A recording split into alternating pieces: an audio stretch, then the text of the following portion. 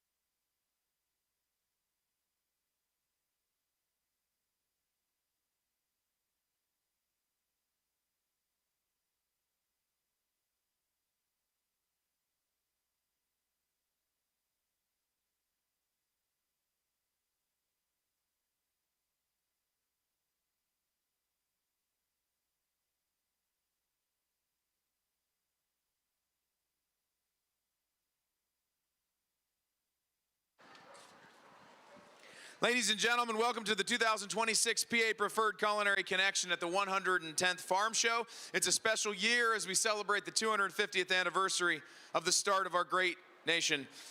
Most of the recipes this year have a special story that reflect our chef's history as well as our nation's. And we're going to get to an awesome demonstration. They're going to be buzzing around this stage in just a minute. We want to put our sponsors in the spotlight just for a couple minutes. They do a lot for us.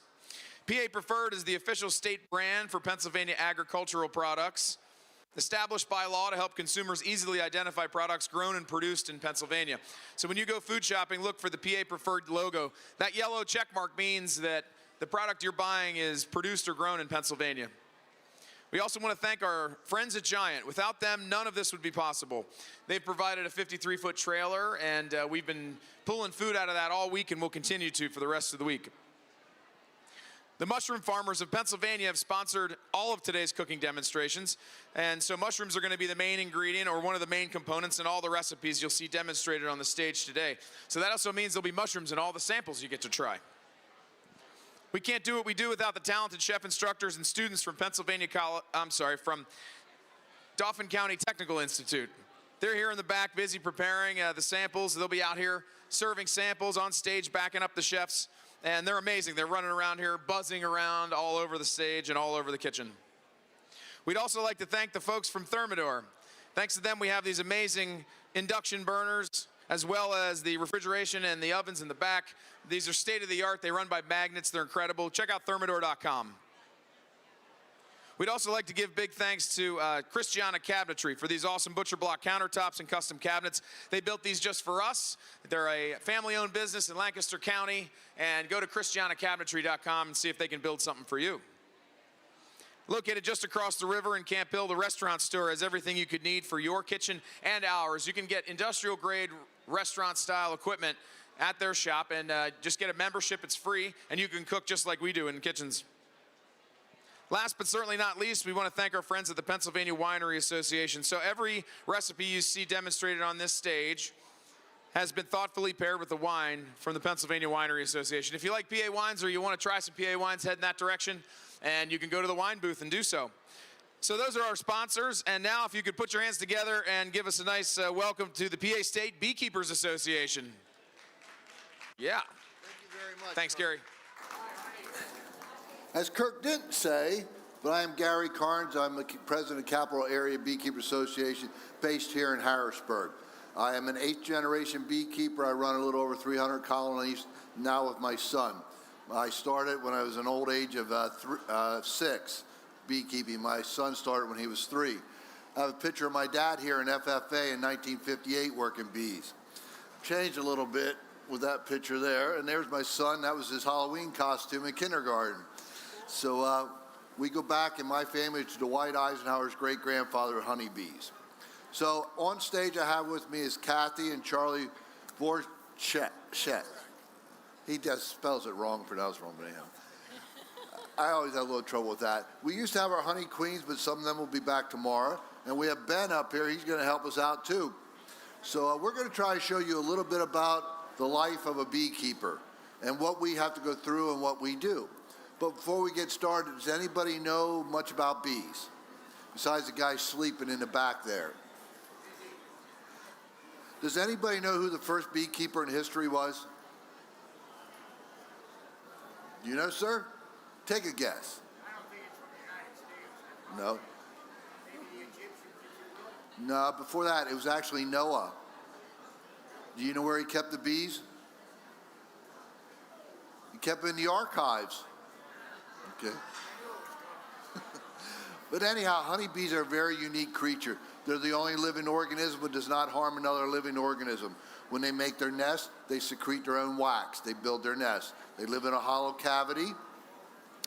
And when they visit flowers, flowers are better off than before they ever came. That cute butterfly ate that flower plant before it became a butterfly. The honeybee benefits it from the very beginning. The honeybee is also very unique. There's how many different kinds of honeybees in a hive? You know? You know? Anybody know how many different sexes of honeybees there are?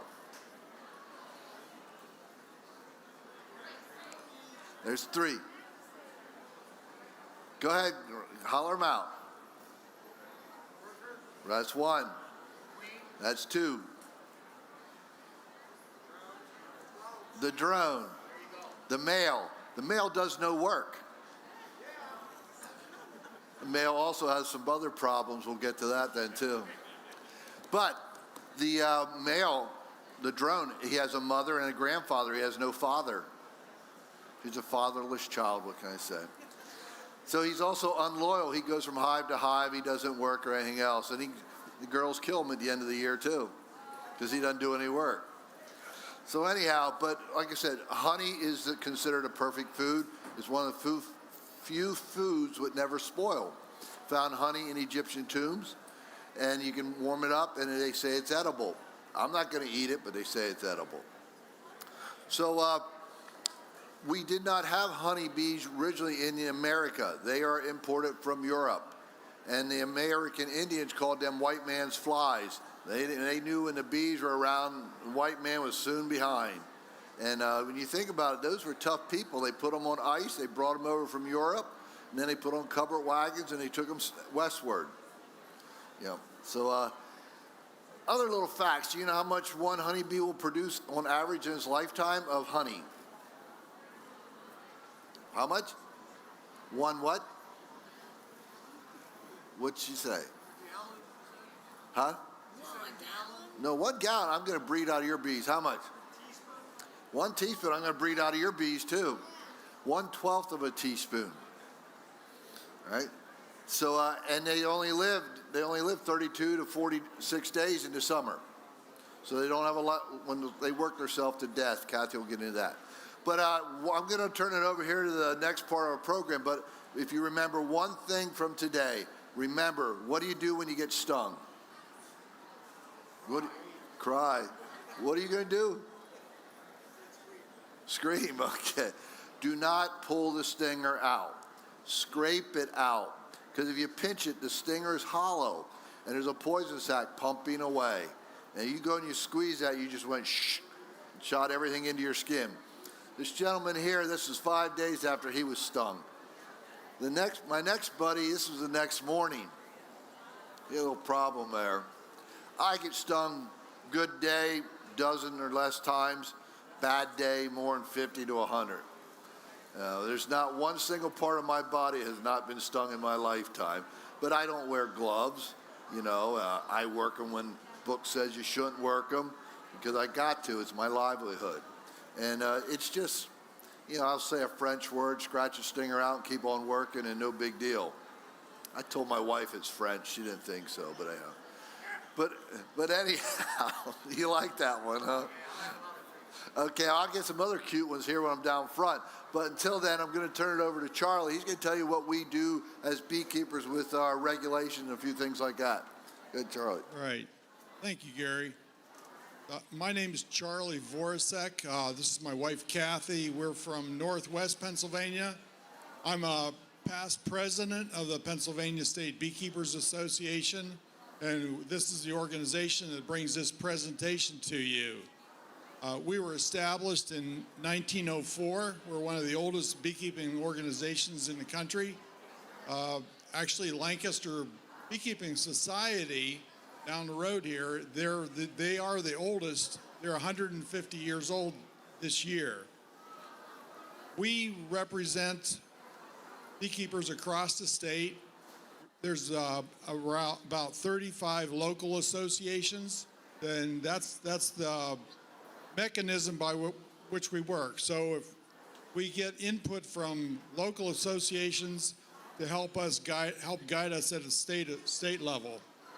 So if you were wanted to become a beekeeper and wanted to get more information, this is where we would direct you to a local association, and that's where you'd gather most of your information so we can continue on. But we also we partner with the Department of Agriculture, Penn State Extension, and we try to provide research, public outreach, and education, and we work directly with beekeeping laws and any other law that might affect us.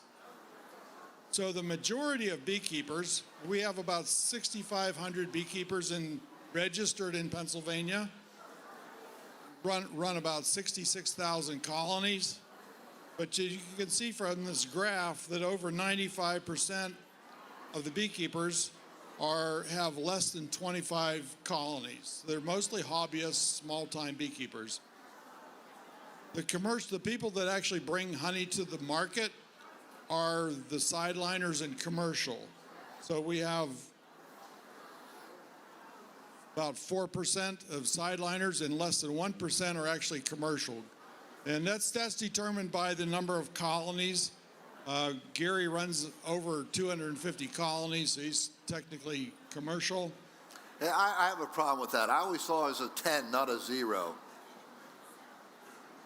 You didn't get that one. Anyone get that? I thought I was a 10. I didn't think I was a 0. Oh, yeah, you don't even count. Right. But that shows the dynamic of the industry. So we're not real heavy in honeybee production. I tell people if it was easy, everybody'd be doing it. It's a lot of work. But in Pennsylvania, we register our hives with the state. That's a requirement, and the reason for that is the health of the bees. So the bees can carry contagious diseases, and we need to be able to check the health of the hive. And we'll get into the hive equipment in a little bit. But so if you wanted to become a beekeeper, the first thing you need to know is something about the biology of the honeybee. Just like if you were doing any other type of livestock, you want to know a little bit about it and understand its needs. So we're going to start out with a little bit of biology, and Kathy's going to give us that. Okay, good morning, guys. Okay, in an active beehive, in Gary's beehives, in the wintertime, they slow down, and there's only a couple thousand bees in that colony in the wintertime. However, when the spring comes, the queen starts laying, and we'll talk about her in a minute, but that hive has to have between 60 and 80,000 bees in it to produce honey. Okay, and to do its pollination and honey production. So we need 60 to 80,000 bees. So in the springtime, we're going to get up there, and my queen, when it warms up and they start bringing in fresh pollen, my queen bees are going to start being activated. My honeybees do not sleep in the wintertime. They are in a small ball. There's about 1 to 2,000 of them, and they're shivering and they're rubbing together. They're generating heat. Within that ball, it's 89 to 94.5 degrees. They keep it that warm. If there gets to be two less bees in there because of diseases, mites, and everything else, the bees will actually die. All right? So in that hive, we have a queen bee. My queen bee is the longest bee in the hive. She's about 3/4 of an inch. All right? She has a long abdomen. Her job is to lay eggs. In the summertime when she lays eggs, she lays between 1,200 and 2,500 eggs a day. All right, that's her job. However, if that's her job, that's the only thing she's doing. And she has other bees around her that are called her court, and they will take care of her. If you see the circle of bees around the one with the blue dot, if you go up to our observation hive, which is right behind the butter sculpture, we have 2 observation hives. You can see the queen in there. This queen is marked. She has a blue dot on her back. There is a system. We have 5 different colors. Queen bees live for 3 to 5 years, so we can take, and every year we have a different color. This year's color is white. So if a queen hatches out this year, we will put a white dot on her. So when we're checking out the hive, we can pull her out. We see that color dot, we know how old she is. We can keep an eye on her. We can keep her tracked that way. The bees around her are making a circle around her. They are called her court. They feed her. They groom her. They clean her. They take care of her. They keep her warm. They protect her. All her job is to lay eggs. That's all she does. All right? So my next bee is going to be the drone bee. Gary likes to talk with this one. My drone bee, he's lazy. He doesn't do anything in the hive. He doesn't have the right mouth part, so he can't eat by himself, so the women have to feed him. He doesn't clean himself, so the girls have to go over and clean him up. Okay, he can't eat by himself. So the only reason my drone is around is my drone is the sperm that we need. So my drone is the only one that will go out and mate with the queen. When my queen makes her maiden flight, after she emerges out of the cell, when she goes flying through the air, she has a pheromone. She has a scent. As she gets around, she goes around the hive, she wanders around. Everybody gets familiar with her scent. When she's ready to go out to mate, she will communicate that, and when she flies out of the hive, all of the drones will follow her. When she's out there, she's flying through the air. 15 to 30 drones will meet up with her. They will do their deed. When they go to withdraw from her, they explode. My drones live for about 9 weeks.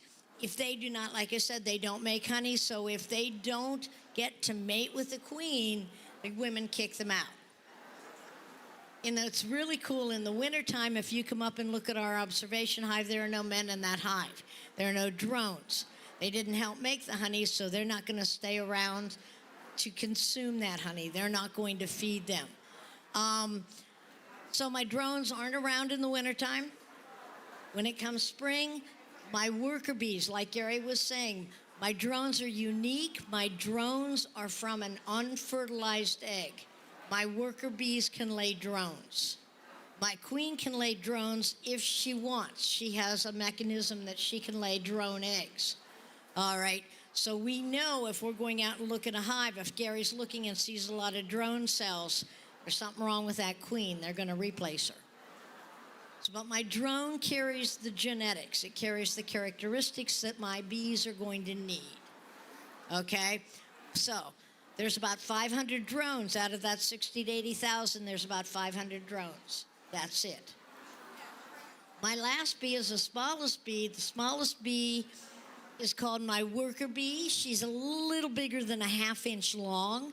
Her first job, when she hatches out of the cell, the queen lays that egg, and when it hatches out, it'll chew its way out. Its first job is to turn around and clean its room. Wouldn't we be so lucky if our kids would do that, right? So the worker bee, their first job is to clean their cell where they were at. They take out all the garbage, get rid of that, and then they start working on adjoining cells. When my worker bee turns 2 days old, she's going to graduate. She's going to change jobs. She's going to become a babysitter.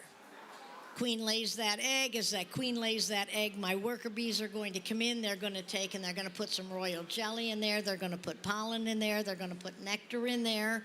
And then when they get to be 9 days old, they're going to seal that cell shut. When my honeybees are 6 to 9 days old, they have 8 wax glands on the underside of their body. They eat a lot of sugar. When they eat that sugar, it oozes off their body in flakes of wax. Other bees will come along, pick that wax up, chew it, and that's how they that's how they seal the cell shut, or actually how they make new cells. All right. So as my honeybee is working along, she does about 14, 16 jobs. Her next to the last job is she is a guard bee. She's going to stand at the entrance of the colony. She's going to smell everything that comes into that colony. If it doesn't smell the same as that queen bee, it's an intruder. So they're going to buzz at it and buzz at it. If you don't leave, they're going to sting you. All right, that's how they chase you away. You're out in the backyard and you get in that back corner, and every time you get back there, you get nailed. You want to stay away from there, because if one bee stings you, they emit a pheromone, and that will attract other bees to come over and sting you. No. So when you get stung, spit on, like Gary says, take out the stinger and spit on it or something to keep the scent down so they can't smell it. All right, my honeybee's last job, I'm going to give you some numbers. My honeybees fly 13 to 15 miles per hour. They travel 3 to 6 miles round trip, and they can make 6 to 9 trips a day. On a good day, my honeybee can fly 50 to 55 miles. When she goes out, she's visiting a flower. They all visit the same flower. She's going to visit between 50 and 150 blossoms every trip out. When she comes back, she has a stomach full of nectar, and she also has 2 pollen baskets like up here. They take pollen. They get pollen all over their body. They put it into baskets on their back legs. Those are called pollen baskets. When she goes back into the hive, first off, she's going to do a dance. That dance is called a waggle. She moves her tush, and she's telling everybody directions onto where the nectar sources are at. Then she's going to go back into the hive. She's going to relax the baskets on her back legs, the hairs, and she's going to put that into a cell. My honeybees will eat that. That gives them some vitamins, and it gives them a lot of energy. All right, we eat pollen. What we have to do when those bees come in, we have to frisk every one of them and take all of those pollen baskets off their legs. It's a soft, at that point, we have to dry it out and separate it all out. You guys can eat that pollen. It helps you with allergies, and it also helps with energy. All right? So when my honeybee comes back into the hive, into the colony, she's going to be doing a dance. She's going to be telling other bees where that nectar source is at so they can all go to that nectar source. My honeybees are carrying more than what they weigh. Gary said worker bees only live for 3 to 6 weeks in the summertime. They actually are carrying so much weight, they will wear their wings out. And their wings, when they get tattered, they can't fly, so they'll be flying through the air and they'll drop to the ground and they're dead. How's that? Okay. So there's some of the life cycle of a honeybee.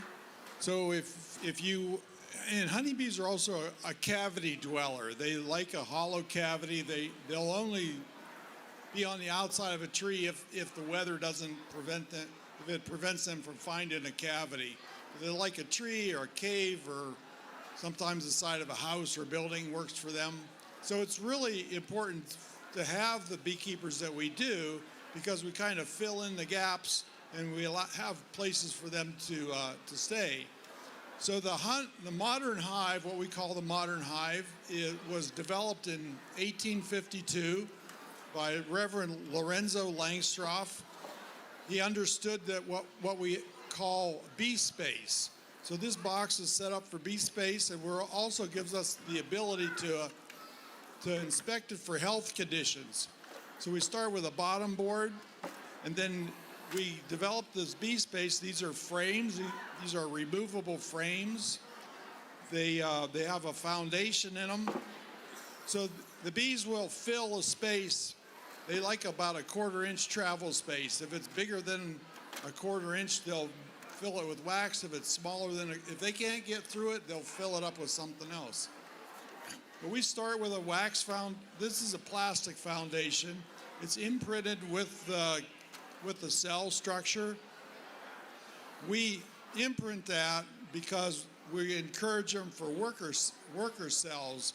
Worker cells are smaller than drone cells, and we try to promote workers because they're the ones that are producing honey. Charlie stated earlier, these are removable frames. In the state of Pennsylvania, if you cannot remove them, you cannot check for diseases. And the state can actually destroy them if you cannot inspect them properly. So it's a big health factor as well. And so this is, the first box is our brood box. This is where we would introduce a queen and a swarm or a package of bees. And the queen, as we said, she can lay over 1,000 eggs a day when the season gets rolling. So each frame has about 3,500 cells on each side. But over the course of a month, as you can imagine, you end up with a gain of maybe 30,000 bees. So at some point, they have a surplus of bees that can forage. And so we want to add our honey boxes, but we don't want the queen to lay eggs in where we're going to take honey. So we have what's called a queen excluder. This is just a simple screen that's big enough for the worker to go through, but the queen can't fit through it. So we segregate them down to the bottom, keep the queen in the bottom. And we add our surplus box, affectionately known as a super.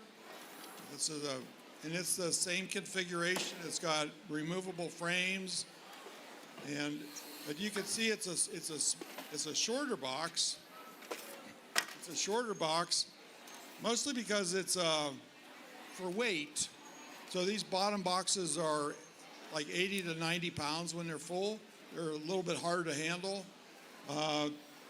The medium box here is probably 30. I guess they could be up to 50 pounds if they're full, but it's significantly lighter and easier to work with. And as a hive is able, we can continue to add boxes like the slide up here. So if the conditions have you a good strong bee and a good strong honey flow, we can keep going until we kind of see the threshold or the honey flow stops. For the beehive, these are exactly in line with each other, so to them it's just as comb gets longer and longer and longer, and they keep filling the top with honey. And then ultimately we have a cover. We have a cover. It's called an inner cover. It's got a ventilation port because the bees they're bringing in wet nectar and they dry it, similar to the idea of maple syrup, right? Comes in wet and you have to dry it off. The bees will dry it off until it no longer. They also use the moisture to help cool the hive. When they can't cool the hive anymore, then it's used its value. They seal the honey and it's dry. Then the outside cover is just a weather cover, so I keep the snow and the rain off, and that's a full hive. And then we have some safety gear. Of course, everybody knows the bees sting. So we're gonna model a bee suit for you. While that model is coming on board here, yeah. So this is a cotton. It's a tight cotton weave. So it's a little hard to sting through. Bees have to be pretty aggressive. We like it loose fitting, but it's got a nice zipper on it. It's got elastic bands. They're elastic rim. Helps keeps your gloves on, keeps everything in place. It's got a hood. It's got a hood. We suggest this style of bee suit. We suggest you wear a ball cap with it because this can fall back by accident and you get stung in the forehead or the nose. So, and these you can get a suit that's full length, and you can work to your comfort level. We use leather gloves And some beekeepers are barehanded. They can work barehanded. So, but it's all up to your comfort level and your experience level. So we're gonna demonstrate the leather glove. I use nitrile gloves. They're easier. The only drawback with leather glove is that if they get stings in them, it sets a pheromone that upsets the other bees. So they'll smell that, and then you might end up with a lot more stingers in your glove than you would otherwise. And you can carry disease and bacteria and stuff from one hive to another. We have a smoker. You can hold the smoker. The smoker is, we put start like wood chips or a burlap in there. We want a cool smoke. We don't want a hot fire. We just want enough to interrupt their communication. So honeybees communicate by pheromone and smells. And when we put a little bit of smoke in there, we upset their ability to communicate. Then they go into kind of an emergency mode. They start to engorge on honey. And when they engorge on honey, they're more passive, and they can't curl their abdomen around to set a stinger as easily. So that's just kind of a little trick that we use for them. And one essential tool we need is a hive tool. It's nothing more than a little pry bar and a scraper. And that's because honeybees will seal those boxes and frames together with propolis and wax. Propolis is a sap that they gather from trees. It's highly antibiotic. And they will seal the inside of that hive, and they'll seal the inner cover right to the box so we can't get it apart. So we have what's called a hive tool. So then we feel like we've got our bees, we got our barn, and then we're gonna have Let's all give an applause here to Ben. It's hard to run with a hot knife. we were using a hot knife that we left at the other end of the. We had a celebrity extracting competition last night, and I figured I'd clean up the stuff today during time. We're staying up there, and I realized I didn't have my hot knife. So we want to show you how we process honey. So that's the last question: is how do you get the honey out of the box? That's where we're going to go next with this. All right. Until the late 1800s, we basically sold honey in the comb form.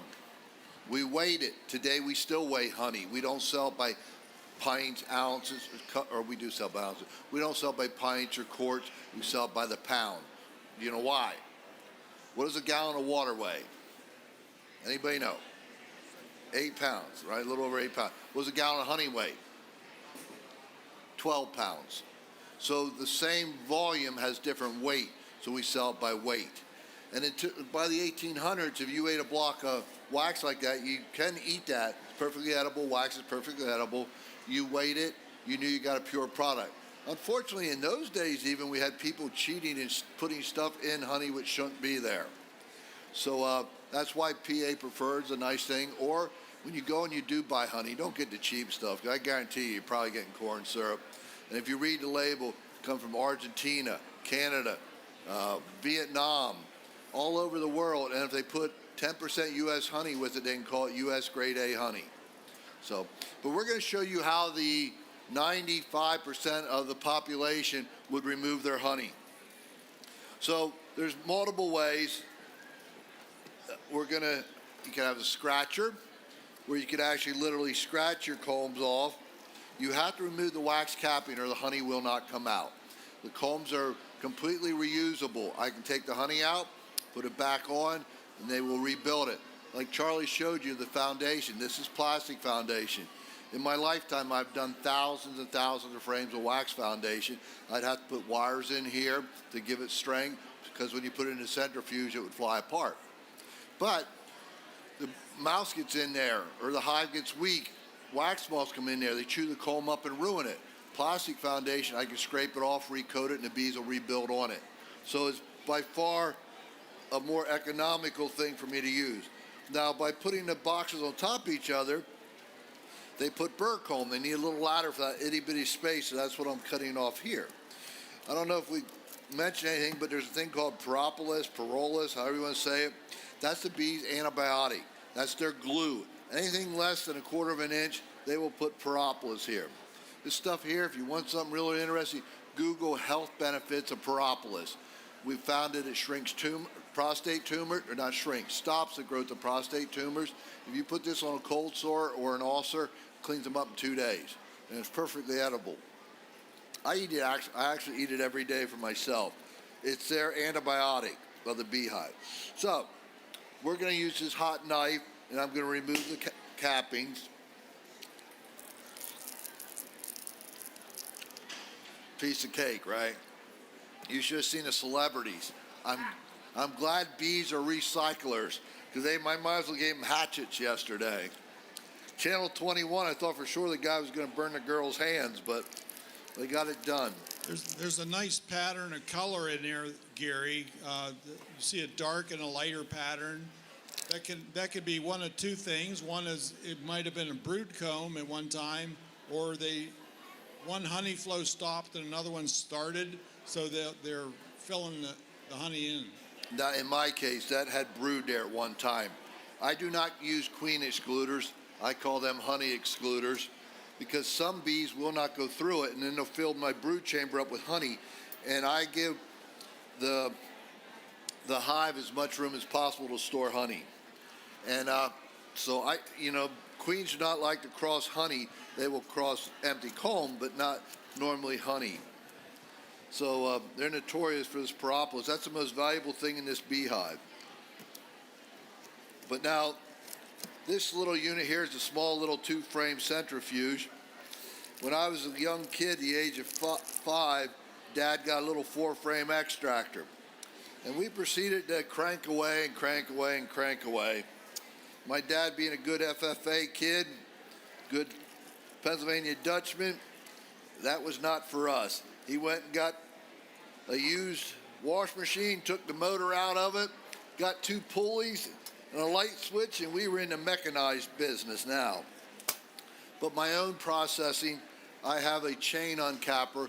I put them in the machine, I pull a handle down, it goes down between spinning chains, and it cuts the cappings off to the exact same size on every hive. And then my extractor, I have a 45-frame extractor, not a 2-framer, and I just bought an 80-frame extractor. So in 7 to 10 minutes, I can do 80 frames versus these 2.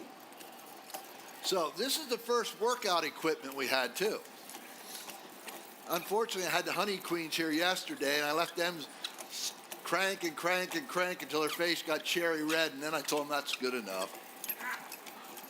But in this operation here, halfway through, I have to stop and reverse the comb so I can get the inside cleaned out. Mine are like spokes on a wheel. As the wheel spins, it comes off both sides at the same time. And then the cappings here are perfectly edible. We melt them down and we can make beeswax, candles, or lip balms and things like that. Beeswax, anybody know anything unique about beeswax candles?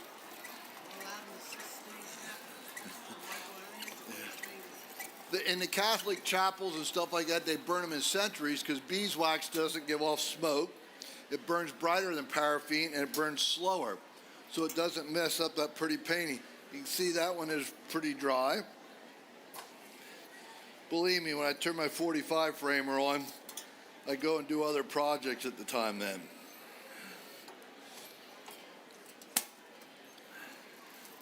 You want to give this a whirl? No, you're good. So what we're going to do then, we're not going to filter this honey, we are going to strain this honey. Most small independent people like myself will strain honey. We run it through layers of screening, and that takes out the particles of wax we get in from the processing here. If I would filter it like you get that sticky crap at the grocery store, some of them will heat it to over 160, run it through diatomaceous earth, take out all the pollen. You can't even tell where it came from in this earth. But by straining it through the screen, it leaves small particles of pollen in and things like that, so it gives it this nice natural flavor. As a producer for the public, the beekeeper that's going to sell to the public also has to be food safety inspected. So we have a process for that. The reason we set it up there, you won't be able to see me pour the honey out if we don't. I'm going to grab the bucket. Ready, Charlie? So this honey here just came out. It's a little stiff. Now this honey will turn to sugar. If you put it in a warm climate, heat it to 110 to 140, it'll turn back into liquid form. Somebody told me don't set it on your wife's dashboard of her car in the summertime without a plate underneath it, because honey will expand when it gets warm and it may run over the console of her car. And then when fall comes, the buttons on the radio and the heater don't work very well. But you don't know who that person is. I have no idea, but I would recommend if you want to have a nice week or two of your life, don't do that. So we got these screens in here. I'll just slide that a little bit aside. I'll grab a jar. So we're going to put a little bit of honey in the jar that we just processed, and we'll let you taste what it was like here in a little bit. And you see the colors of the honey are different. That's totally depending on the floral source that they're working on. Yeah, thanks. Now this is about as close as you can get to eating it right out of the comb, because it was just there a few minutes ago. Air is trapped in honey a little bit because of the process I do, but if you let this set for a day or two, all the bubbles will rise to the top. Honey, like we had said earlier, bacteria does not grow in honey. So if you cut yourself or you burn yourself, hospitals will put honey on burn victims even today yet.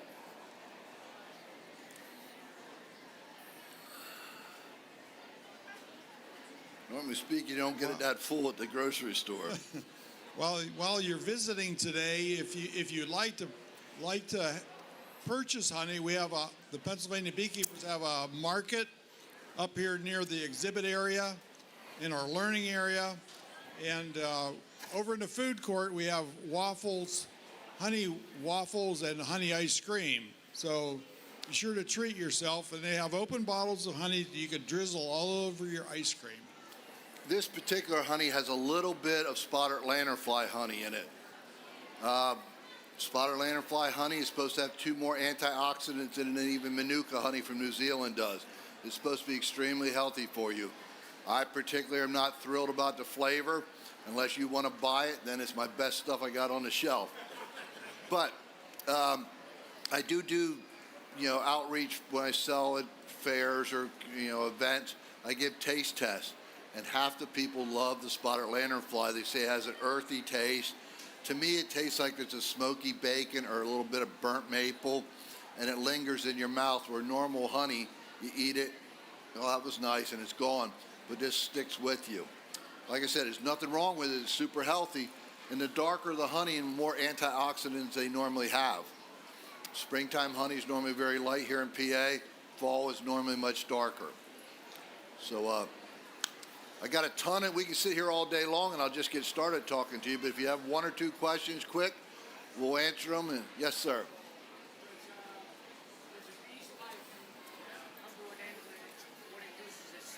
Yes, it will normally live about 30 minutes. I think Kathy and you guys did it. They live about 30 minutes after they sting you.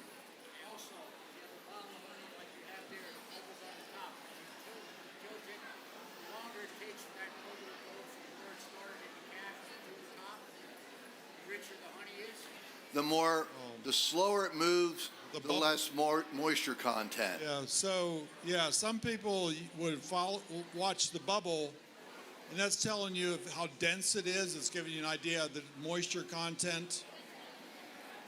Because if it's too moist, we are not allowed to sell honey that's over 18.5% moisture, because it could potentially ferment. But that's an indicator. If it's going a nice slow bubble, that's good moisture.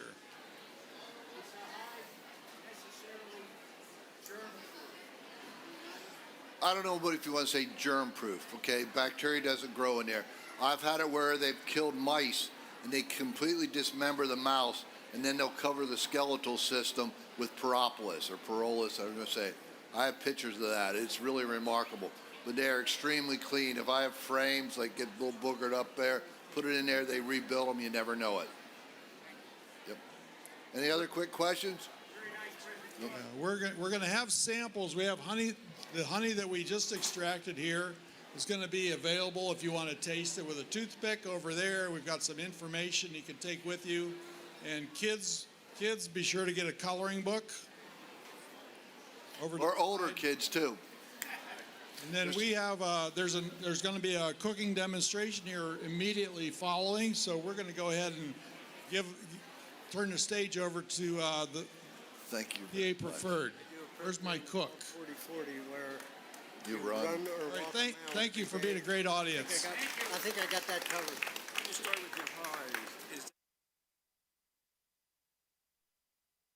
Ladies and gentlemen, round of applause one more time, please, for the beekeepers of Pennsylvania. Thank you so much. Stick around. We're going to have a demo coming up right about 5-10 minutes with mushroom tacos. Surprise, surprise.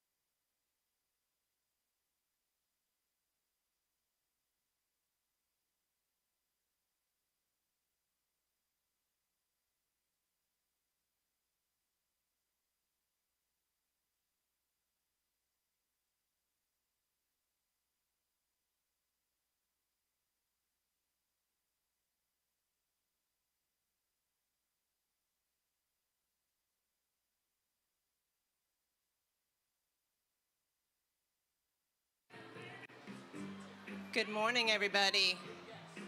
One more time. Good morning. Good morning. All right. How's everybody doing today? Good. Good to hear. Well, we're going to start this demonstration in just about 10 minutes. But before we do, I wanted to welcome you all to the Pennsylvania Farm Show and to, more specifically, to Culinary Connection Stage. My name is Gwen Rowland, and I work for the Pennsylvania Department of Agriculture. And before we get started, and I'll just let everybody know, I'm pretty sure you can see that today is Mushroom Day, right? Some pretty beautiful mushrooms up on the stage already. A lot more to come today, so we're glad that you guys are here and hope that everybody's starting to have some fun and maybe even learning a little bit while you're here. So that's always good to do when you come to Farm Show. But most importantly, have fun, right? Eat some good food. Yep, maybe you learn a few things. All right. So before we get started, would you guys like to play a little trivia with me? Yeah? Got a few yeses. You don't have to play if you don't want to. If you know the answer, please raise your hand and I'll call on you. That's kind of the easiest way to do this. And we have some folks all the way over in the annex over there, but we'll hopefully see them if they raise their hand. So let's get started. Mushrooms are a good source of what vitamin? Anybody have a guess? Come on, somebody can guess, right? Yes, sir. K. No, not K. I'm sorry? Not A, no. Not C. Getting close. D, did you say D? Yes, sir. You're exactly right. Come on up here and get a prize. Hi there, little friend. How are you? You want to take that over to your dad? All right, awesome. Thank you. All right, very cool. All right, on to the next one. Maybe this one will be a little easier. What Pennsylvania county grows the most mushrooms? I'm sorry? Chester County. Yes, you're exactly right, sir. Want to come up and get it? Oh, there you go. Super. And I'll have far more little in the even, yes, sir. Say that again. Are they edible raw? I would say that they are probably not edible raw. Yeah, but thanks for asking. I think they'd probably be tastier if they were cooked. But I'm sure if they're cooked, you can eat them raw, right? I don't think any of them are poisonous. Is that what your question was, sir? Oh, I don't think so, but I'm sure they would taste better. Does that make sense? All right, one more little quick trivia question to kind of jump off of the last one that we did, which was what is the county that grows the most mushrooms? Does anybody know what community in Chester County grows the most mushrooms? Kennett Square, you got it right. Yes, ma'am. You want to come up and get this? I'll come to you. We'll meet halfway. How's that? All right, great. All right, well, thank you guys for playing with me. I appreciate it. And again, we'll get started here in about 5 minutes. So thank you guys. Enjoy the show.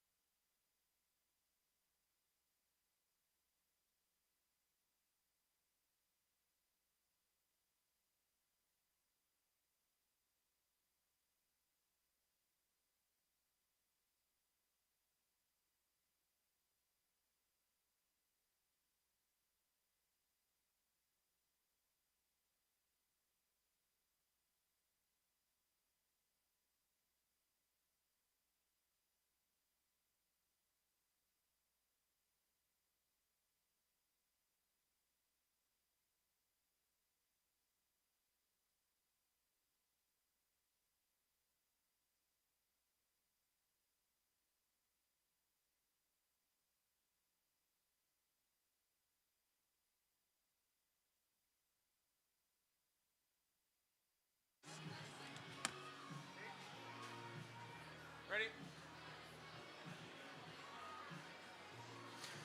Ladies and gentlemen, welcome to the 2026 PA Preferred Culinary Connection at the 110th Farm Show. It's a special year as we celebrate the 250th anniversary of the start of our great nation. Most of the recipes this year have a special story that reflect our chef's history as well as our nation's. And we're going to get to this great demo here with mushroom tacos in just a minute. But first, we need to give our sponsors a little bit of the spotlight.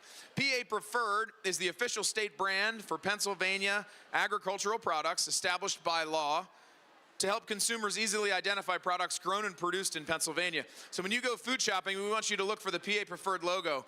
When you see that yellow check on that product, you know it's been made or produced in Pennsylvania.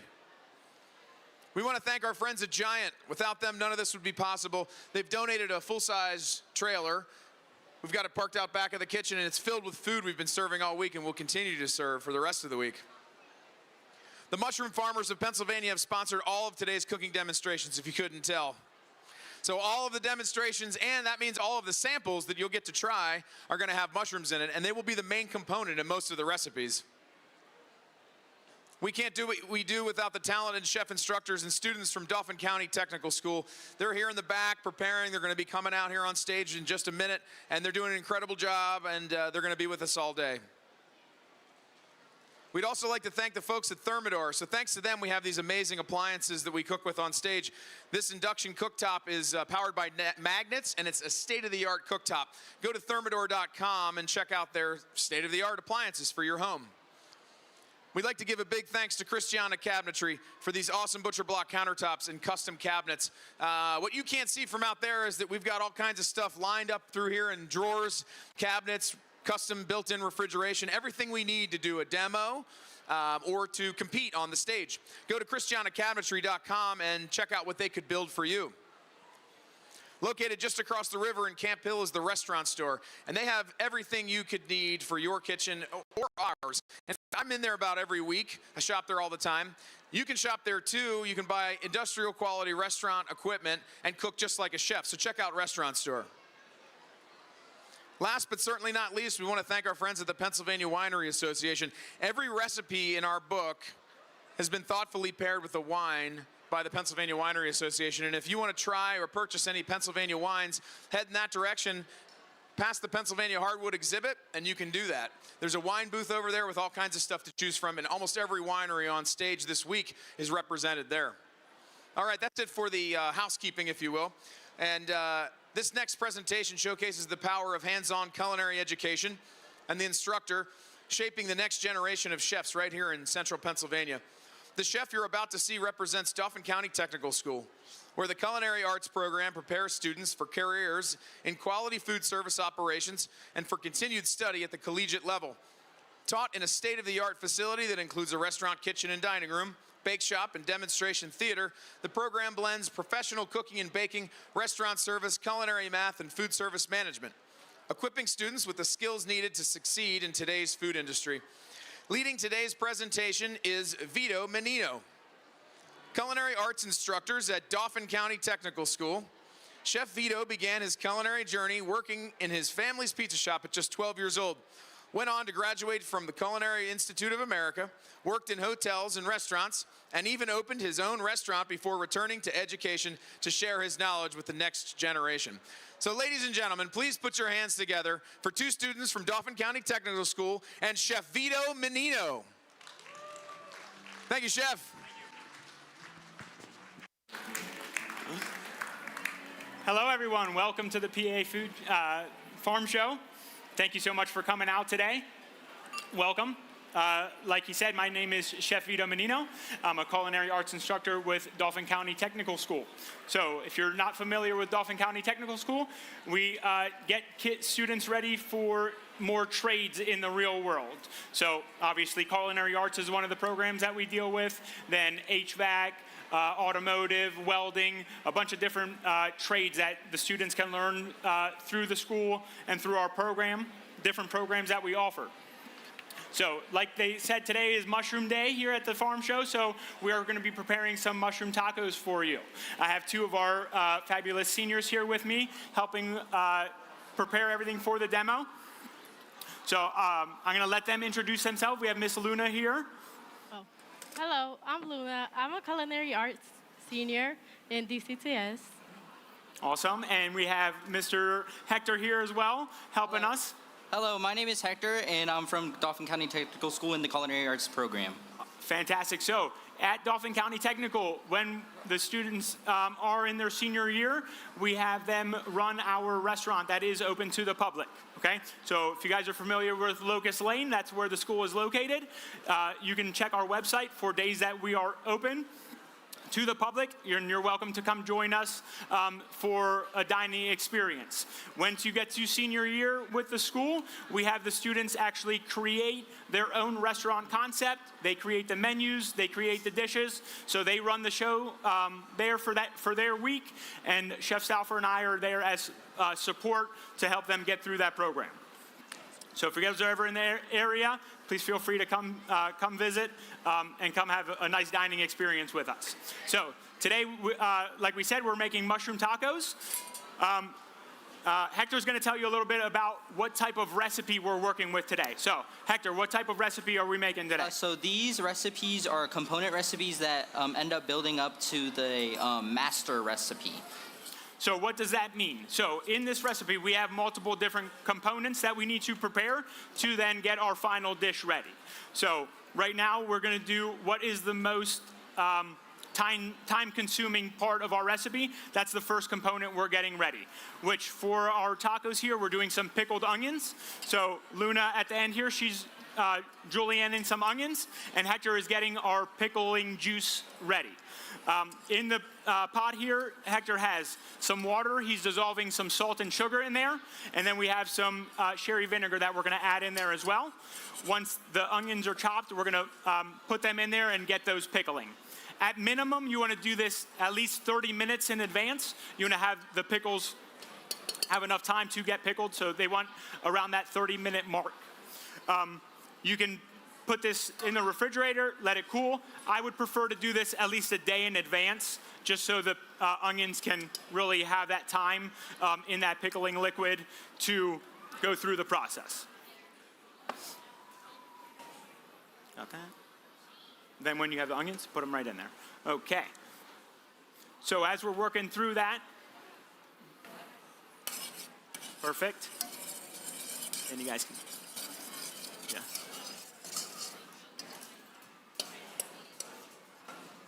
Put them in there. And you put the... All right, so they're combining all those ingredients in there, getting them ready to be pickled. So once that happens, the onions are going to change color. They become, instead of red onions, we're going to see a more pink, vibrant color during that process. That's going to then go into our end dish. It'll bring a nice sweetness to the tacos there at the end because of the pickling process and what we're doing as they get broken down in there. Awesome. Then just turn it off. So then we have that stage. So we have the first component of our component recipe done. Then we can move on to our next step. So we have our onions. They're chopped in the pickling liquid, getting ready for their final use. So we're going to let those rest. We can set those off to the side. Our next step is we're going to prepare our Birria style sauce. Okay, so for that, we're going to use some dried chilies. So today we have some ancho and rayo chilies here that we're going to use. So Hector is going to get those in a saute pan, and we're going to toast them to bring out some of the natural oils that the peppers have and help bring out some of those flavors that we want to incorporate in our final dish. So we're going to give those a toast on the stovetop here, and we want those to cook for about 30 seconds to a minute to get them nice and toasted.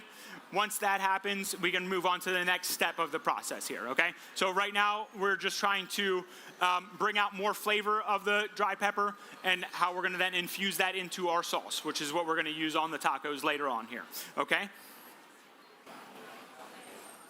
Perfect, okay.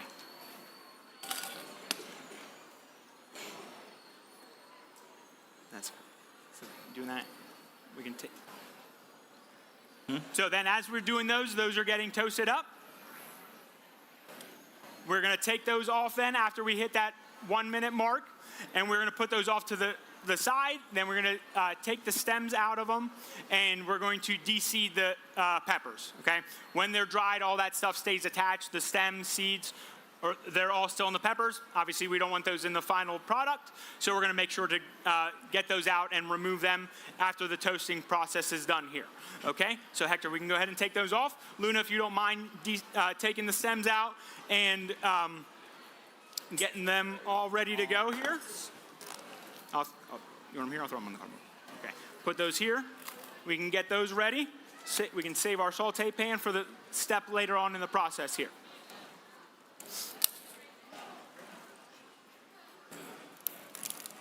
So the dried chili is going to be a little difficult to work with. It might break apart, things like that. So having, just being prepared for that as you're working through those peppers, taking them apart, getting those seeds out and everything, it might be a little bit difficult since they're dry. Just take all the seeds out, get everything ready to go, and then that final product, that hollow pepper with none of the seeds or stems, that's what we're looking to incorporate into the sauce. That's going to bring a lot of the flavor into the sauce that we're looking for, as well as the other ingredients that we're going to incorporate. So as they're cleaning those off, then we'll get that ready to go here. Awesome.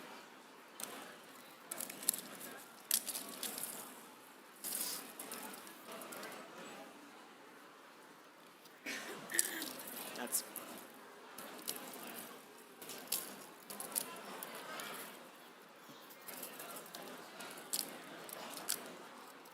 all right. Okay.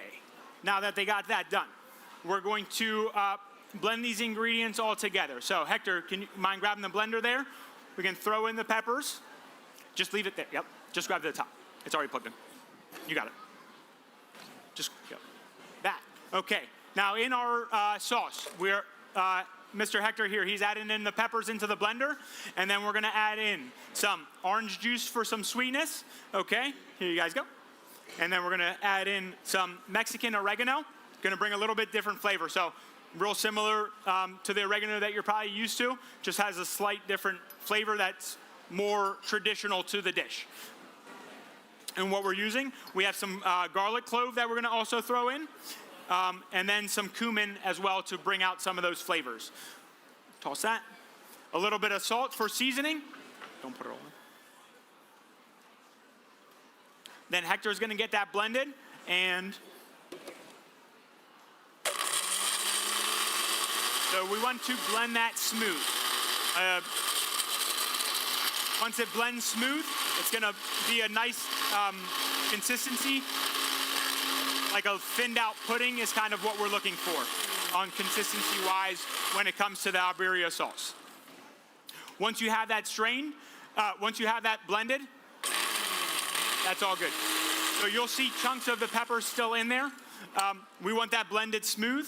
What you could do, if you prefer, you don't want any pieces of pepper in your final product, you could run that through a strainer and get any larger pieces that got stuck, that didn't get fully blended. You could run it through a strainer and get those pieces out, so then you have a nice, smooth, consistent consistency to your sauce as you're working through the recipe. So after it's blended, we would strain that. We actually have some here ready prepared to go for our recipe. Fantastic. Okay. So that's 2 of the 3 components that we needed for our recipe. We have now completed and worked through. We have our pickled onions.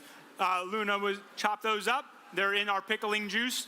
They're working. So like we said, those need at least 30 minutes to go through that pickling process to get to the right consistency that we're looking for the recipe. We have our birria style sauce completed. We toasted our peppers, we de-seeded them, we put them in the blender with those other ingredients. Now our sauce is gonna be prepared and ready to go, okay? So the last component to our recipe is the mushrooms that we need. So we can use any blend of wild mushrooms that you're interested in, that you like. We're not looking for any specific blends. Today we are using, we have button mushrooms, oyster mushrooms, and some shiitake mushrooms that we're doing in our blend. We'll have some samples for you guys here when we're all done on stage. That's the blend that we use today. Again, obviously, all these different beautiful types of mushrooms that we have available to us. You guys can use different blends that you might prefer more than those specific ones. That'll just help make this dish what it is, okay? So when we're gonna do that, we wanna make sure too, we already have our mushrooms cut. You can turn that on. So we want to make sure we have a very hot pan, and we're going to cook our mushrooms and prepare those. So we want to take all the liquid out of the mushrooms, okay? Mushrooms are full with a lot of water. So as we're sauteing and cooking them, we're gonna get a lot of that juice out, a lot of that liquid to get cooked out. So we're left with just the mushroom and that nice flavor that we're gonna have all together. So we're heating up our pot right now. In there, we're gonna toss some oil, some garlic. We have a little bit more cumin, salt, pepper for some seasonings, and some more oregano that we're gonna add in there to bring out all those flavors. Once we get all those ingredients in there, we'll get that cooking and get everything started. So once that's hot, Luna's going to go ahead and dump in the oil, and then we want to always add in our aromatics first. So the stuff that smells, the garlic, onions, any of those type of things that you're using in your recipes, those are the first things that you want to add in to your pan when you're doing that. So Luna's going to add in some of the minced garlic here first. Let that oil get hot, and then we're going to dump in our mushrooms to start cooking.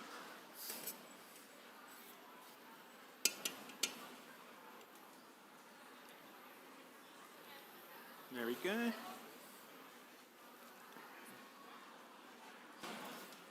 So once your pan is hot and ready to go, you're ready to dump in your mushrooms.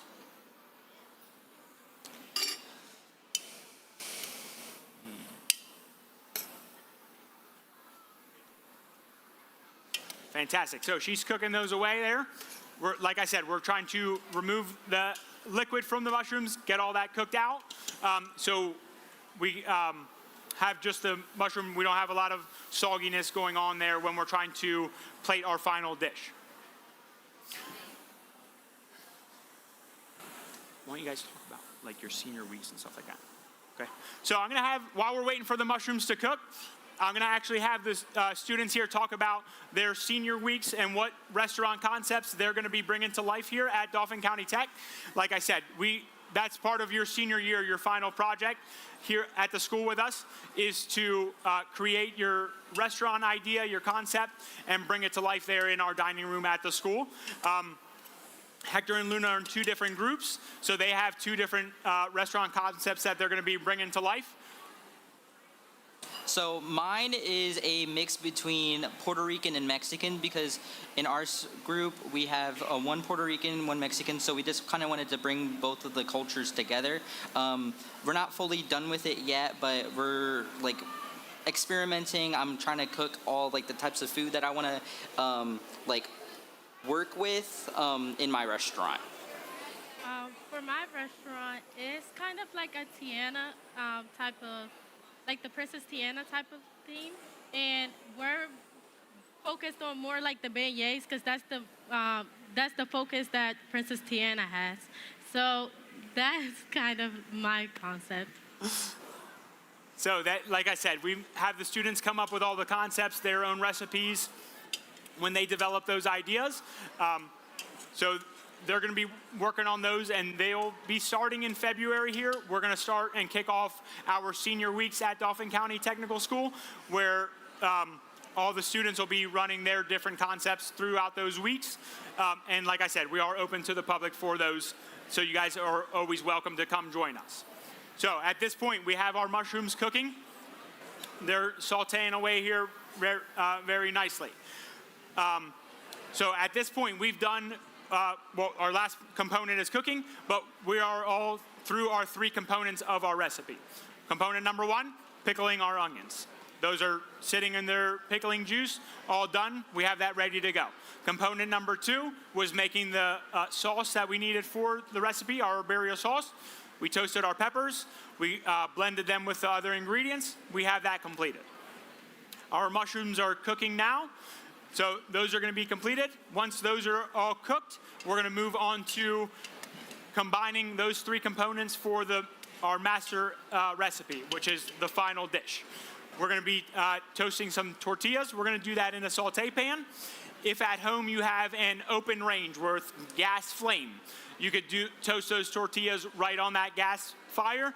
Just turn your flame on. It goes pretty quick, so make sure you're paying attention. You don't want to burn any of your tortillas. You can throw those on there, flip them over after a few seconds on each side. That gives them a nice flavor on the outside, nice toasted flavor to them. You can also put them in the oven. If you have a big group coming over, you can line up your tortillas on a tray, throw them in the oven, get them toasted, get them ready to go that way as well. So, working through this, so as we get that stuff ready, we want to also have a thank you to the PA Winery Association. So with our dish here, they are pairing our Kingview Golden, which is a grape and honey mead.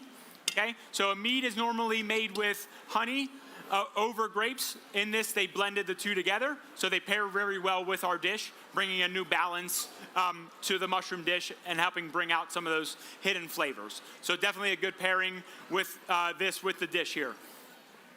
So as we get that ready, Hector has his tortillas in the saute pan. We're getting those toasted up. We're going to get Luna's here seasoning, making sure everything's tasting the way we want it to.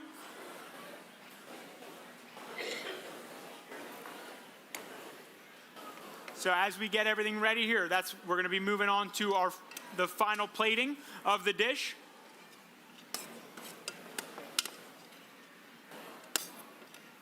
Oh, shit.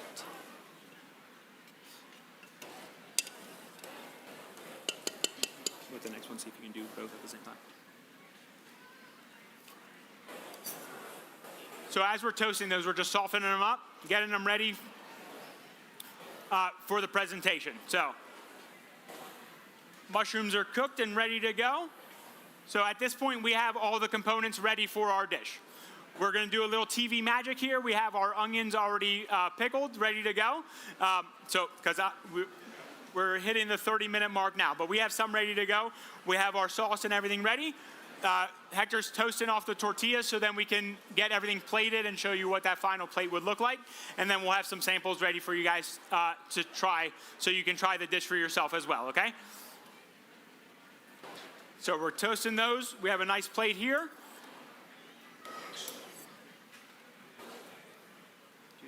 Okay.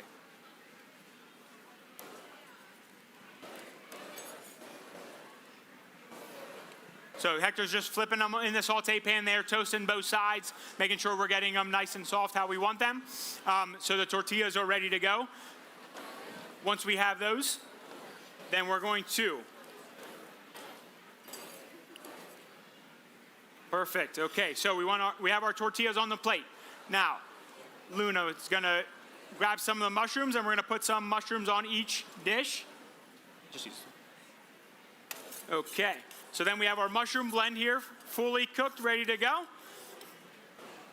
We're going to take a nice spoonful here, and then we're just going to put them on our on our tortilla, center down the center, best you can.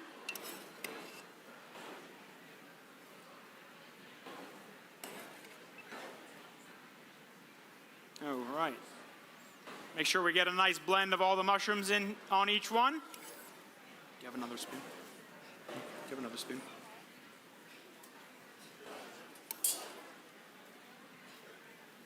Thank you. And then you have the lime. Cut the lime. Okay, so we have our mushrooms on our tortillas here. Centered up. We're going to take some of our sauce. We're going to drizzle that right over top.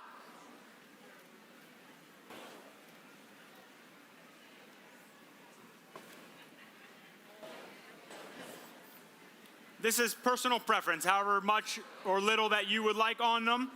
So we're going to put those on top. So tacos are all sauced, ready to go. And then I'm going to let the students over here, we're going to put some pickled onions on top. Right over there. They're going to add the pickled onions, and then we're going to add some queso fresco on top of that. And we have some chopped limes ready to go to give it some nice citrus flavor at the end.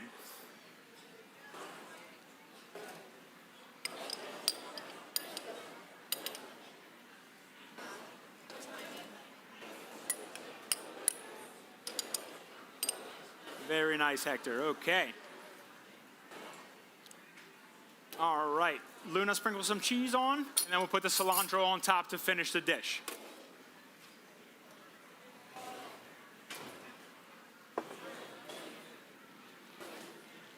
So pretty simple dish, not too complicated. There is different components that you're working with to get everything completed, some different stages that you need to work through, but for the most part, it's a very simple dish to create, prepare, and get ready for you or your loved ones. All the components are pretty simple to work with. We chopping the onion, getting that pickling juice ready. There's nothing that's a very intense part. So no need to be a professional chef for this one. You're able to make this at home with ease and have some freshly made tacos here. Perfect. And just spin it. Spin around. And there you have it. If you look in the screens here, you can see our final plating of these mushroom tacos. Thank you all very much. To the students here, thank you all so much. We hope you enjoy. Ladies and gentlemen, one more round of applause, please, for the chefs from the Dauphin County Technical Institute and Chef Vito. Thank you so much, Chef. I really appreciate it. All right, there's going to be some samples going on down here in just a couple minutes, and if you get a chance, as you walk through, there's a QR code on that poster board. If you scan it, answer 2 questions, you could win a gift basket. So check that out. Thanks a lot.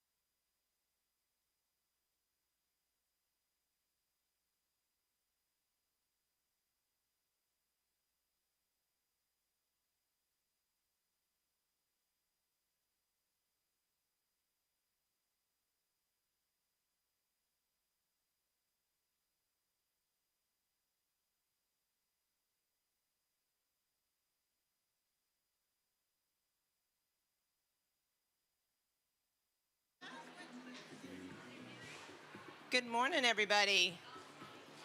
Hello, how's everybody doing this morning? Good? Everybody doing all right? Excellent, great. Well, my name is Gwen Rowland. I work with the Pennsylvania Department of Agriculture. I wanted to welcome you all, first and foremost, to the Pennsylvania Farm Show, and secondary to the Culinary Connection stage.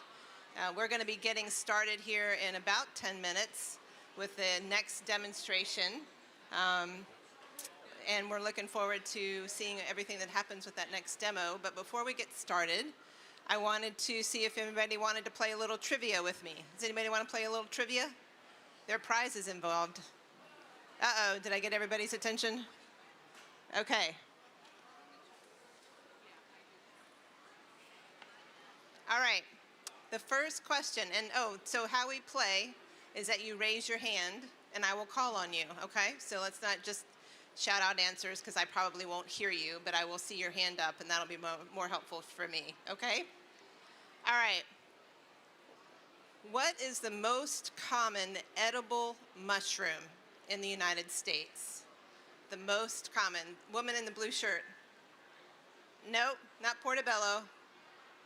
White mushroom? Give me more. Button mushrooms. Yes, button mushrooms. Come on up and get your prize. Congratulations. You're welcome. Thank you. Thanks for playing. All right. Next question. Which mushroom is known for its meaty texture and is often used in vegetarian dishes? Yes, ma'am. There you go. There's our portobello mushroom. You want to come on up? I'll meet you halfway. How's that?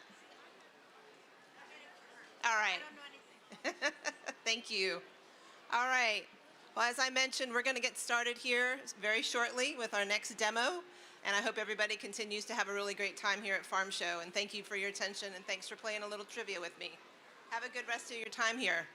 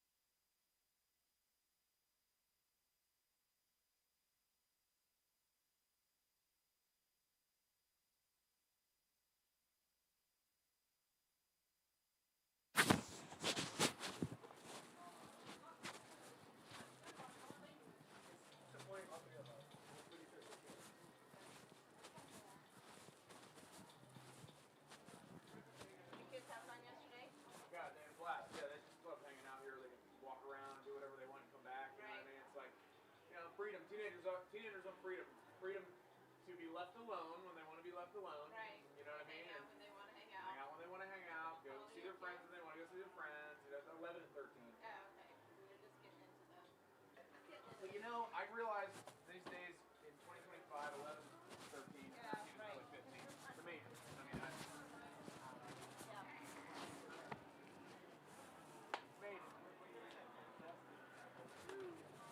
How you been? You looking good? Man, you too. Come back. So this is my station here. You can put stuff wherever you want. We got Phillips here already, if you can't tell.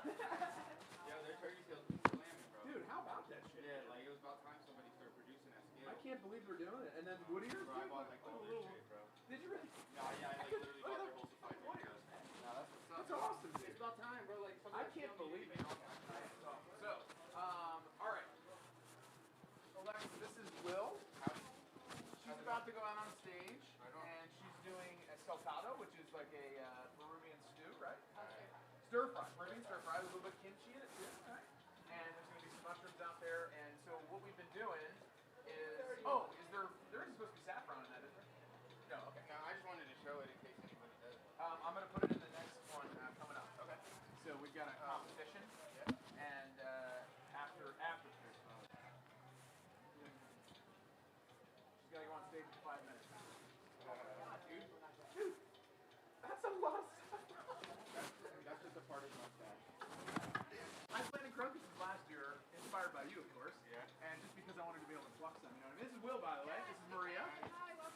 Okay, so listen. Nice to see you again. We're what we so the so she's gonna have a lavalier mic.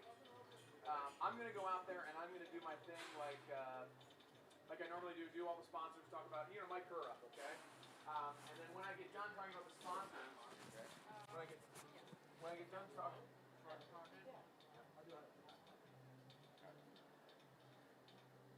When I get done talking about the sponsors, I'm going to go through your bio, whatever I have on you, okay? Did you send a bio? Yeah. Yeah, I'm going to go through that. Do not come out until I say, ladies and gentlemen, please welcome to the stage, Alexa Ortiaga, right? Okay. And I'm going to bring you out. You come out, they're going to follow you. Students are going to follow you. Did you pick music for them to play for you? No? Play something for them, whatever. And then you can do your thing. And at some point during your presentation, you're going to say, and we have mycologist here. What name would you like her to? How would you like her to say your name? You say William. You want to say mycologist William? Yeah, Will or Will. Is that good? Mycologist Will. Yeah, Will. I'm going to write it on a piece of tape and put it over by your plate that you're going to finish with. Okay. Whenever you want during your presentation, at any point, I want you to say that. He's going to be sitting back here with a mic in his hand, waiting for you to introduce him. And then he's going to come out and he's going to talk about mushrooms. The mushrooms on the stage, the mushrooms that are in your thing, whatever you want, right? You can answer any question you possibly have about mushrooms. You can even just say to him, you can say, we have a friend here, mycologist Will. He's going to come out and talk about mushrooms, and he can just come out and start talking about mushrooms if you want. You don't even have to ask him a question. However you want to rock yeah. it. Yep, easy. Okay, does that make sense? Whatever's easiest for you, but I'm going to write that on a piece of tape and put it over there so you don't forget, okay? Yeah, no pressure. You're going to be fine. You can bring out stuff if you want, but she's got a whole bunch of stuff out there. If you look at the stage, it's all about so, like stuff like that. Oh, bring him out. Wow, I love the farm show. It's so much fun. I lost speaking favorite with this guy.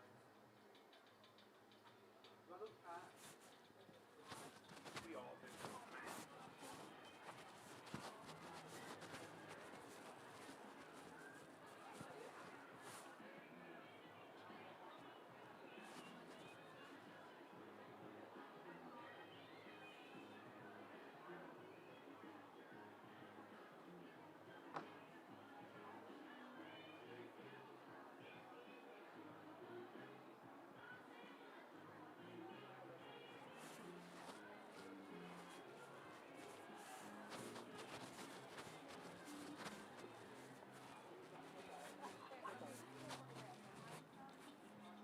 That mic up? Sure.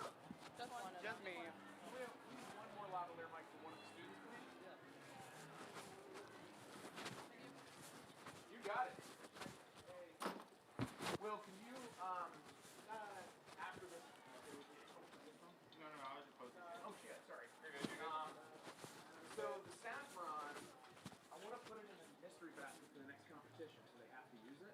Yeah, that'd be But I can't use that whole jar. Nah, dude, no, Yeah, no. yeah, yeah. I wouldn't, there's no way. A couple of grams goes a long way. I got a scale. Do you have any bags? Oh, shit. I don't think I have. Wait, Even little, like, ramekins or no, something. I got tea. Yeah, there you go. How many of these I have at home? Oh, perfect. Same thing. I didn't bring any. How many shots? Just two. Just two perfect, shifts. perfect. Okay. Yeah, Why don't you write I'll put a something? gram in each of it. Write something on there too, if you want to, like great saffron or whatever. I don't care. You write microbiotic saffron. You know what I mean? Hilarious. I'm in the back of the farm show. Yeah, buddy. Okay, I'm going to do the.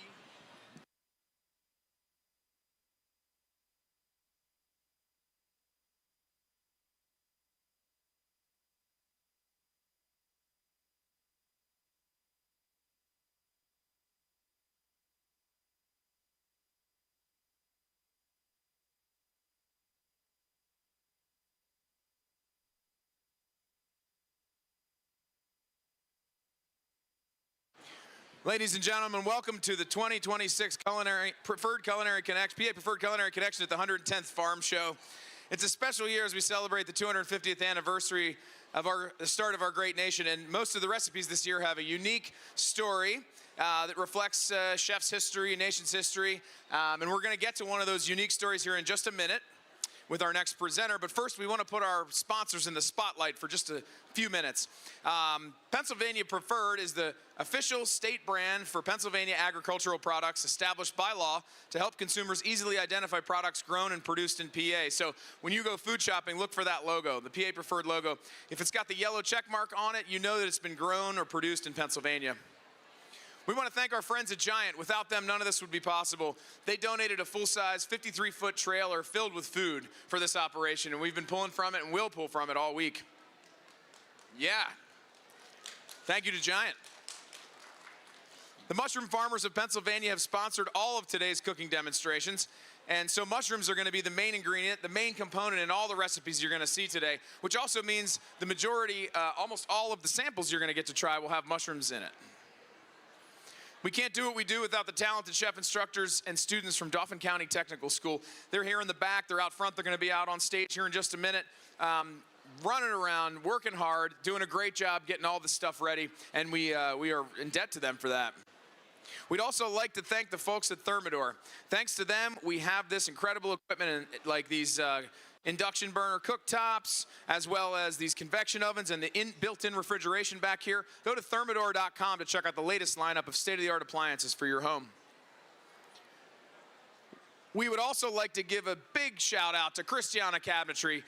All of these butcher block countertop cabinets, they custom built for us. So you've got pots and pans, and we've got oils and vinegars, and there's drawers with all kinds of stuff in them, and they custom built just for this operation.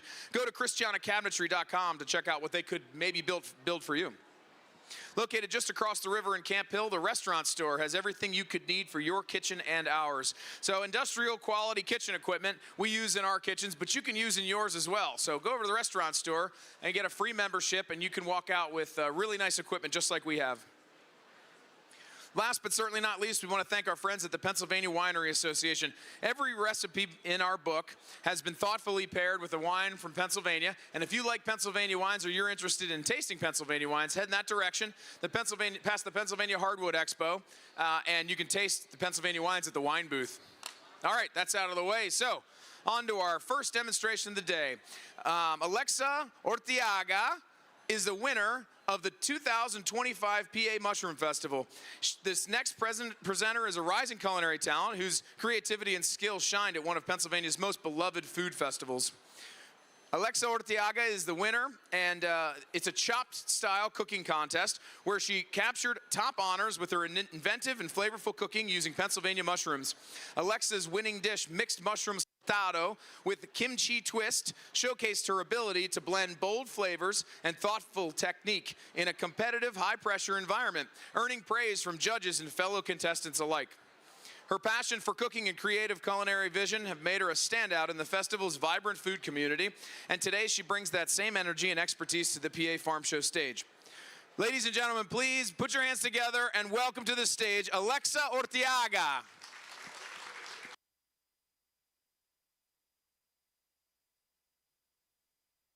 Okay, perfect, thank you. Hello, how's everybody doing today? Good. I'm super excited to be here. So I'm actually a 21-year-old from New Jersey, so I'm actually not even from Pennsylvania. I heard about Kennett Square being the mushroom capital of the world through social media, and when I saw that you guys had an annual festival, I said I have to go. My love for mushrooms stems from when I was a child, so I actually get called ongo by many of my family members growing up, which stands for fungus. So it was kind of like a little ugly growing up. Like I never wanted to be called that, you know. Whenever my brother said it in front of my friends, I'm like, don't say that, like I don't want to hear that. But then growing up, I actually had a hardship in my life. So I discovered when I was 16 that my mom had stage 4 lung cancer. So with that being said, I decided to take my love of culinary arts kind of more through the medicine perspective. So I decided to start seeing what had medicinal properties, and mushrooms continuously kept coming up. Mushrooms have amazing medicinal properties that we'll get into later with our mycologist. And just stemming from that, I was able to kind of put my heart on the plate for my mom and kind of say, like, I'm here for you, like, I want to take care of you. Obviously, the mushrooms weren't a cure, but it definitely stemmed with a lot of helpful, beneficial properties. So that's just a little bit of where my love for mushroom comes from. And now today, I try to continue to use mushrooms continuously through my culture, so I'm Peruvian. I decided to do this dish at the Mushroom Festival.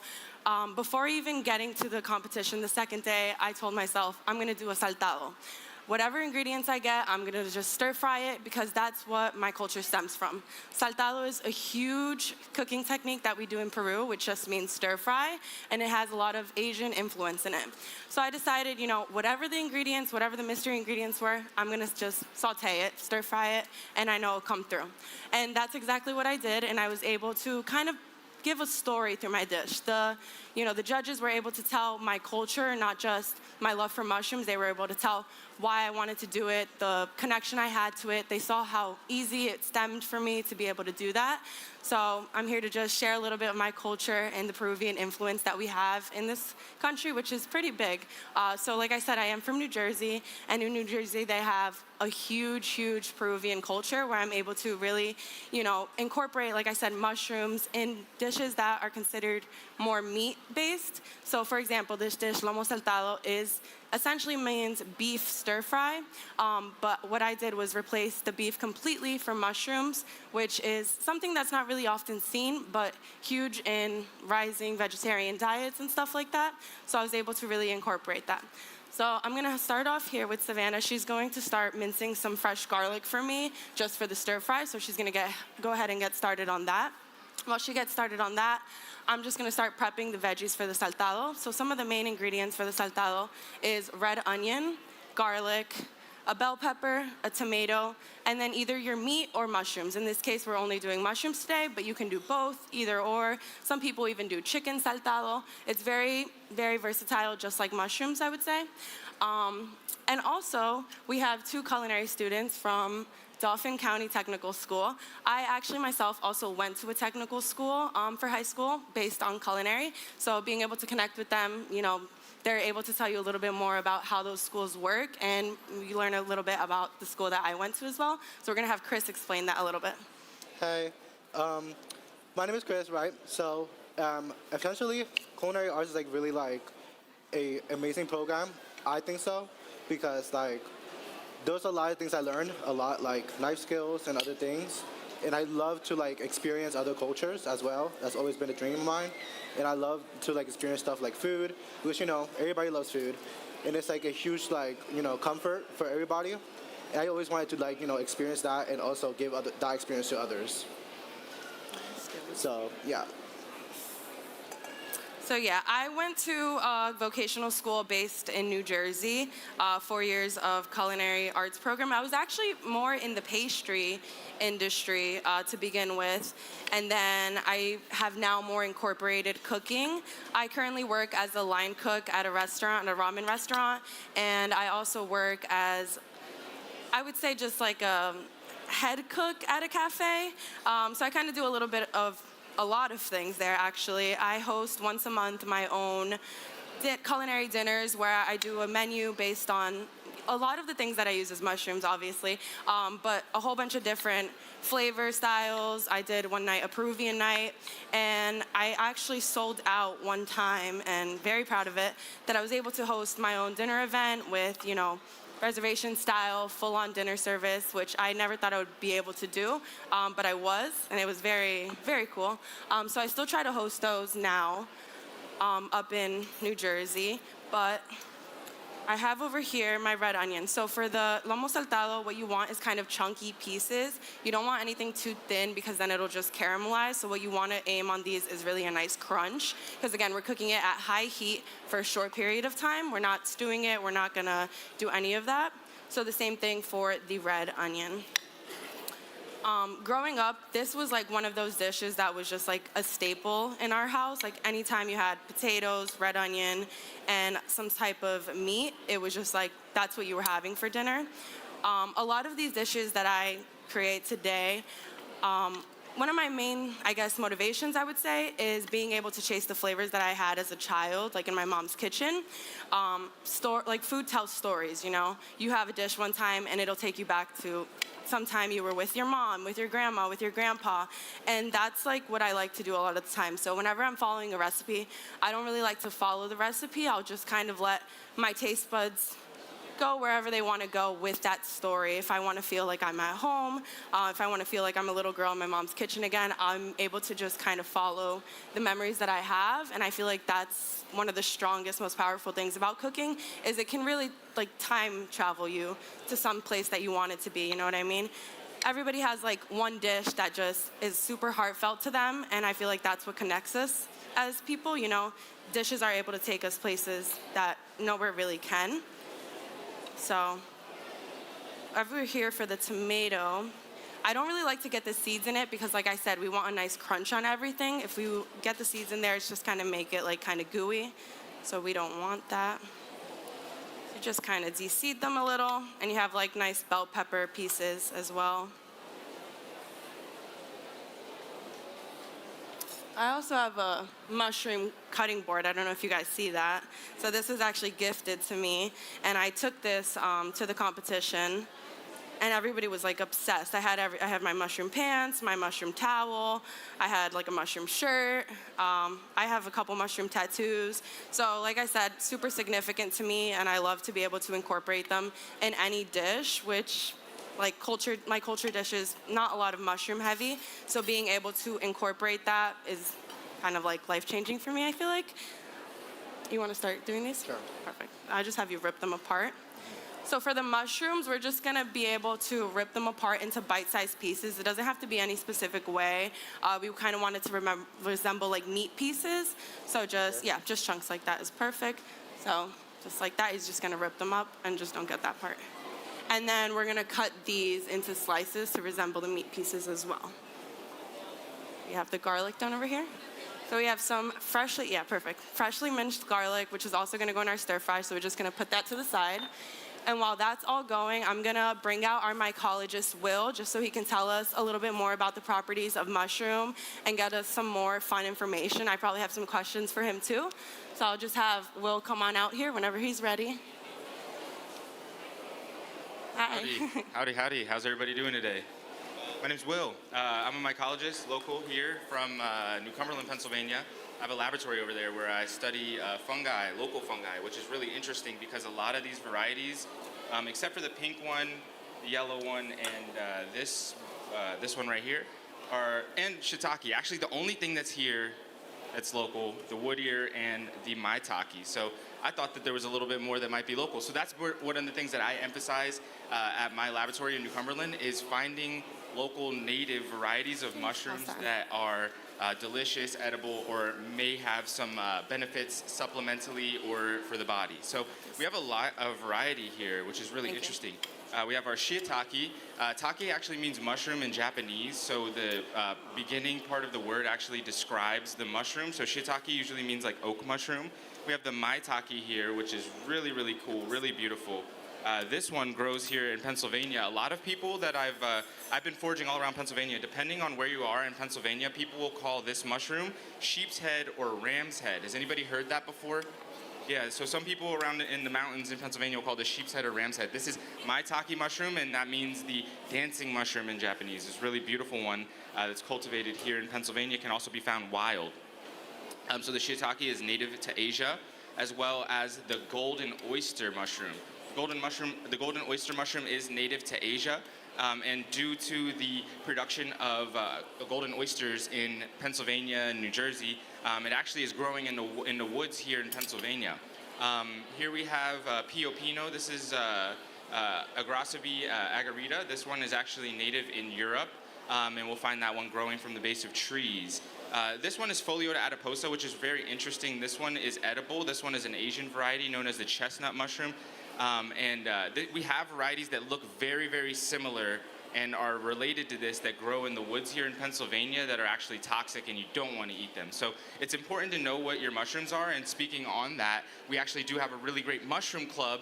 We have the Central Pennsylvania Mushroomers and the Western PA Mushroom Club as well, which are part of a North American Mycological Association. And those are our local clubs that teach everybody about mushrooms and take people out on walks every month whenever it's in season, so you can go learn about what mushrooms grow in your area and how to identify them. How's it going over here? Good. So I actually had some questions about mushrooms. So what mushrooms do we have over here today? If you want to tell us a little bit of their different properties. Okay, so The golden oysters, like I mentioned, those are really delicious, and they're really great culinarily because they break up very well, and they have a delicious kind of nutty flavor. And then we have these portobellos, those larger brown mushrooms that we see. Those are the mushrooms that everybody's seen forever. Those are the mushrooms that used to be in the cans.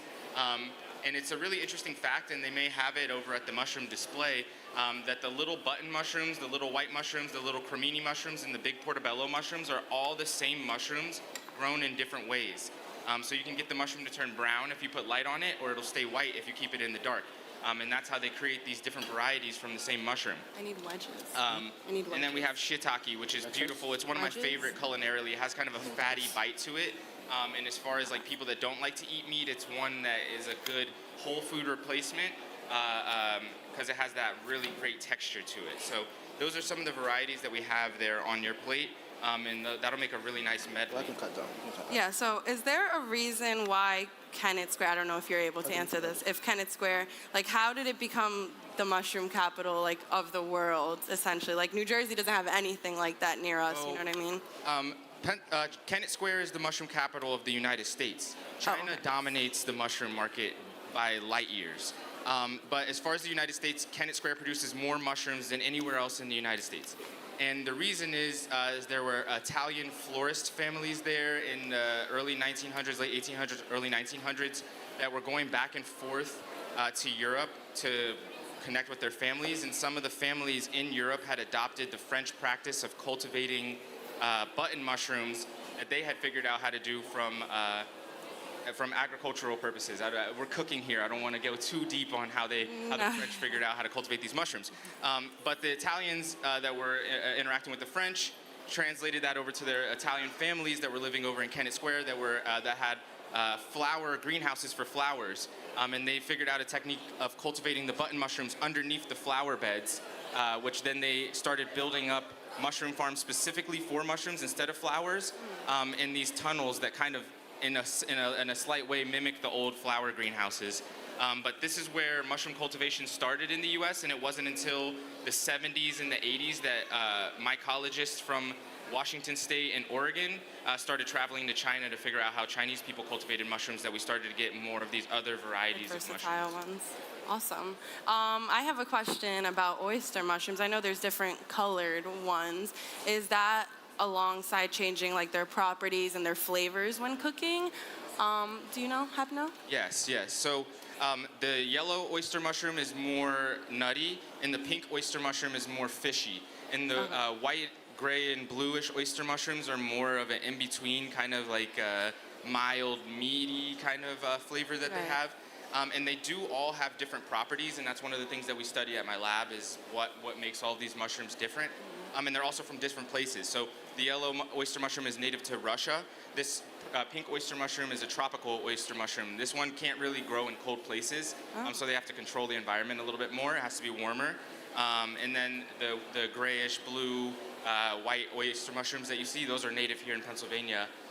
And they can grow in a broad range of temperatures. In the wild as well? In the wild, yeah. Oh, wow, awesome. They're growing. You could probably find some even now since it hasn't been freezing long enough. Wow, interesting. Okay, so I'm gonna start off just by searing some of these mushrooms, give it that meaty texture. So the first thing we wanna do is have our pan as hot as we can. I don't think this is hot enough yet for me. So like I said, saltado means cooking at a high heat for a really fast period of time, a really quick period of time. Yeah, there we go. And I'll just take some oil if you guys have anywhere. I think down here. Oh, right here. This looks incredible. Yes. Have you ever had Peruvian food? What kind of food? Peruvian food? Peruvian food, yes. Yes. Okay, so that's what we're cooking today. Incredible. It smells great. I don't know if y'all can smell all this up here, but all right. So let me just tell you guys some of the ingredients that happened at the Mushroom Festival. So the second day, which was the finale day, I had a variety of mixed mushrooms. I had kimchi, I had chives, and I had a Philly cheesesteak. So the Philly cheesesteak kind of caught me by surprise because I don't really eat like those things. So what I had decided to do was scrape out all of the meat of the Philly cheesesteak, use that as my meat in my saltado. I also did it with mushrooms, of course, and then I just grabbed a variety of the vegetables that they had in the pantry, just like how I cut up here, cut them up, and at the end, I finished off my saltado by adding kimchi. So I decided that the sauce of the kimchi was kind of gonna give it like an acidic kick to like kind of offset the saltado, and it ended up being like the perfect spice. So today we actually have the ají amarillo paste, which is a Peruvian paste. Kind of spicy, it's our yellow pepper. It's actually traditionally used in one of our sauces, the huancaína, which is one of our most famous sauces. So it's like a creamy, milky sauce made with this spicy, it kind of like resembles a cheesy sauce. So since I didn't have that at the competition, but luckily I have it today, I was able to use the ají amarillo, the kimchi kick, to kind of resemble the ají amarillo spice, and I think that's what kind of took it over the top, because I didn't think I was gonna have an ingredient that would hit that spice balance that I needed, but the kimchi kind of saved me. And kimchi is actually something I eat on the regular, which one of the oldest cooking techniques, which is fermentation, so pretty cool to have that. I think this should be getting hot soon. That was brilliant thinking, by the way. So over here we just have boiling some potatoes. So I'm just pre-boiling them just so it's easier for when we fry them. But essentially this dish consists of white rice, the saltado, the stir fry, and potatoes, which is like French fries on top. Kind of weird, but Peruvians always do double carbs. Anytime we're doing anything that's like our main dish, you'll always notice like pasta with potato. Very weird, but very traditional to us. So we have to, of course, have the double carbs. And then, yeah, this is gonna take a little bit longer. So we're gonna wait on the stir fry. Did I grab the oil? Oh, here we go. Does anybody in the crowd forage mushrooms in Pennsylvania? Seems that, oh hey, seems that there's only a few out there. You're missing out if you live here and you're not foraging mushrooms, because we live in one of the best states for foraging mushrooms. We have a large diversity of beautiful edible mushrooms. And a lot of people will ask, well, how do I know that I'm not gonna get something that's gonna hurt me? Well, seasonally, there's only a few mushrooms that you want to go out to eat. So if you can educate yourself on what season it is and what's out there that you want to eat, then you can figure out what it looks like and what things might look like that. And so you're not just wandering around in the woods picking up whatever mushrooms you find, trying to figure out what it is. So there's easy ways to kind of key in and figure it all out. But we live in a beautiful region for a large diversity of edible mushrooms. And a lot of people think that mushrooms grow in these like dark caves, maybe on unsavory ingredients, but that's not the case. Almost all these mushrooms that are on the table right now grow off of sawdust. They actually grow off of wood. So how many of you guys have seen mushrooms growing on a tree before? I put that to 9. All right, so sawdust is pretty much like baby food, right? It's already all ground up. So that's actually what this material is made of here. So this thing that we see these shiitake mushrooms growing from is actually a bunch of sawdust that's being held together by the actual body of the mushroom. So this is the body, and then these little fruits are like an apple popping off of an apple tree or something. This is the tree part, and then these are like the apples. So these potatoes are starting to cook. You just kind of want them parboiled. You don't want them mushy essentially all the way, unless you want really crispy potatoes, which of course is yummy. We got the pan over here. So I'm gonna start off by making the sauce. So the sauce that we traditionally use is based off of soy sauce. Like I said, a lot of Asian influence in Peru in our cooking techniques. We have red wine vinegar and we have tomato paste. So essentially just mix these three together.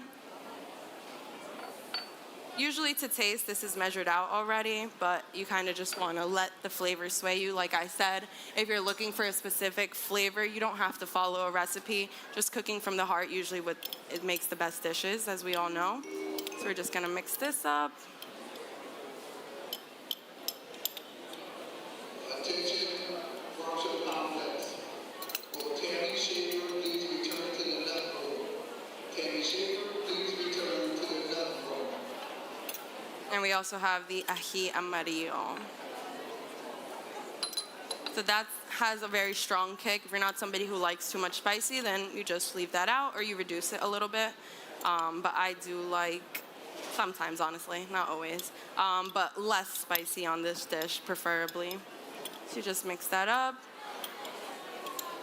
And this is gonna be like the finishing touch on our sauce at the very end. Just like this here. I wanna move these over here for now. Has anybody ever seen something like this before? Only like one of you guys is jiggling it around to make it not look as good or something. This is called a woodier mushroom. This actually grows very readily on grapevines. If you see those big grapevines towering around in the forest, you might see this jiggly mushroom on there. You also might find it in a soup at a Chinese restaurant. It's a nice crunchy little brown strips that you'll see in Chinese soup sometimes. Is this mushroom right here, and it's very, very good for you. It's very, very good for your skin as well. I don't think it likes any of these.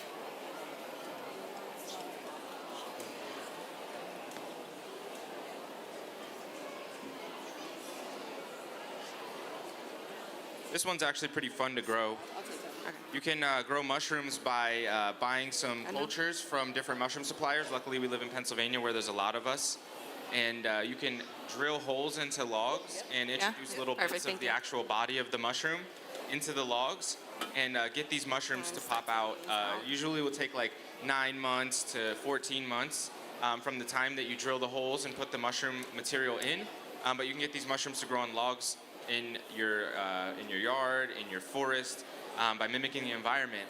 And this is a really great way to add value to your property, is by filling up the forest with mushrooms. This is the way that they grow it in China, and this is why they have so many more mushrooms than we do, because they got a lot more people growing mushrooms in the forest. Awesome. I never knew that, actually. Do you have a favorite kind of mushroom? Yes, my favorite kind of mushroom is cordyceps. I can actually, I can show you guys some. Yeah.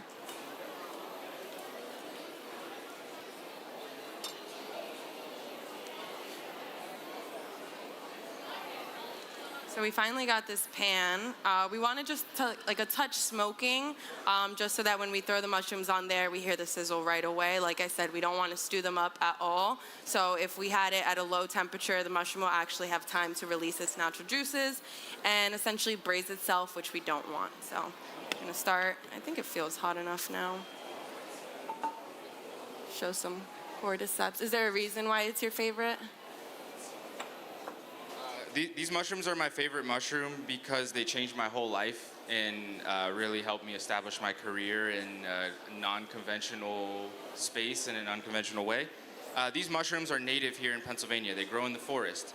And in the forest, they grow from moths, from moth pupa that are buried in the ground. You'll see these little things sticking out of the ground in the forest.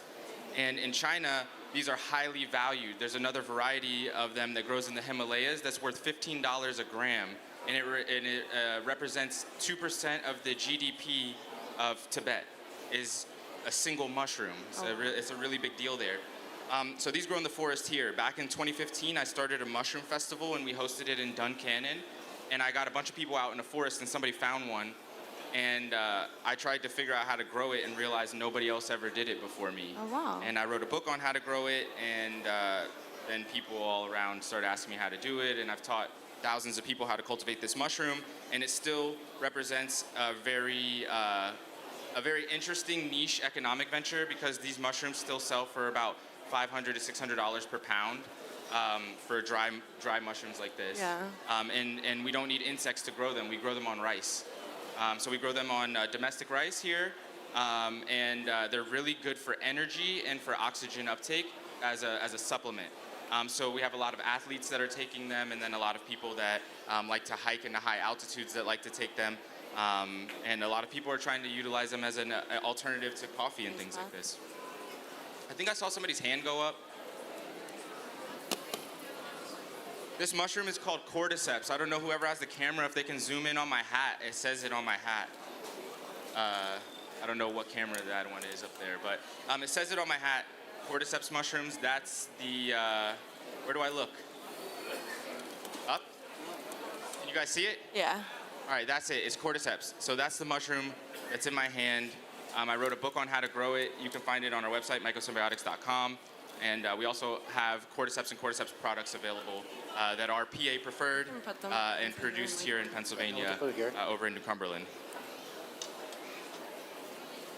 So our potatoes are parboiled already, so I'm just gonna have them fish them out of the ice bath, put them on here before we throw them in the oil. We want them to just dry a little bit. Move this out of the way.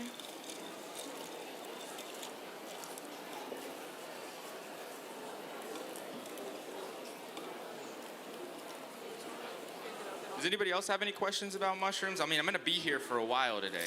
Did you have a question? Mushroom season in Pennsylvania starts whenever the ice starts to melt away. Then people start going out and trying to figure out where the morels are going to be. Morels are like April, May, and then May, June, July, we start to get delicious lactifluous mushrooms, lactarius mushrooms. They're also known as milky mushrooms. They're mushrooms that when you scrape the gills, those little slits on the bottom of the cap, white liquid will come out like whenever you break a lettuce. It's the same thing. It's like latex in there, and they're super delicious. Then there's also bolete mushrooms that come out. These are like porcini mushrooms, which we don't see cultivated because these are associated with tree roots. So there's not many people in the U.S. that figure out how to grow mushrooms with tree roots. Mostly like people that figured it out are secretive because people that know how to do that are growing truffles. Which I would love to chat about at some other point in time. Maybe I'll be here again for a large portion of the day. Yeah, so we get the boletes in the summer, and then we start to get cauliflower mushrooms around August, which are big mushrooms that kind of look like maitake but are more white. We get reishi also in April and May. Reishi mushrooms are a medicinal type of mushroom. I don't know if they have some in the back. And then we also have turkey tail that starts in early spring and goes through summer. And then the best mushroom season in Pennsylvania is really like end of summer, September until it freezes again. So I already threw the mushrooms on the pan. What we kind of want to just do is get a nice good sear on all sides of it. That's going to really resemble the meat component of it. Is there a reason that mushrooms resemble meat so much? Is there like a scientific answer to that? Yeah, if you want to get like super scientific. Yeah. So in the scientific realm of things, one of the reasons why is because mushrooms are very related to animals. If you believe in evolutionary biology, or if you follow evolutionary biology, if you follow science, as far as evolution goes, animals branch off of fungus. So there's a lot of similarities in that way. Otherwise, their protein content in their texture is very similar to a lot of meats, and there's a lot of different flavors that we can draw from mushrooms. The only thing that we're missing there is fat. So by incorporating fat, we can really create something that fully resembles something like meat, which I think is really helpful for people that don't want to eat meat. Yeah. Because it's a whole food, and we know these things are healthy for us. And yeah, I don't have much more to say than that. Yeah, because I've had mushroom dishes that like you wouldn't even be able to tell that it's not meat. You know what I mean? Yeah, like chicken of the woods. Everybody raves about that one. Yeah. It tastes like chicken.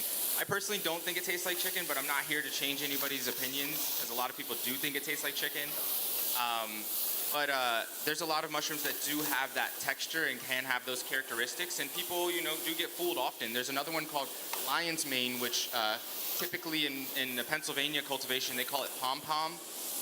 It's a white mushroom, and it has a lot of flavors and textures that resemble crustacean, like a crab or a lobster. So people will use that as an alternative, and I have tasted some things that are pretty convincing.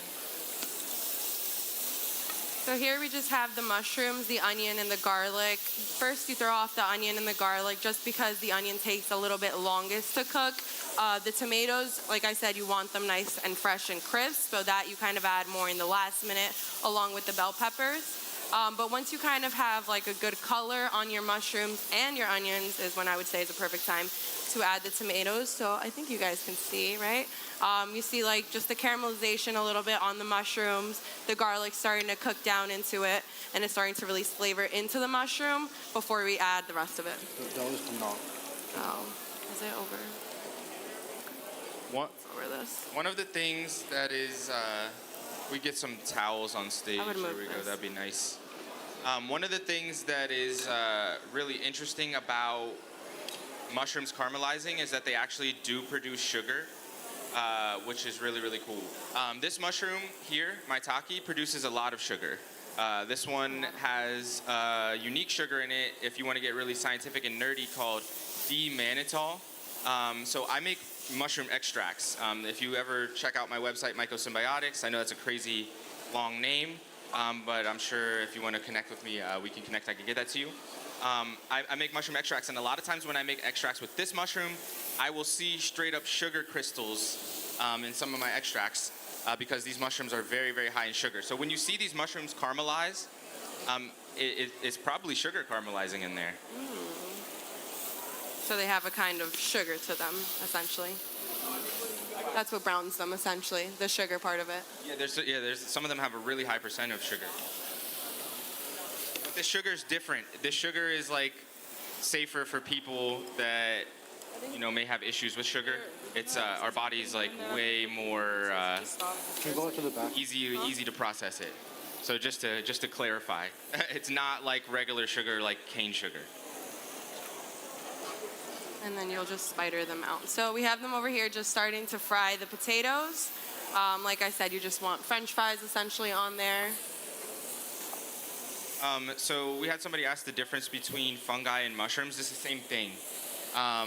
But a lot of times when people think about fungi, they'll think about the actual body of the mushroom. They'll think about a mold or something like this. But it's all the same thing. Mushrooms are actually like the fruit of a fungus, if you want to think about it that way. Here we're just adding some salt, pepper, and some cumin. Usually all Peruvian dishes will always have salt, pepper, and cumin as the main seasonings on there, spices. And then we have our sauce. So after I seasoned a little bit, I'm going to throw in a little bit of the sauce, and I'm just going to go kind of just by judgment. I might not need all of it.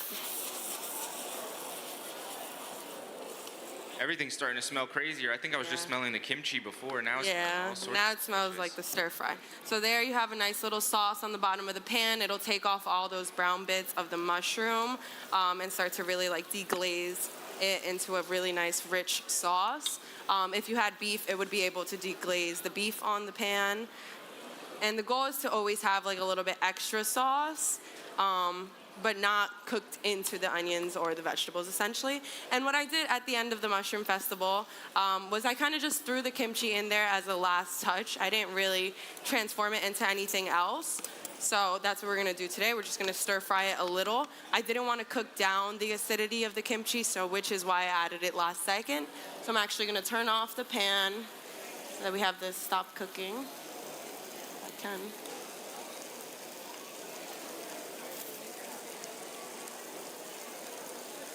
Is this? Oh, it's locked.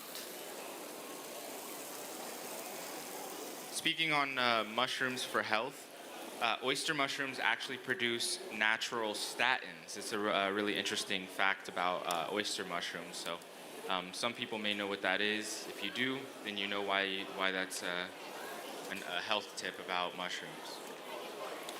So take that off the heat, and then I think I'm gonna do like 2 scoops of kimchi. You don't want it to overpower the dish, but definitely add in that crunch, the freshness, the acidity, and the spice.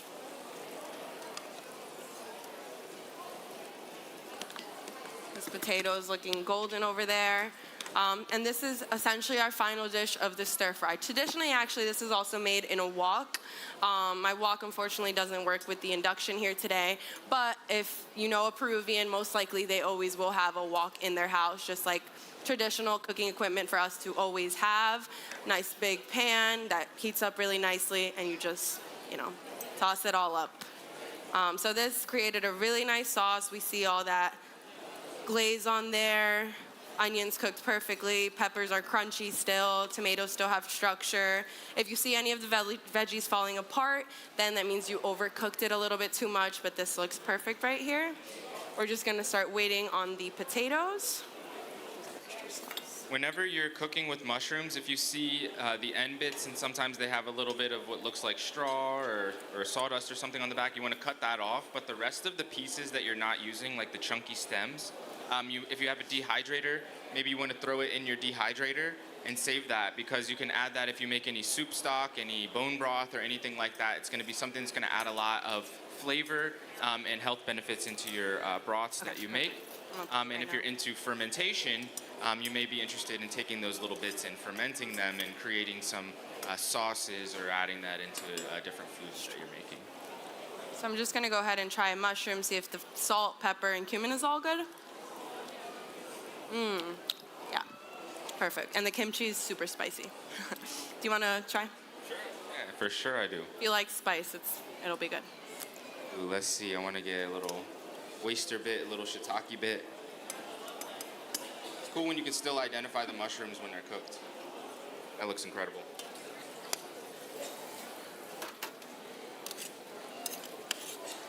Nice little kick to it. That's awesome. Yeah.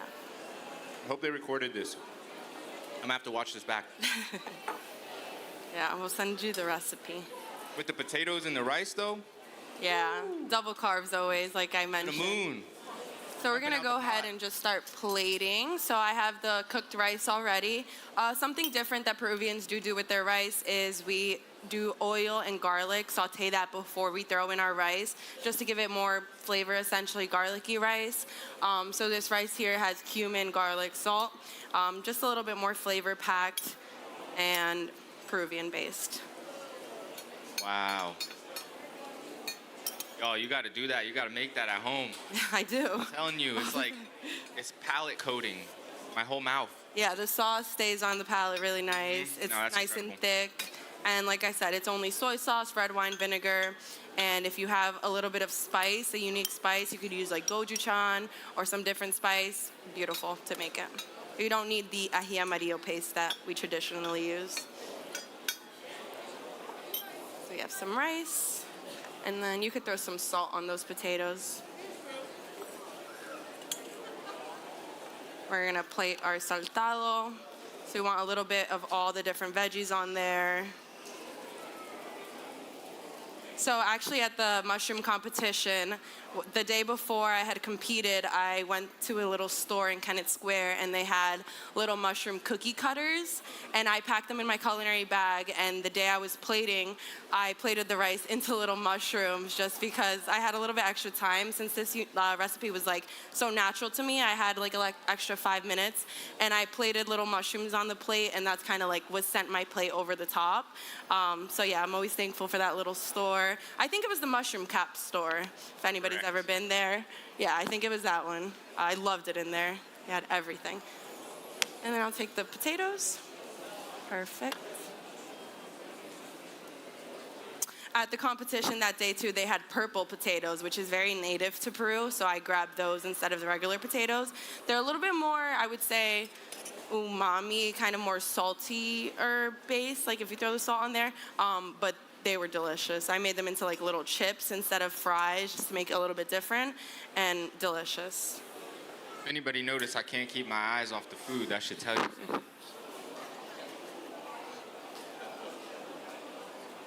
Yeah, that's incredible. And then Great. I think we have some fresh parsley somewhere. You want to just pass me the parsley at the end of the table? Thank you very much. And just some fresh parsley on the rice. Make it nice and fresh. And that is it. That is our dish. So this is our mushroom lomo saltado, sub de lomo. And like you guys saw, super quick, super easy, double carb. We can always not have to do that. You can either do just the potatoes or just the rice. But yeah, super easy. This was the dish that had me win the 2025 PA Mushroom Festival. Congratulations on that win, by the way. Yeah, round of applause for Alexa Ortiaga. Thank you so much. We're going to serve some samples of this right now. So get in line, get some samples. And in just a couple minutes, we're going to have a cook-off here with two pro chefs, one from the Hilton in Harrisburg and one from Millworks in Harrisburg. So I wouldn't go anywhere. It's going to get pretty exciting here. Thank you so much.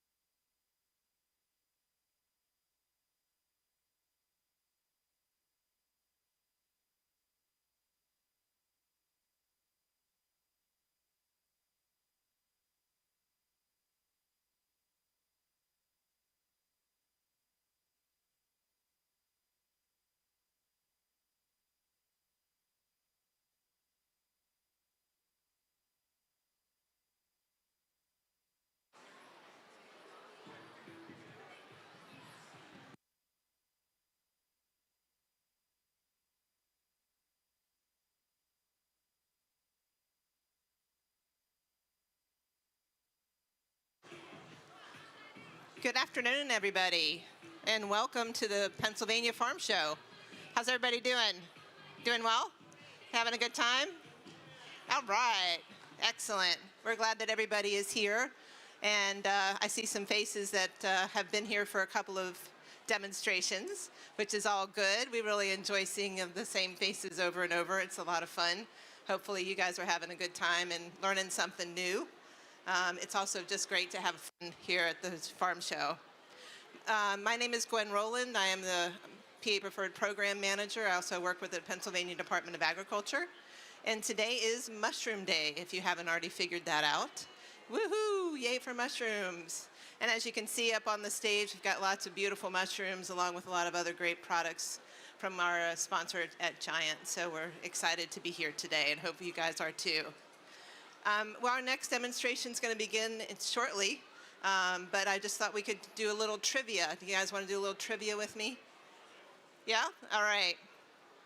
Let's see if I can figure out ones that I haven't done already so that the folks that have been here a little while will get them. So, all right, here we go. In which video game series do mushrooms provide power-ups to the main character? Raise your hand if you know the answer. Yes, sir, there, man in the Mario, Super Mario, that's right.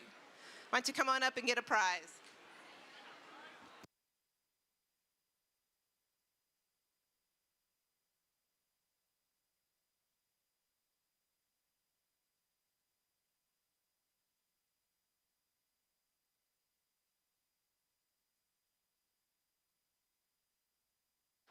All right, let's get another good question. So this one will be somewhat easy, but I'm going to try and see if I can make it a little harder. So in the United States, we grow a lot of mushrooms, right? And here in Pennsylvania, we grow a lot of mushrooms as well. We grow a lot of mushrooms in Chester County, right? Kennett Square in particular. But could you name the top two mushroom producing countries after Pennsylvania? Anybody want to guess? Hands up, yeah? China would be one, yep. Can anybody guess the second? Nope, not Japan. Russia, not Russia. Not Thailand. Not Korea. Not India. Canada? No, not Canada. France, not France.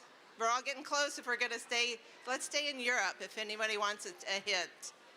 Italy, that's right. Come on up and get your prizes for the two people that get those answers right.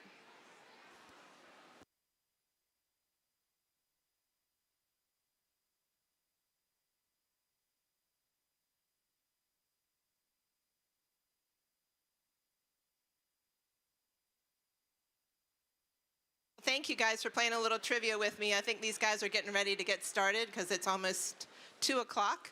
I hope everybody continues to have a great time here at the farm show, and thanks so much for playing some trivia. Have a great day.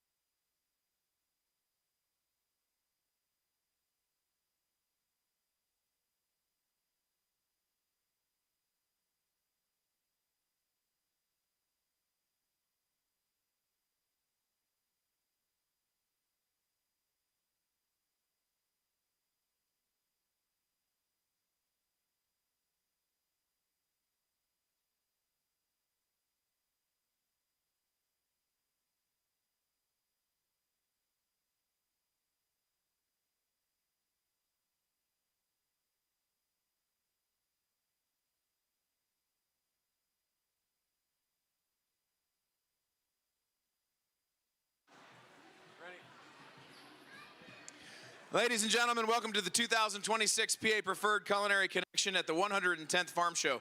It's a special year as we celebrate the 250th anniversary of the start of our great nation, and most of the recipes this year have a special story that reflect our chef's history as well as our nation's. We're going to get to the fun stuff, the stories, the food, all that here in just a minute, but we have to do a little housekeeping first. We have to put our sponsors in the spotlight for just a couple minutes. PA Preferred is the official state brand for Pennsylvania agricultural products, established by law to help consumers easily identify products grown and produced in PA. So when you go food shopping, I want you to look for the PA Preferred logo. You're going to look for that yellow check mark, and that yellow check mark will tell you that the product you're buying was made or grown in Pennsylvania. We want to thank our friends at Giant. Without them, none of this would be possible. They donated a full-size 53-foot trailer filled with food for this entire week. It's pretty amazing, and we'll be serving out of that all week. The mushroom farmers of Pennsylvania have sponsored all of today's cooking demonstrations, and so mushrooms are the main ingredient in just about all the recipes you'll be seeing, if you couldn't tell already. All the samples, then, are also going to have mushrooms in them. We can't do what we do without the talented chef instructors and students from the Dauphin County Technical School. They're in the back, they're out on the stage, they're in the sample area, they're running around, buzzing around, they're doing a great job. And it's amazing that they're here with us. We're so happy to have them.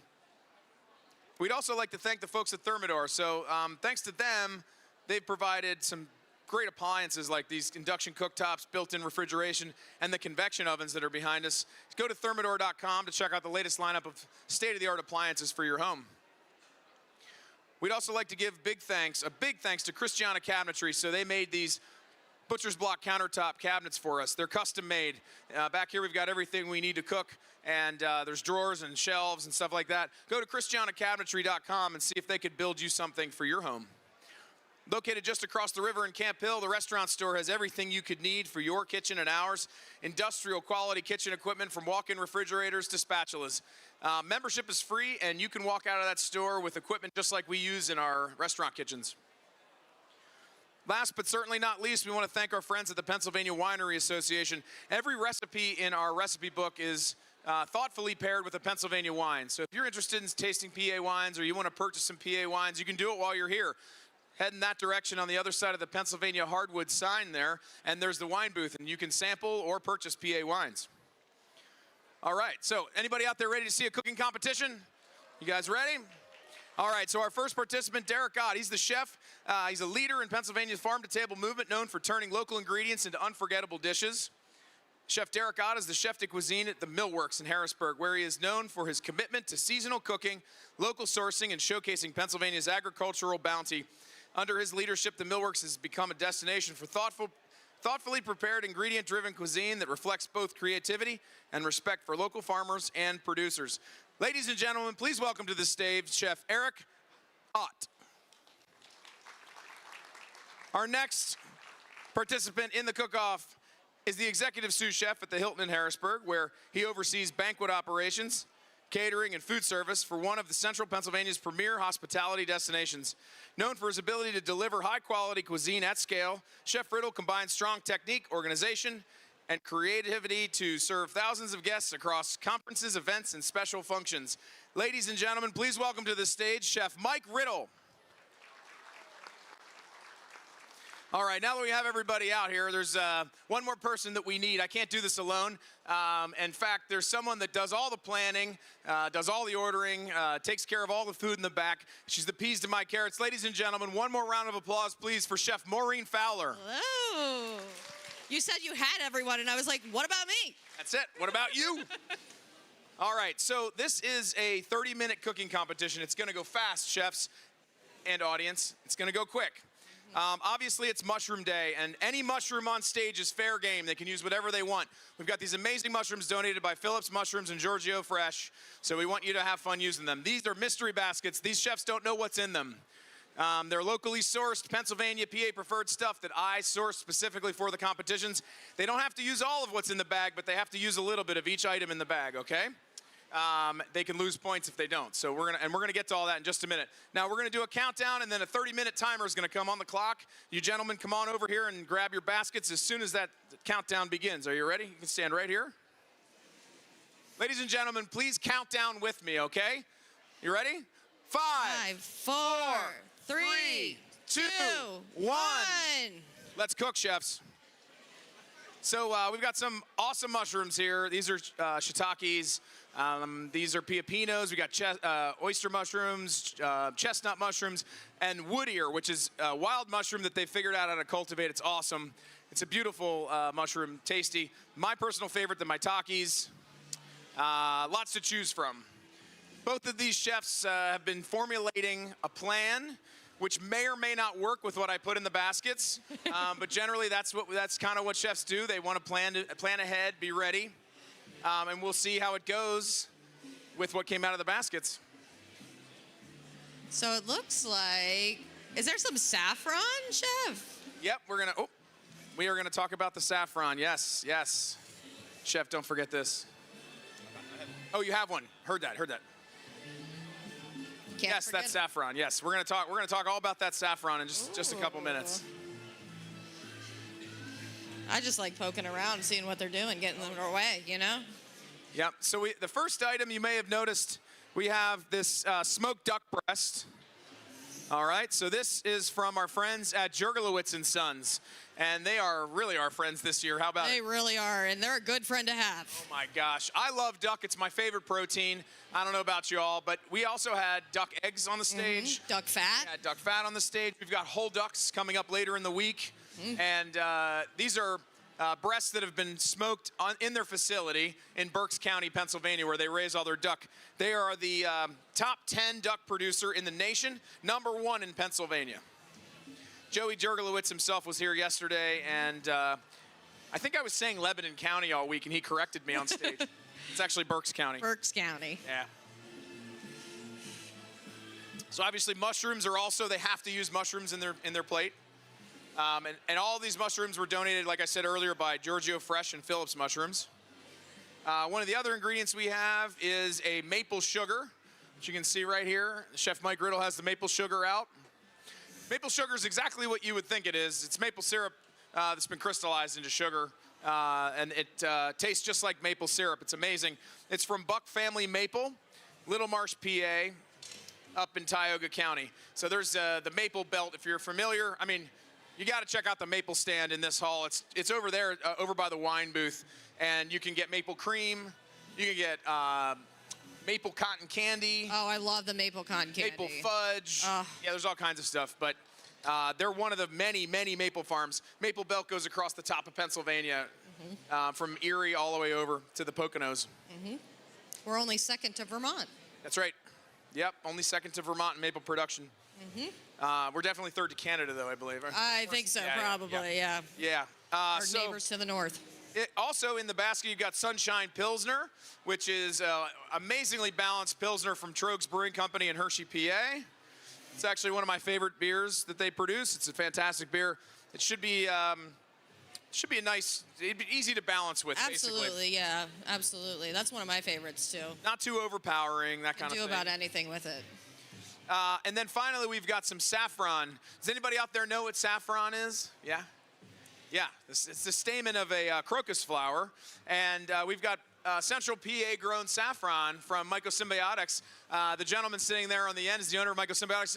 Round of applause for Will over there. Round of applause for Will. He picked all that saffron by hand and brought some out to us today so we could use in this competition. That is a lot of work. It is. It's a labor of love. The amount of saffron he brought is almost unbelievable. Yeah. I don't think I've ever seen that much in one place. It's a full jar of saffron. It's incredible. Awesome. I go out to my crocuses and I pick like 1 or 2 or 3 or 4. He's, I don't know. How much was it that you brought? Yeah, we want. Yeah. We don't want to. Secrets. Yeah. It's in the safe in the back. Don't worry. We locked it up in the safe in the back. So those are the ingredients they have to use. They don't have to use all of it. They just have to use some of it. So, in fact, there's some maple sugar going in right there. Yep, just like brown sugar, it's still got like a deep dark molasses content to it. 25 minutes. We're gonna do our first time check as 5 minutes have already passed. So 25 minutes remaining. Yep, one thing we tell the chefs is the time passes a lot quicker than you realize. In fact, I don't know about you, I know the clock's behind me and you all can see it, but I didn't realize 5 minutes had passed already, you know? Goes by fast on this stage. Yep, looking good. Chef Mike over here I see arugula, and we got fresh veggies. Are you planning on a salad, Chef? Kinda. Kind of salad. He said kind of a salad. Kind of. So we'll see.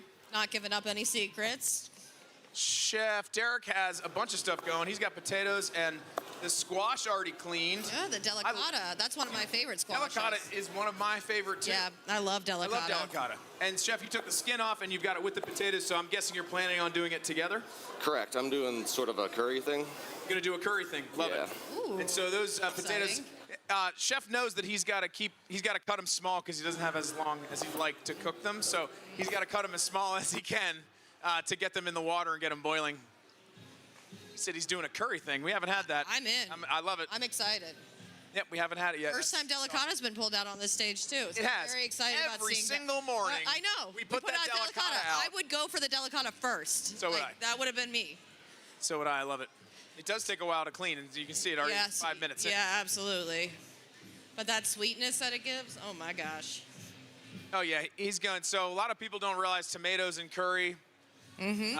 Tomatoes, I use a lot of canned tomatoes when I'm making a curry, like a nice diced canned tomato works well. He's got fresh ones going in. Like tomato and coconut, people think, wow, that's weird, but that's actually the basis of a really good curry, tomato and coconut together.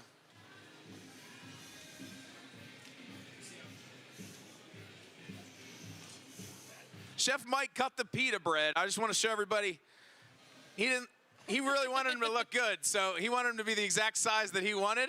So he cut the pita down with his pastry cutter. I love it. I love it. Ring mold. He used a ring mold cutter. Presentation Fantastic. is everything, right? Yeah. We eat with our eyes first. Sometimes you got to be, innovative when you're working in the kitchen. You got to improvise with what you have.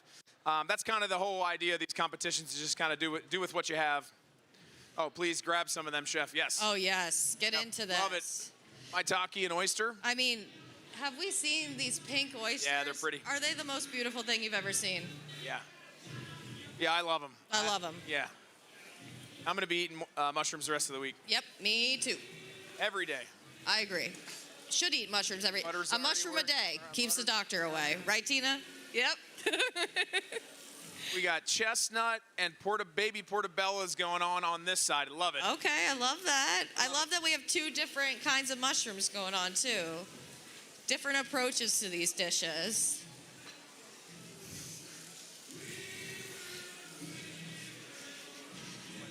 I like the hype music too. Oh yeah. These chestnut mushrooms are fantastic the way they grow. And the stems get a little woody, so Chef Derek knew to cut the stems off.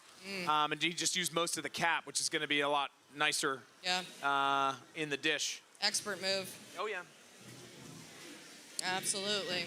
So this competition has some rules. It's not a lot, but there's a few of them. And the judges have this score sheet that we developed for these competitions. It's a total of 100 points that are available for each side. Half of those points go to just the flavor. How did it taste? Did it taste good? Did you enjoy how it tasted? Texture, that kind of thing. And then 25 points go to presentation and general impression. So is their dish wiped? Is the rim clean? Does it look nice? Visually appealing, that's what we're looking for. And an appropriate amount of sauce to the dish is also part of that as well. Everything has to balance. That's right.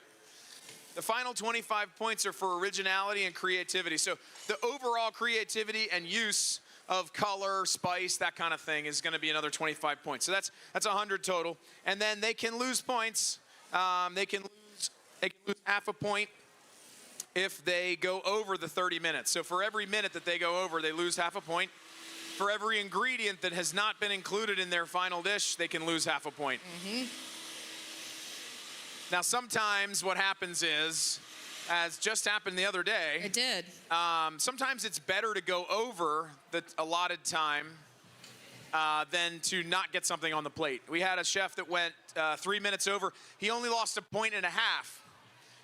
But he did get everything on the plate. Otherwise, he wouldn't have got it on there. So sometimes it makes sense for the chef to go a little bit over and just, take the hit.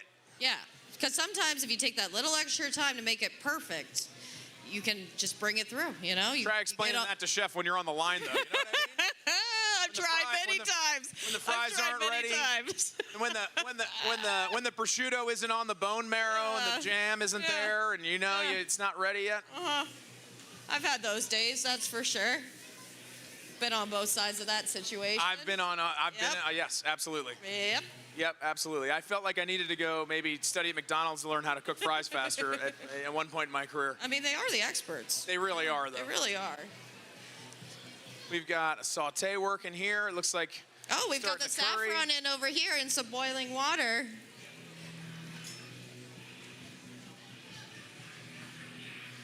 Looks like our curry started to work. There's mushrooms, delicata, carrots.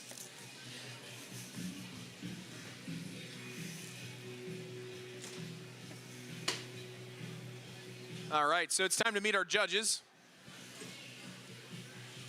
All right, this is Will Padilla-Brown. He's a good friend, and he's an amazing mycologist. He grew that saffron, like I was saying earlier. What else can you tell us about the mushrooms that are on stage today? Do you think it's a nice mix?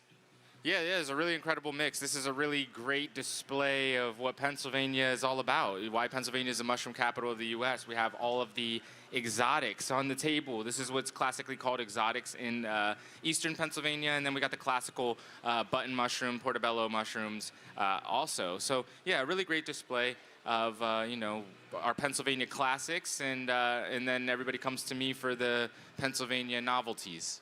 That's it. And so, what are some of those novelties, like cordyceps, that kind of thing? Yeah, like cordyceps, the sweet knot polypore, like pork of the woods. We've also cultivated that. So yeah, we like to cultivate all of the nuanced native mushrooms that just aren't available on the contemporary market. Yeah, we do that over in Lemoyne and New Cumberland, Pennsylvania. So you're talking about all the stuff that we go out in the woods to find. So like that kind of thing, right? Chicken of the woods, even. Some of my friends have been successful with cultivating chicken of the woods. That's something that I may put on my plate at some point. But yeah, the stuff that we go to find in the woods and the stuff that people really didn't even know was in the woods in the first place, that's what's most interesting to me. There's all sorts of little pockets of finding really rare types of chanterelles and things like that. All of that exotic stuff is what's very interesting to me and what I'm interested in exploring. I love that. I can't tell you how many times I've been chanterelle hunting specifically and seen a mushroom. It's like, I know it looks like a chanterelle. There's no gills underneath it. I think it's a chanterelle mushroom, but I just leave it. This guy knows more about it. He's probably confident to bring it back to the lab, and check it out. I just leave it. But what can you tell us about the saffron? You got anything you can tell us about the saffron? Yeah. So I started cultivating saffron in Pennsylvania on a small scale back during the pandemic times in New Cumberland, and I've grown it indoors. I've grown it in a greenhouse, and now I'm focused on cultivating it indoors for research purposes because I'm in the middle of a research study that ends in a clinical trial because saffron has a lot of benefits. So yeah, I'm working on saffron for understanding its benefits and what makes it work. And also, working to get more saffron out to the people. So, yeah, growing over indoors, setting up in Lemoyne right now. Mycosymbiotics.com? Mycosymbiotics.com. Thanks for coming down. We'll have a round of applause for our judge, Will. How are you today? I'm very well, so can you tell the folks your name and what you do? Tina Eller. I'm also a mycologist with Phillips Mushroom Farms in Canada. I'll tell you, those mushrooms that you brought this morning are amazing. I love to see the mix of all of the different exotics and stuff. So are they being grown indoors, all of those? We grow them all on our farm, and I always tell people eat as big a variety of mushrooms as you can every day. Yes, that's always my goal. There's things you get from mushrooms we don't get from other food that we really, really need. And so what was the location again? Kennett Square, Pennsylvania. Have any of you out there heard of Kennett Square, PA? The mushroom capital of the world, right? Thank you, Tina, for coming. I really appreciate it. What are you looking forward to taste today? Everything. Yeah. Awesome. Fantastic. Chef Pat, how you doing today? Not too shabby. How about you? Good. Did you get a milkshake yet? Not yet. Are you going to get a milkshake? I should get a milkshake, shouldn't I? Yeah. I mean, I feel like it's one of those things you kind of have to do. Has anybody tried the blue raspberry milkshake? Anybody? Yeah? Yeah. Was it good? Did you like it? Yeah. Awesome. So, Chef, tell us a little bit about what you do. And, I mean, obviously we know Mount Laurel, but tell us a little bit about it. Well, it's local, and my wife and I started this up a while back, and, give us a shout if you need something. Yeah, so Mount Laurel Catering is located in Harrisburg. They're one of the premier caterers in Central PA. They do a fantastic job with everything. And Pat heads up the kitchen, and your wife heads up the business, I believe, right, at the front of house? Or is it... No, you got that right. Yeah, okay. Yep. All right. Okay, so what are you looking forward to trying? Because they've got a lot of stuff going on here. Is there anything in particular? I mean, the mushrooms, obviously, but... Well, that saffron sounds pretty interesting to me, for sure. So what would you do with the saffron if you saw that in the basket? Depends on what else is up there. I like maybe infuse it into some mushrooms, lots of butter. Ooh, and some butter? So melting some butter. Are there some basics for infusing saffron that you can tell the folks about? Because I know there's a few things that the first thing we always have to do, obviously, is get it into some liquid of some sort. But like what else can you tell the folks about how we use saffron in the kitchen? Well, if you're going to saute with it, I would keep it at a low temperature so you don't kill the flavor, and then do what you do to finish sauteing. Yeah, I always tell young cooks coming up, a little is really a lot. Like, you don't need as much as you think, you know what I mean? Like that, you get that a little bit of that beautiful yellow color in whatever you're cooking, and you should have some flavor from the saffron, you know what I mean? You got that right. A pinch goes a long way. That's it. Thanks for being here, Chef. Another round of applause for Tina Eller and Chef Pat Combs. I think we need a time check. We do.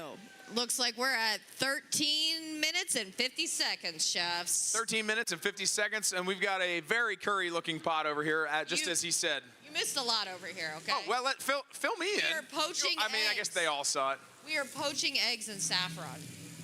I know. Fantastic. I was so excited when I saw what was happening over here. Chef Mike Riddle with the saffron poached eggs for his dish. I really love it.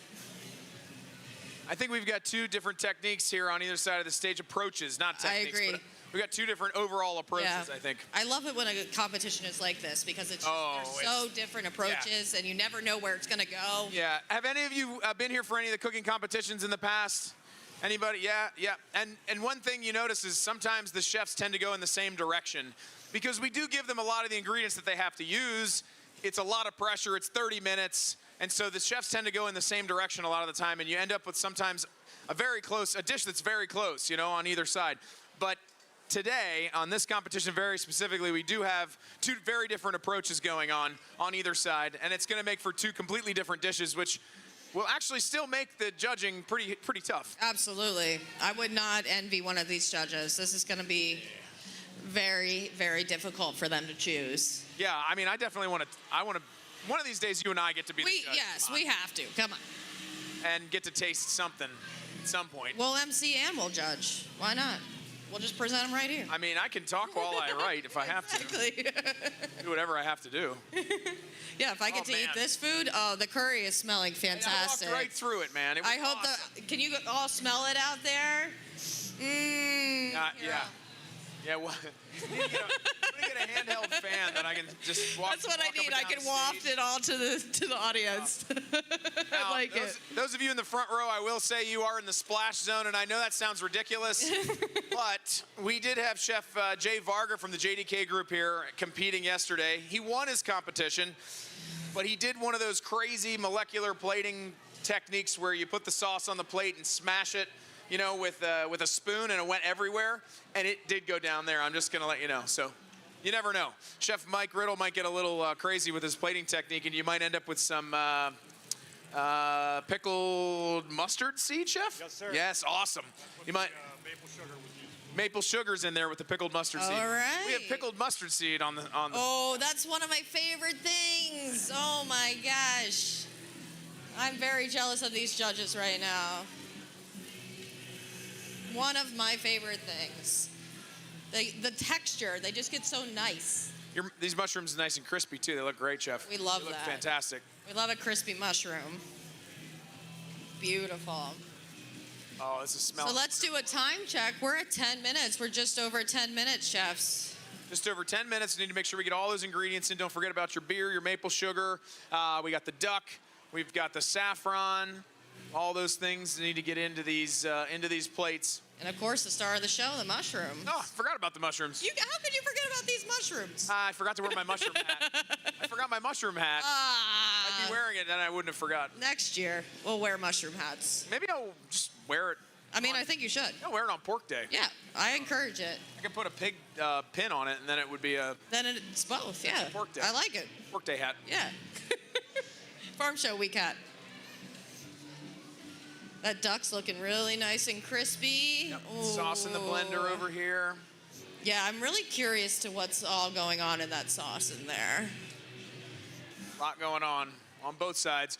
Gentlemen, we are down to less than 10 minutes. Less than 10 minutes. Less than 10 minutes in this competition.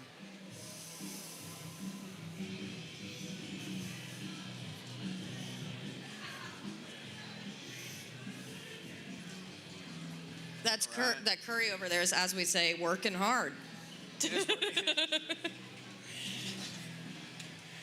Curry is definitely working hard. How about a round of applause for these chefs who are also working very, very hard? Yeah, woohoo! Yes. Putting on a great show for you all. Yeah, we've got two very clean working chefs here as well. Absolutely. Just as clean as those students were yesterday. Absolutely. They were doing a great job.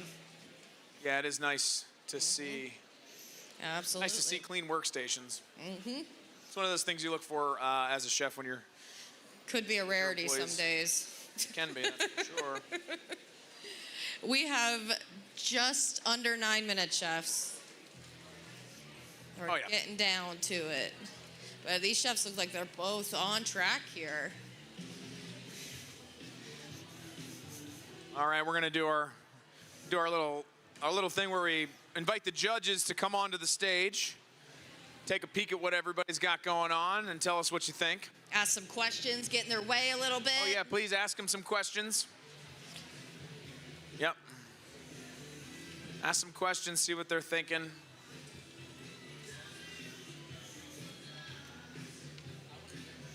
There you go. Check this out.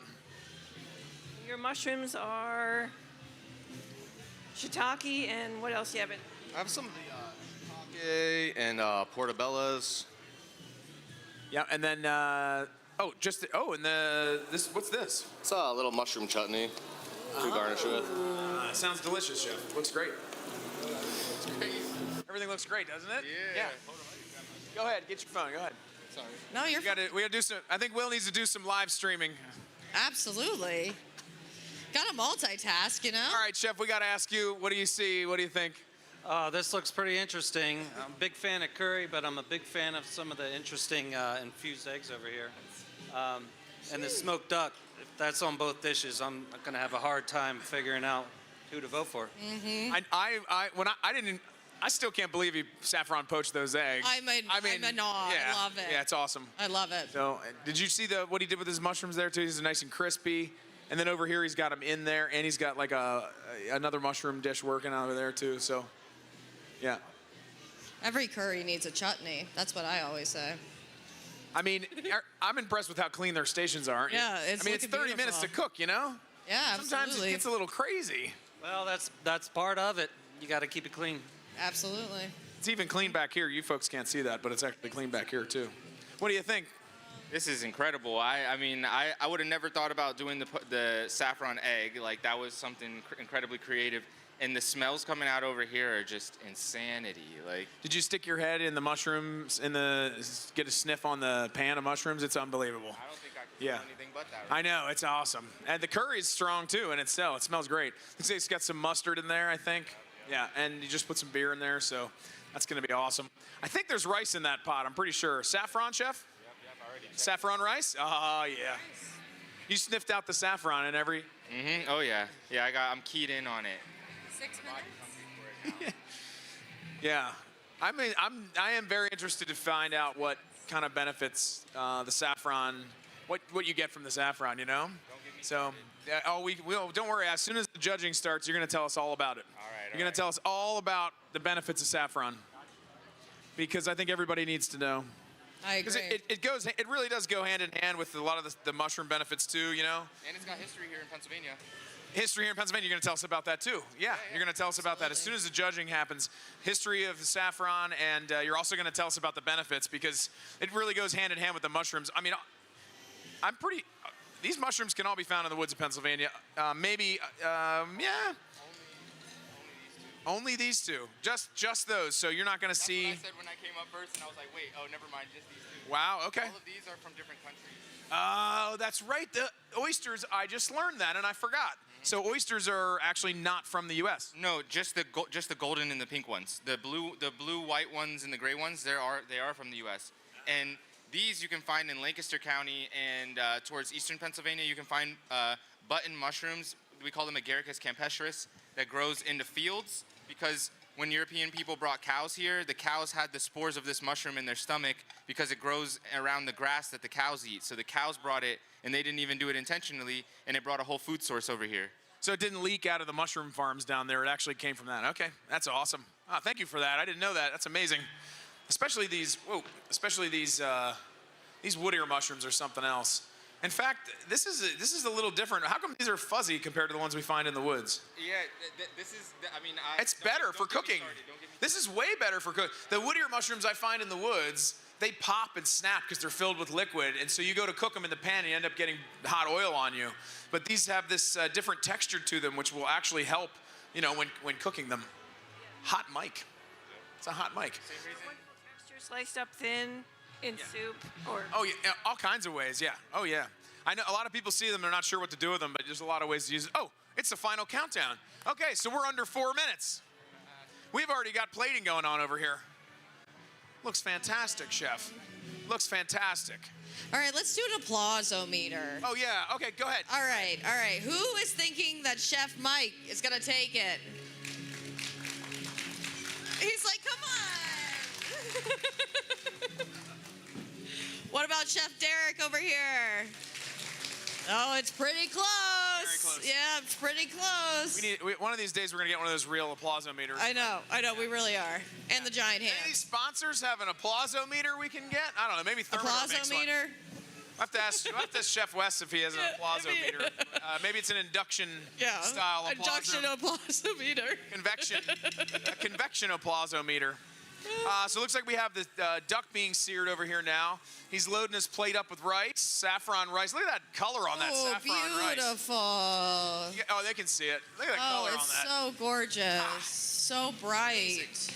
Man, I want to cook on this It stage reminds now me again. of springtime, makes me ready for spring. Out of the cold, folks. We're on our way. Yes, More we sunlight are. every day.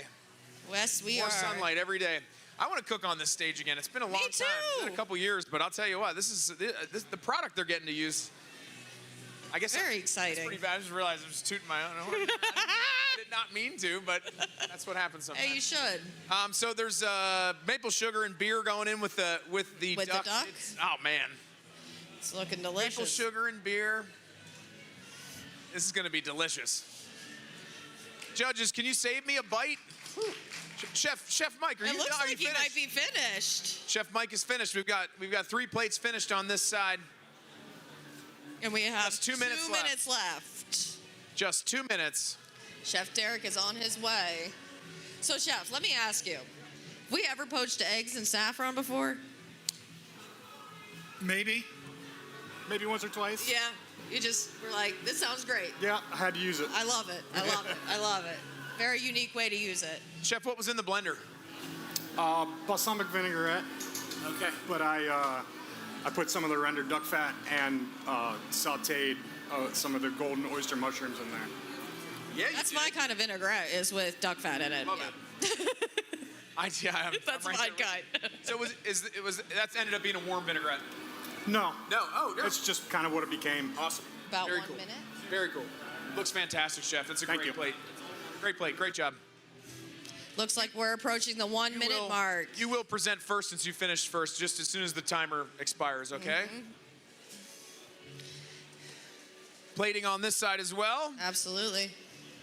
Duck going on top. We've got saffron rice and his curry. Chef, you are under 1 minute. Followed by the duck.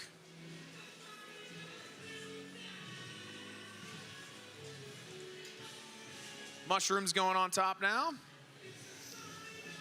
Final countdown, 40 seconds. Final countdown.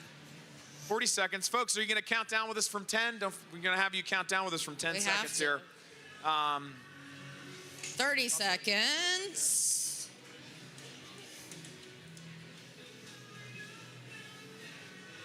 Finishing up with some fresh herbs. Got to. A little brightness on the curry, a little cilantro to finish it up. Smells I'm glad I brought that out of the incredible. refrigerator today because we were out of cilantro and I put a fresh bin over there. Beautiful. Yeah. Hold on, 8, chef. 7, 6, 5, 4, 3, 2, 1. All right, let's go. Big round of applause for these All right, chefs. Chef Mike, if you want to take your dishes right over to the judges. And please tell us what you've made.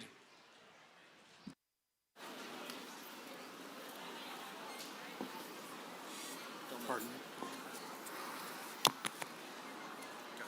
Is it on? Yep. Thank you. So we have a bit of a play on a panzanella.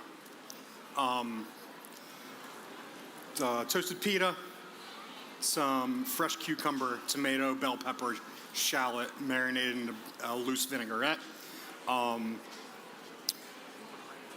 I just sliced the duck bacon, poached the egg in some saffron water. There is a little bit of the duck fat and sauteed golden oyster mushrooms in the vinaigrette as well. Just a little arugula, pickled mustard seeds, and if you're wondering, I deglazed the crispy maitakes with the beer. The maple sugar went in the pickled mustard seeds. Please enjoy. Thank you, Chef. Round of applause for Chef Mike Riddle from the Hilton Harrisburg. Chef Derek, can you tell the judges about what you made and give them your plates? Sure.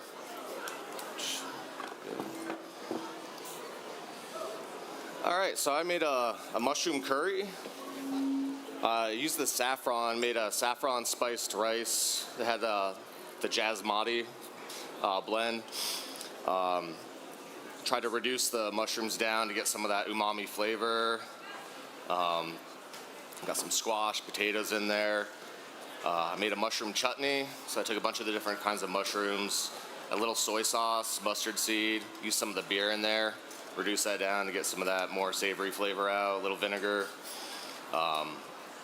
I used some of the maple sugar in the curry as well as the chutney to sweeten it up, but also the maple has a very similar flavor profile to fenugreek, which is used in a lot of Indian cooking. So I think that contributed nicely.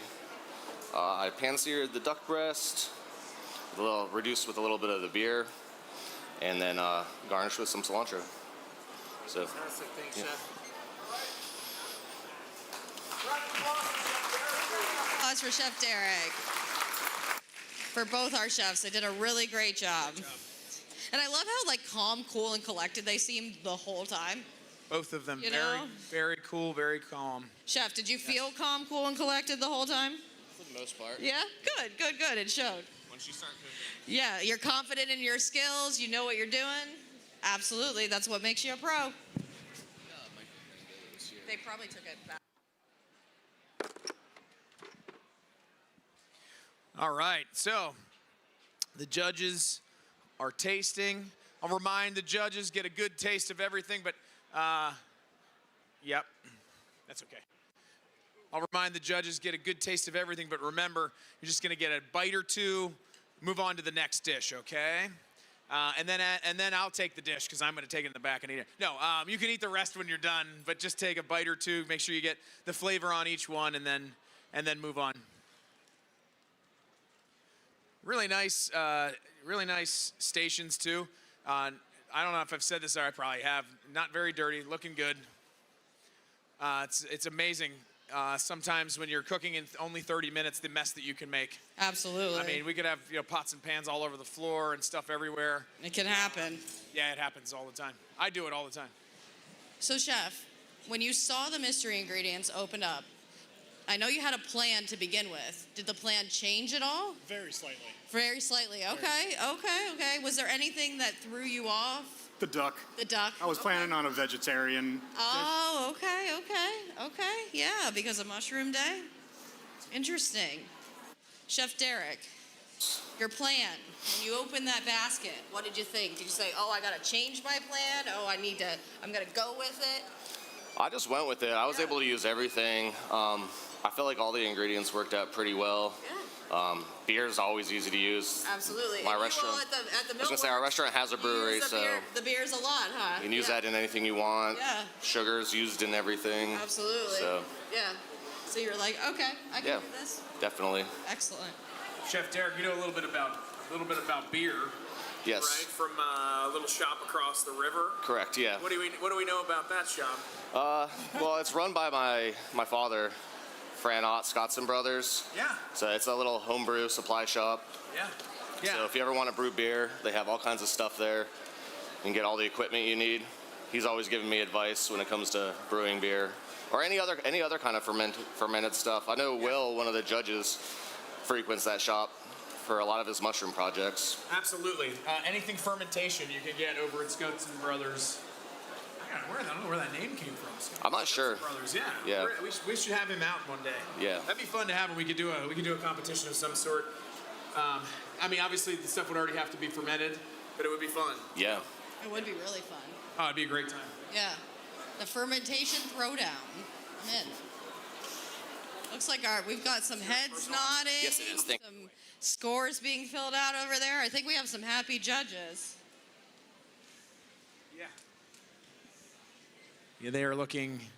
It looks like a tough. It's going to be a tough call. Yeah, I it mean, looks like a tough- every competition that we've had on this stage this year has been, within 20 points, I think? Yeah. Yeah, I mean, they've been very, very close. We've got a lot of talent on this stage. It's going to be hard for them to choose. We just had one recently that was 5 points. Yeah, 5 points.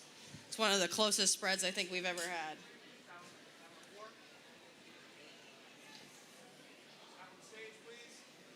How many people in our audience use saffron at home? Yeah, you like it?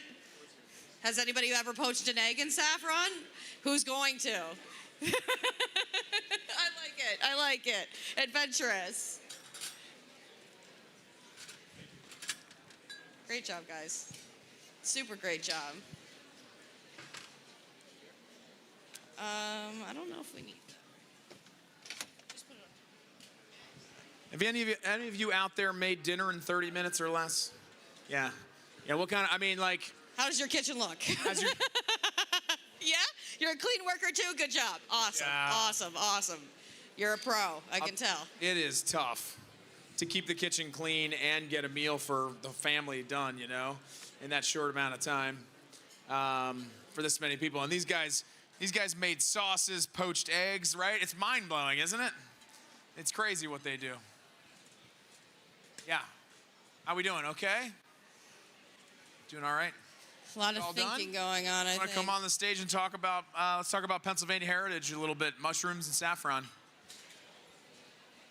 It is Mushroom Day, so of course we had to have our friend Will come out for the day. He's a local mycologist, New Cumberland native. He's been all over the world studying mushrooms, growing mushrooms, foraging mushrooms, and now he started with saffron, which you're really on the cutting edge of this too. Are any of you familiar with the medical benefits of saffron? Because I was not. But this is something that's becoming more and more prominent in media right now, right? People are catching on to it. Yeah. Saffron, saffron is a supplement that has a lot of benefits regarding mood, regarding anxiety, regarding attention.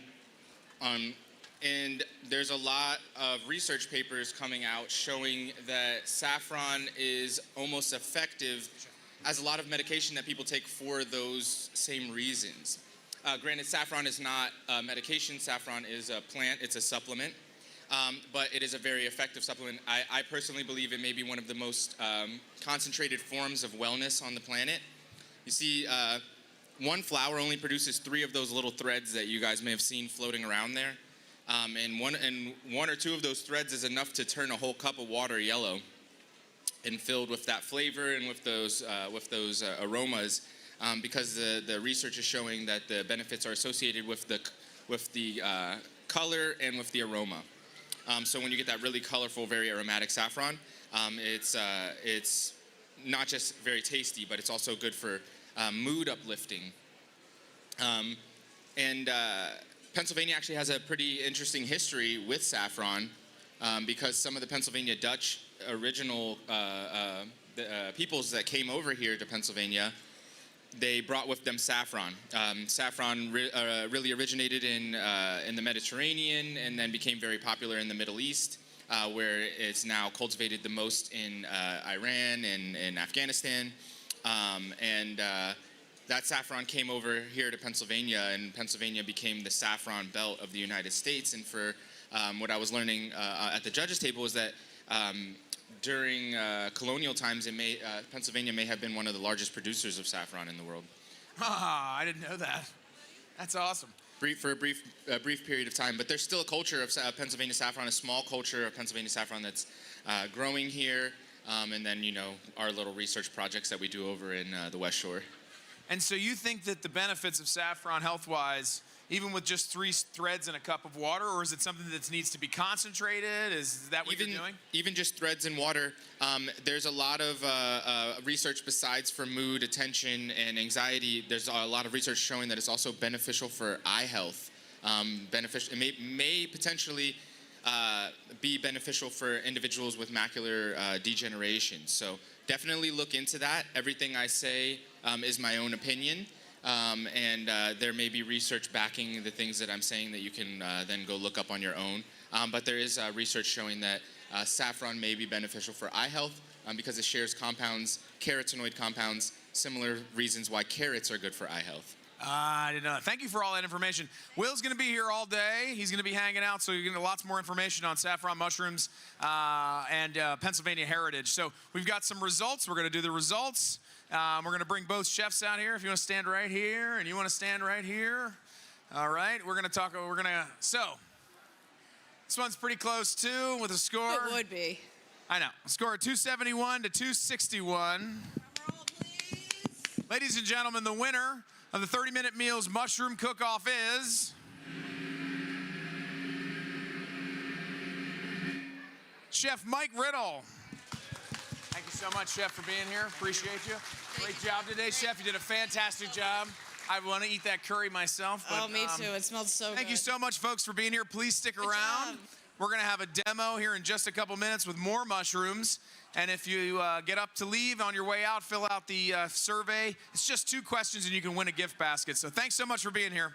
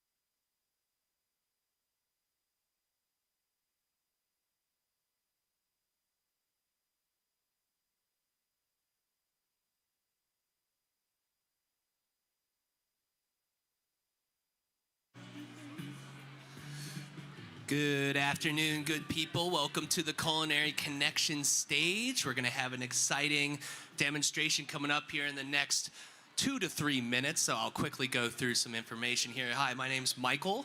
I work with the Pennsylvania Department of Agriculture and the Bureau of Market Development. We help to set up this Culinary Connection stage. We help to assemble the 2026 Culinary Connection cookbook, which contains all of the recipes that we demonstrate here at the Culinary Connection stage. So today is Mushroom Day. And so all of the recipes you'll see in sequential order. We're gonna go through, I believe, the second recipe in the book for that one. So please grab yourself a book. They are free. It helps you get a little bit of a souvenir, a nice bit of entertaining material. All of the recipes are paired with a local Pennsylvania wine as well, so it's perfect for the entertaining dinner guests type of soiree. There's a poster board to my right here on the table closest to me, and you'll see a bag of goodies. All those goodies have our PA Preferred check mark on there. The PA Preferred check mark you'll see at the top of the screen here as well. That's our state branding campaign for all Pennsylvania products that are grown or produced in Pennsylvania.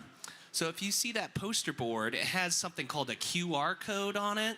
That's something if you point your phone camera on it, it'll open up a 2 to 3 question survey. Yes or no, really simple questions. You'll put your email at the bottom. That enters you for a chance to win our PA Preferred swag bag. There's a tumbler cup, there's an apron, just like Chef Kurt here is wearing. There's insulated lunch bag.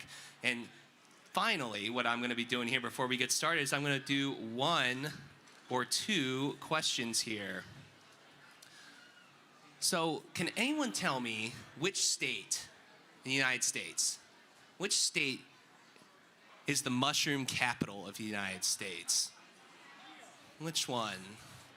I have someone right here. Pennsylvania. Maybe even Kennett Square. Yes, there's lots of mushrooms here. Kennett Square, the Delaware Valley, that's correct. And this is an insulated lunch bag here. It's good for drinks, it's good for lunch, keeps your stuff cold. Maybe on a cold day you might not need it, but it's got that PA Preferred check mark on there. All right, one more question before I step aside. Okay, for all my young people, where are the young folks at? Can anyone tell me which video game series do mushrooms provide power-ups to the main character? What do you think, sir? Mario. Mario. Super Mario. There you go. You said I was just being a stickler there. No, that's correct. Super Mario, but don't eat the poison mushroom. Then you get a power down. That happens to the best of us, though. But here in the next few minutes, we'll have our next demonstration. There you are, my fine friend. Don't forget to grab a cookbook. Don't forget about our QR code survey. And we'll be getting started in the next few minutes. Thank you very much.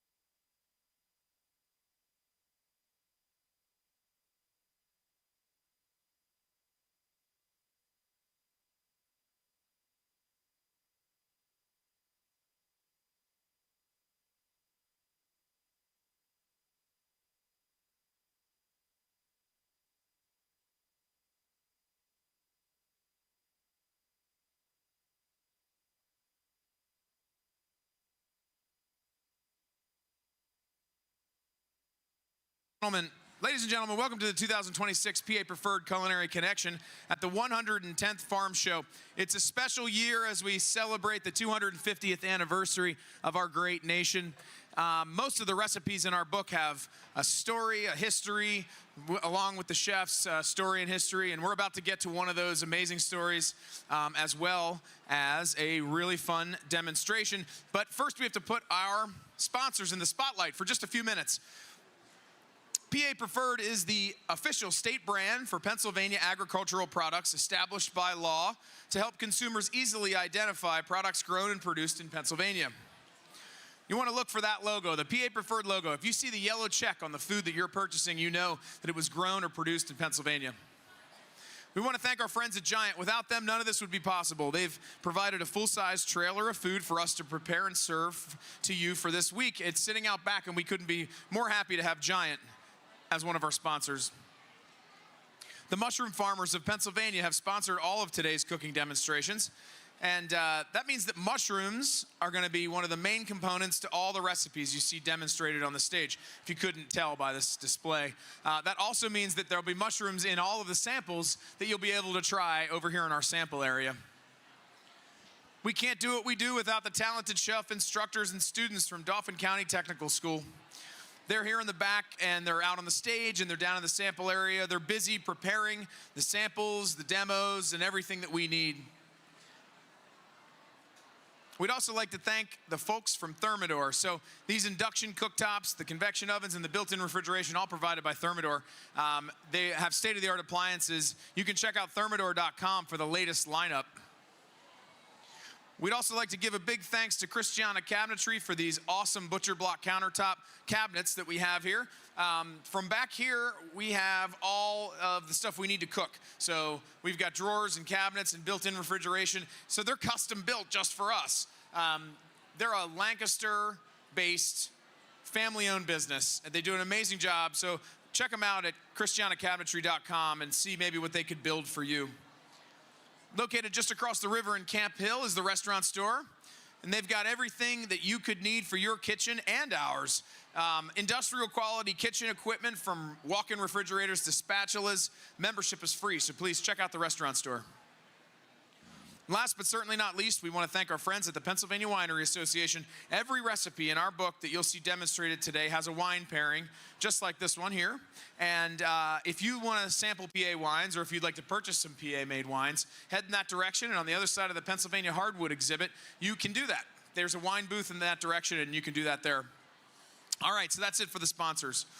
This next presentation is a story of tradition, family, and the power of food to carry memory and love across generations. Olga Sorzano is the owner and creator of Baba's Bucha. For Olga, cooking is about more than recipes. It's about breathing life and soul into food. She began cooking at just 6 years old alongside her grandmother, learning traditional Siberian dishes that continue to shape her cooking today. Raised in Siberia, Olga grew up drinking homemade kombucha brewed by her great-grandmother, a Baba Dora, whose quiet pantry fermentations left a lasting impression. After moving to the United States in 2000, that familiar taste of home resurfaced years later, inspiring Olga to reconnect with her roots and begin brewing once again. In 2015, she shared her cherished Old World recipe with others, giving life to Baba's Bucha, a heartfelt tribute to Baba Dora and a celebration of resilience, heritage, and the traditions passed from one generation to the next. Ladies and gentlemen, please put your hands together for two students from the Dauphin County Technical Institute, as well as Olga Sorzano. Right. It's very dramatic. Hello. Welcome, welcome, welcome. My name is Olga Sorzano, and I have three fantastic helpers today. Please welcome Sep, Greta, and Idris helping me today. So I'm gonna be really honest with you. I wanted to come to the Pennsylvania Farm Show for so many years, and I never was able to make it. And so when the Culinary Connection reached out to me and asked me to do the presentation, I said yes, yes, and yes. So I'm really overwhelmed, to be totally honest with you. I didn't expect to be such a, it's huge, right? So my daughter told me what to do. She told me to get milkshake, check. There's a shawl making competition, check. And I think I'm looking for blooming onion after this, and I already had potato donut.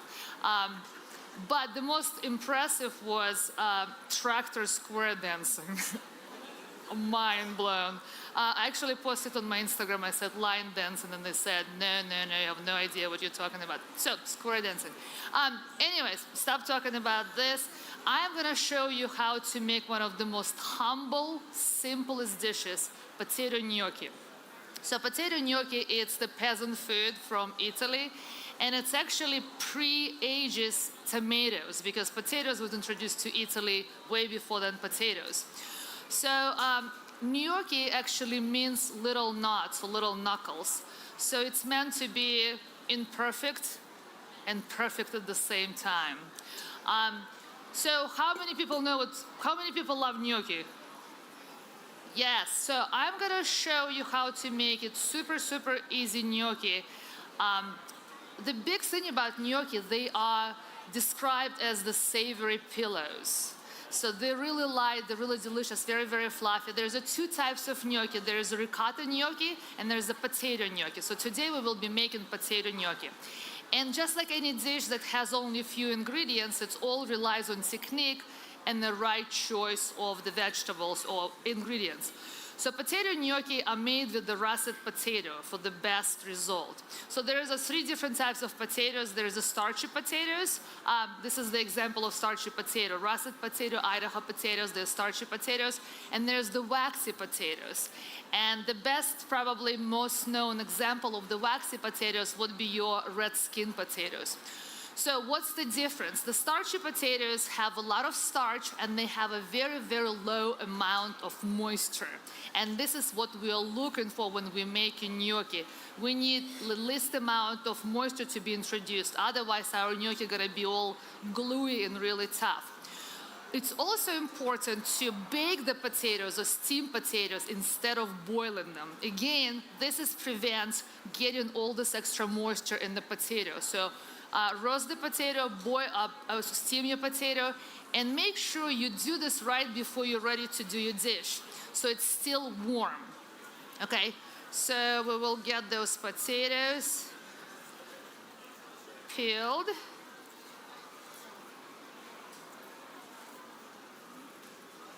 All right, guys, if you want to peel those two potatoes for me, there you go. I feel like a celebrity. I have helpers. It's amazing.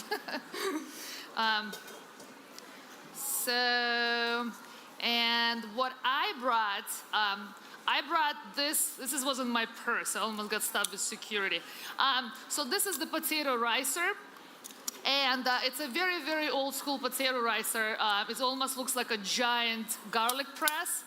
And potato ricer, I do cook all the time, but if you come to my house, I don't like any gadgets. Like I don't have any banana hangers or avocado scoopers or anything like this, but I love this guy. So what potato ricer does, it allows you to mash the potatoes without leaving any lumps versus using the masher. So you just put this, you need to have some hand strength. And I love this potato ricer. It also kind of aerates potatoes and makes sure it's a homogenized mixture. All right, how are we doing, guys? Fantastic. Thank you. This is hard. All right, let me get some grip on this. So make sure when you roast your potato, it's a very, very soft. Otherwise, it would be really hard for you to press it. All right. All right. We're doing it. This is the arm day. Thank you. Perfect.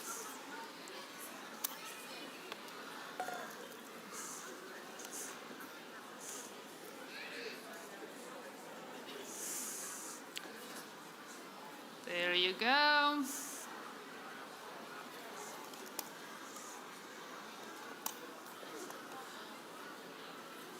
So you need about 2 pounds of potato, and then after you're done, you can measure it, and you will probably end up with about 2.5 cups of mashed potatoes. So if you make it, when you roast it and then measure it, it's more than 2.5 cups, you can use this potato to make mashed potatoes as a side for your entree, or you can use it to make any kind of like a potato pancakes. There you go. Perfect. Woo. All right. So I think we have enough potato here. So what do we put this right here? Perfect. So now we can just put it right there. And I have some flour measured here. We will put some salt. We will put some baking powder and some nutmeg. It's really interesting. A lot of people think that spices have indefinite shelf life. In reality, ground spices, you should use it within a year. Otherwise, they lose their smell, their flavor. So it's very, very important once in a while to check your cabinet and see.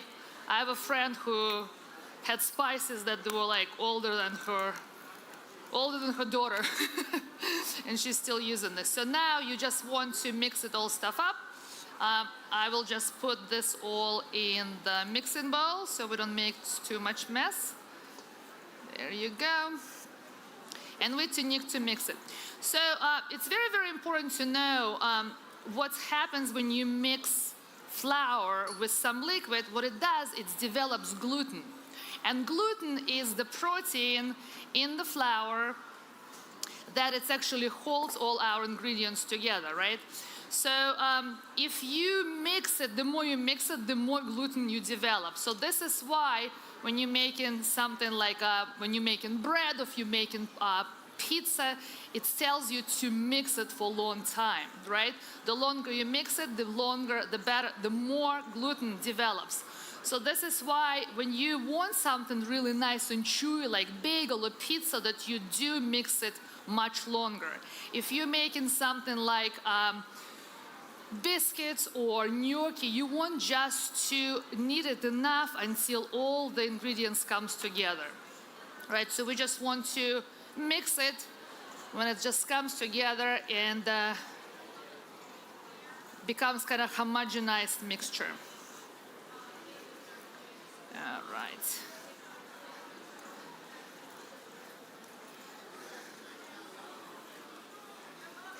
Okay. So it's almost here. I'm gonna put some flour and we're just gonna mix it a few more times. And then it's very, very important to rest. So anytime that you see in the recipe, it says that you need to rest your dough, it's not to give you a little wine break. It's actually for gluten to relax. Because the more you mix it, the gluten gets a little agitated and it will pull your dough back together. So you just need to get it nice and rested. And it also helps to kind of like to absorb the moisture equally throughout the whole dough. So it's equally moisturized without all those dry pockets of the flour. All right, we're almost here. We're almost here. Okay. Now, we need to get it rest. And you can do two things. You can wrap it in the plastic, or you can just put it on the plate and then cover it with the bowl. So you just want to make sure that it's not dries out. Okay, I wipe my hands. We need to clean everything up. Nice and clean. And I will just cover this dough and let it rest. So while this is happening, so this is really, really fantastic stove, but I've never worked with this. Yes, please, yep. And then 8, perfect. So when I was told that today is the mushroom day, I was very, very excited because I personally love mushrooms. We live about 15 minutes away from Kennett Square, and my mother-in-law lives in Kennett Square, so I absolutely love anything about mushrooms, and I'm so excited. So you can use any mushroom you want. Looks like I have portobello mushroom today, golden oysters, and shiitake mushrooms here. I just need a cutting board. Can I have enough? Yeah, that's fine. Perfect. So interestingly about mushrooms, mushrooms have a lot lot of moisture. They're almost like little sponges. So I actually personally don't like washing mushrooms. I just like to use a little brush and brush off all the dust. There's some people who always say, like, I absolutely need to wash mushrooms. If you're one of those people, make sure that you wash them right before you're using them. Otherwise, all the moisture will absorb. And this is the same, actually, the same thing is also about the berries. So they're very, very porous. So you want to make sure that if you want to wash them, you just want to wash them, rinse them out right before you cook them. These particular mushrooms, they have quite hard little stem. So what I do is I always keep 1 gallon plastic bag, Ziploc bag in my freezer. So anytime that I cook with the mushrooms or any kind of vegetable trim, all the trim, I save it in this 1 gallon bag. And when this 1 gallon bag is full, then I make either vegetable stock or part of my chicken stock. So this way, you can pat yourself on the shoulder, not wasting money, and you also have a fantastic, all these ingredients ready for you to make a vegetable stock. So it looks like we are nice and very, very nice and hot. Also, I often been asked, like, how hot your stove should be. I love cooking in a very, very hot pan because what it does is, when you heat up the pan and you add the ingredients, then the temperature of the cooking surface drops really, really quickly. So you just want to make sure that your pan is really nice and hot, and then you get your mushrooms. Mushrooms cook really, really fast. One thing that you want to do is when you add in the mushrooms, do not try to constantly stir them, because if you just keep stirring this all the time, you just lift the ingredients off the cooking stove and they don't really, instead of searing, you just kind of like keep lifting them up. So letting them be a little bit, just cooking, and this is the time when you are talking to your friend or your spouse of how the day is, and having a good time. So make sure that you season your mushrooms. The big thing, guys, I really love to use with the fresh herbs. I think fresh herbs elevate your dish dramatically. So here I have thyme. And thyme has very, very hard stems, right? So you can either just kind of like remove individual little leaves like this. This would be nice and easy. And again, save the stems and you can put it and make your stock. The stems are very, very flavorful because even though they're woodsy, but they have a lot of oils, essential oils. You can do this, or if you're really in a hurry, you can actually put whole entire branch of the thyme, and while it's cooking, it will lose all the leaves will get into the mushroom mixture, and when you're ready to pick it up, it just would be easy for you to remove, just like this. You could do the same thing with the stews, with the soups. Even if you roast your chicken, it's much easier because I know you guys all very, very busy, and it's just cuts down the cooking time, prep time dramatically. Because at home we don't have this wonderful helpers, right? So we have to be more resourceful than this. Okay, so mushrooms are cooking, and then the water is boiling. I forgot to tell you, in order for you to cut cooking time, instead of bringing water to boil, add some salt before, and adding salt will decrease the time when water comes to boil. So add the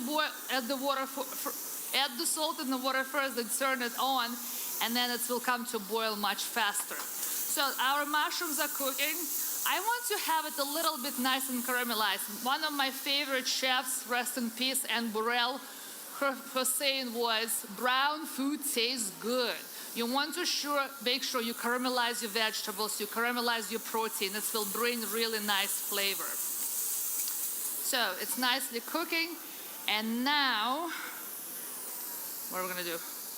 Okay, perfect. So now we're gonna add butter. I love cooking with butter. So what we're doing here is we're gonna make very, very simple sauce by browning the mushrooms. And the browning is kind of like, it's a process when you melt the mushrooms and when they melt the butter. And we think of butter is only fat, but butter has a very, very small amount of protein, this butter solids, right? So when we caramelize it, when we cook it like this, those solids will caramelize and will make butter turn brown. So brown butter is really phenomenal because you add in so much flavor, and it's a really, really beautiful and extremely easy way. Brown butter is not, though, burnt butter. You don't want to burn it. And just like any cooking, like they show those pictures of cookies, it's like, there's a 10 minutes cookies in the oven, it's raw, and there is 11, and then all of a sudden it's completely burned. So the same happens with the brown butter. You want to make sure that you kind of keep an eye on it when butter turns really nice and brown. Would Emma Shale and Shelley Ulrich All right. please report to the Cameron Street lobby? Again, Emma Shale and Shelley Ulrich, please report to the Cameron Street lobby. Thank you. Another herbs I added some sage, and sage will be kind of cooking there and also getting all the flavors out and caramelizing. So I'm gonna turn it down a little bit. Do I turn it down a little bit? Oh my gosh, I'm not good at this. 4. Okay, so while this is happening, I'm keeping an eye on the mushrooms. We are going to make gnocchis. So now our dough rested. And what we're gonna do is we're gonna cut it in 4 pieces. And we're gonna work at the 1 piece at a time. Ooh, can I get a little bit more flour? Mm-hmm. Just a little bit. Okay. So we're just gonna work with the 1 piece at a time.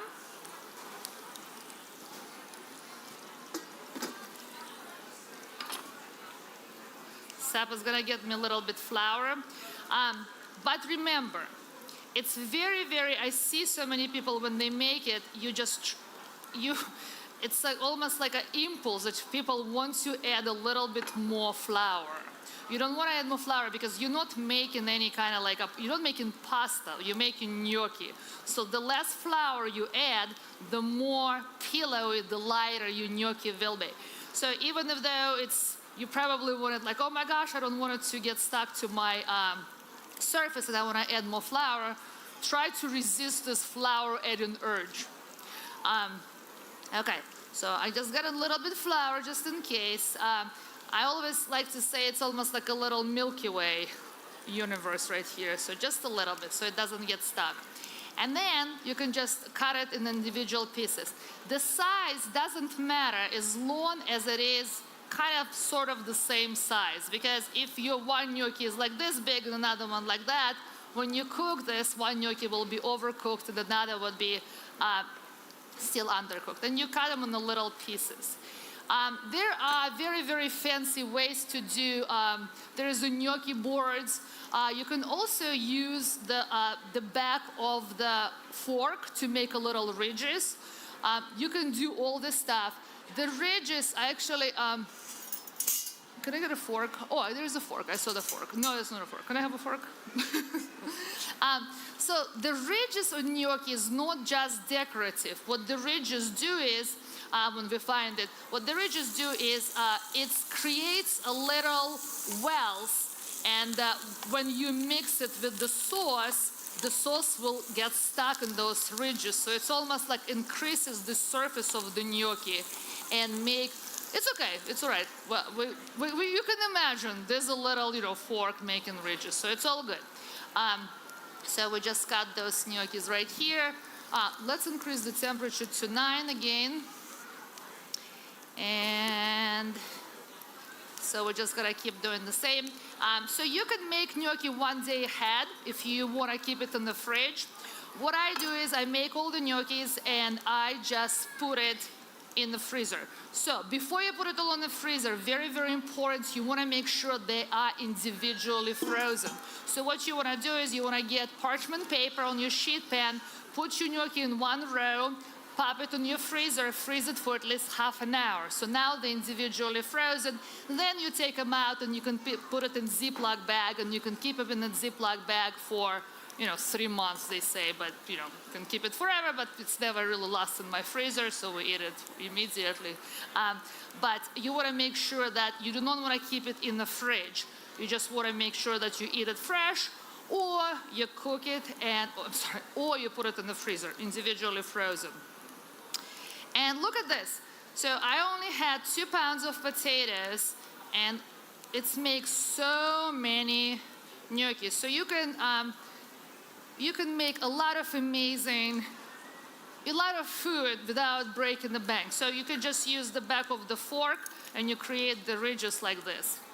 And then there is another technique that you can also slightly roll them. Again, you don't want to spend a lot of time rolling them if you have a big family and then your kid's gonna devour everything in hot seconds. So you just the idea is you're just making really fantastic, delicious food, and it's the gnocchi, different from the pasta, you can make it really, really fast, and it also doesn't require any special equipment. You don't need to have a pasta roller, you don't need to have any of those fancy gadgets. I thought I turned it off. Yeah, I just want to turn it off. See, I slightly forgot about our mushrooms. So we're good with mushrooms, and then I will roll this one, and then we will boil our gnocchi. So there's a different sayings about our body. Some people say our bodies is a temple. Some people say our bodies are wonderland. I truly believe our body is a bank account. Anything you do good for your body, if you went for a walk instead of sitting in front of TV, if you made your meal instead of ordering takeouts, this is all deposits that will pay back when you mostly need it. So making your food doesn't have to be really complex or complicated or anything like this. You just need to have a few little tricks, if you wish. I need to turn it down a little bit. Yeah, the 3. So the other thing is when you boil in your gnocchi, maybe 5. When you boil in the gnocchi, you do not want water to be rolling, boiling, because if it is boiling really violently, it will break the texture of the gnocchi, and then they will turn into muddy mashed potatoes. So you just want to make sure it is boiling, but it's not crazy roll and boil. All right. Can we do 6? Can't figure this out.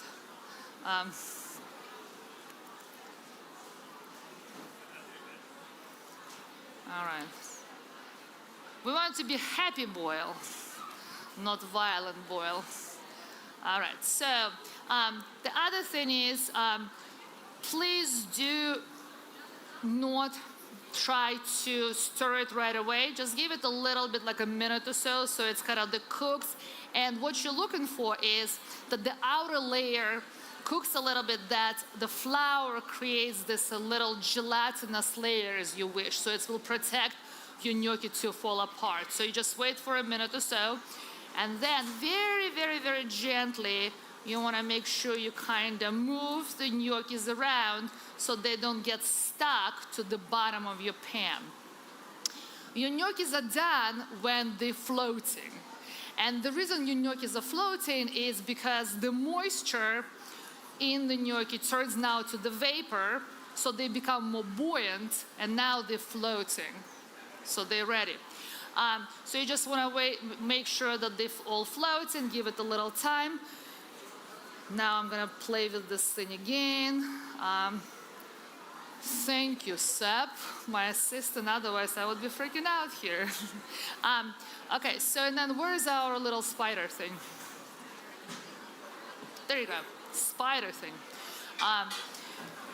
So while we're waiting for the gnocchi to boil, if you are cooking frozen gnocchis, it will take a little bit longer time until they float. What other things? You can use very, very similar recipe. You just need to adjust a few things and make ricotta gnocchi instead of potato gnocchi. You can do that. And as far as the sauce goes, I consider those pillows like a little carriers of the sauce. You can make any sauce you want to. You can make, I love this gorgonzola, cream with blue cheese sauce. You can make potato sauce, you can make tomato sauce. You can make any sauces you really want to. And the gnocchi is really fantastic as a dish by itself, or you can use it as a side dish. Just imagine with some chicken or some pork chop. It's just very, very delicious. So they're floating, they're happy. All right, any questions, guys? Yes, please. Yes. What? I'm sorry. Yes. So what has happened is because if you just put the gnocchis right in the pot and start stirring right away, they will disintegrate. So if you let it boil, if you let it cook for a few minutes, that the flour will kind of like gelatinize. It will create a little protective layer. So this way you can stir it without them being pulling apart. But I see people, they're so afraid that gnocchis or pasta will get stuck to the bottom. So they just start stirring the stuff right away. So you want to make sure you don't stir it violently, and you also do not want it to boil really rapidly. So you want to make sure that you put it down. It's hot, it's boiling, but it's not super violent boil. So our gnocchis are floating. Let's give it another minute, and then we will just put it right away in the pan. The other thing is, I worked in the restaurant industry for over 20 years, and I don't really miss much about working there, but one thing I do miss is a dishwasher, because when you are done in the restaurant, you're like, okay, adios, and you leave, right?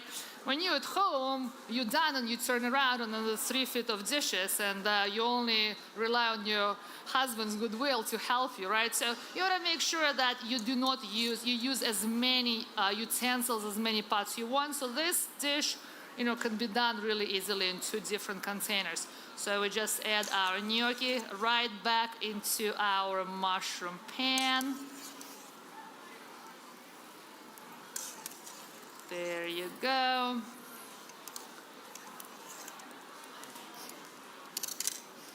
And then we want to mix it really, really gently. So I'm going to give you another tip. It doesn't really apply to gnocchi, but,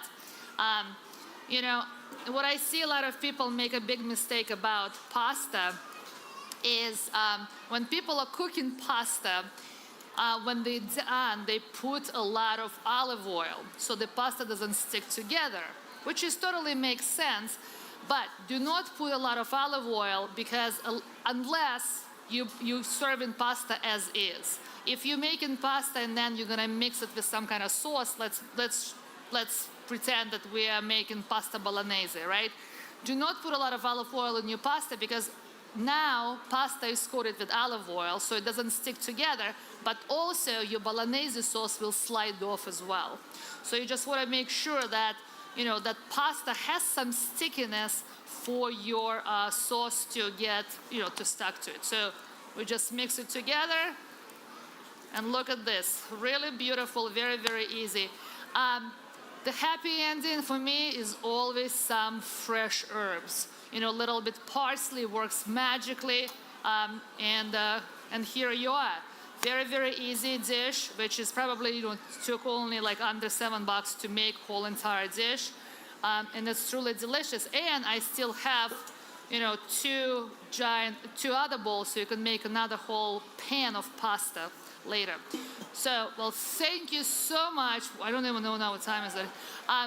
Thank you so much. If you have any questions, please raise your hand. I'm happy to answer. Come over, and I really hope you enjoy the gnocchi.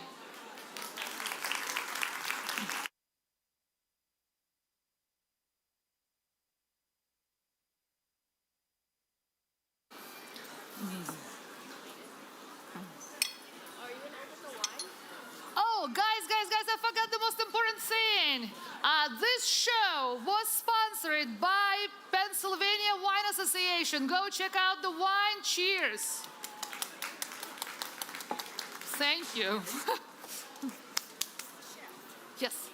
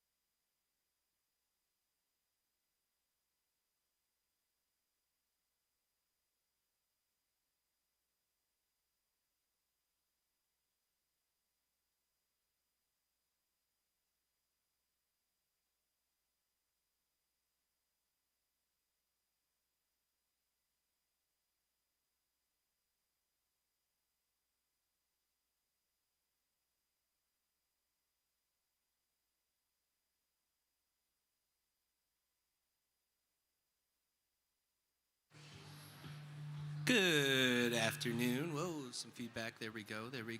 Good afternoon. That's better. Welcome to the Culinary Connection stage. My name is Michael Keefe. I work with the Pennsylvania Department of Agriculture. In about 10 minutes, we ask you to, in an orderly fashion, make your way to the seating area here. We'll have our very own chef, Kurt Weaver, making a farro risotto with roasted yams, lemon, and thyme. It sounds amazing. Sounds so good that I might make it myself. I might make it with this cookbook you see here. This is our 2026 Culinary Connection cookbook. You can grab yourself a copy over here to my right, free of charge. It has every single recipe that we're demoing this week, and today is Mushroom Day. So all of our recipes will be featuring the mushroom. Of course, Pennsylvania is the mushroom capital of the world, of the United States for sure. So in about 10 minutes, we'll get started. I just want to let you know about a few resources we have. I work in the Bureau of Market Development. We help to put on this Culinary Connection days, these competitions, these demos. And something else that we do is we help to market Pennsylvania produce and products. You see that PA preferred check mark on my insulated tote bag here. You'll also see it at the top of our screen over here. That's called PA Preferred. That's like a brand. It's a branding campaign. It's something that we put money into as a state government to help market Pennsylvania products, to help support Pennsylvania small agricultural businesses, to help them reach more consumers with a recognizable logo. That's the PA Preferred logo. So whenever you go to Giant, you see the PA Preferred check mark, that's how you know, hey, this ice cream, these mushrooms, when I buy these, I'm supporting local business. I'm supporting Pennsylvania agriculture. So please buy PA Preferred when you can. We have a PA Preferred swag bag, as we kids like to call it. It's filled with all kinds of fun stuff. There's a tumbler, there's my insulated bag, there's an apron that you'll see Chef Kurt's wearing, all kinds of stuff. So how do I win the bag, right? You see my poster board. That poster board has something called a QR code. It's a little barcode looking thing. You point your phone camera at it, it'll bring up a link. You click it, opens up a survey. It's about 3 questions long, 3 yes or no answers. Takes you about 2 minutes. You leave your email address. Hey, you're doing the survey. That helps us improve this event over time. It also answers you for a chance to win our PA Preferred swag bag. But I will also, as we are about to start here, folks, at the Culinary Connection stage in about 5 minutes. Again, we're doing a farro mushroom risotto. You can check out that recipe here in the cookbook, but I'm also going to do some Mushroom Day trivia.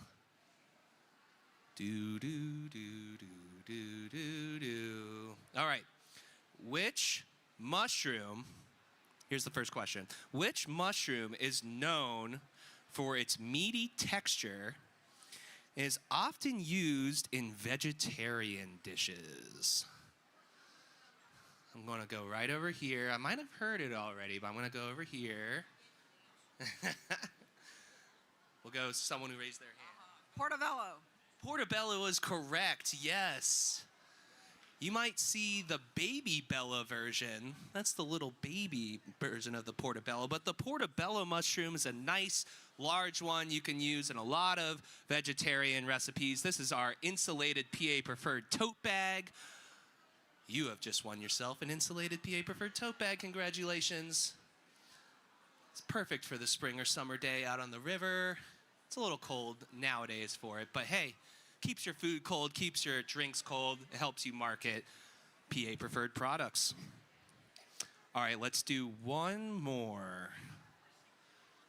Okay, this is a good one. I like this one. What PA county grows the most mushrooms in the state? What PA county? And we're going to go to someone who's raising their hand. We're going to go, what do you guys think? What do we think here? Oh, I'm hearing it, but we're going to go to someone raising their hand. I think I like what you're saying here. What do you think, sir? Delaware.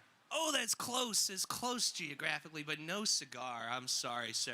We're going to go right back here to my front row. We're going to go right here. Chester. Chester County is correct. That's right. Pennsylvania is not only the mushroom capital of the United States, but Chester County is that central location where so many mushrooms are grown. Chester County, just east of here, of about an hour and a half. What do you think? There you go, sir. Thank you. All right, everybody, we're going to get started in just a few minutes. Please join us for a nice demonstration. We're going to be making a farro risotto with roasted squash, lemon, and thyme. Thank you very much.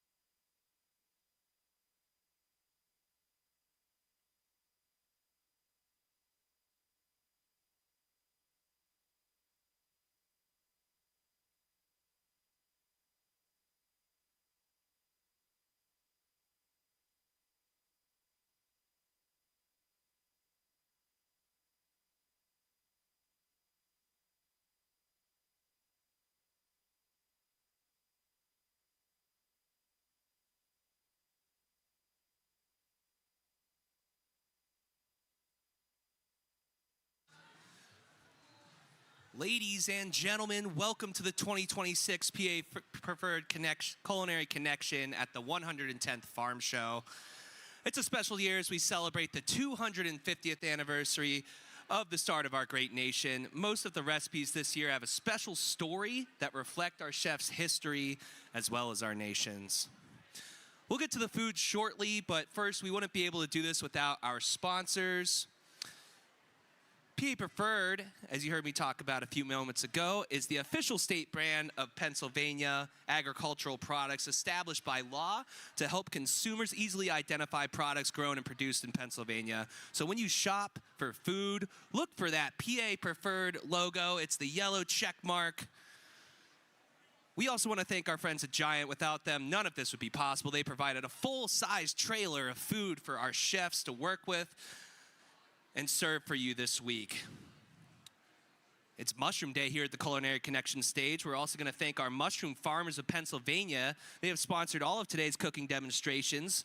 Mushrooms are the main ingredients in all of our recipes. You'll be able to see demonstrated on stage today, which means Mushrooms will be in all the samples that you'll get to taste. You'll be able to taste a sample right after our demonstration.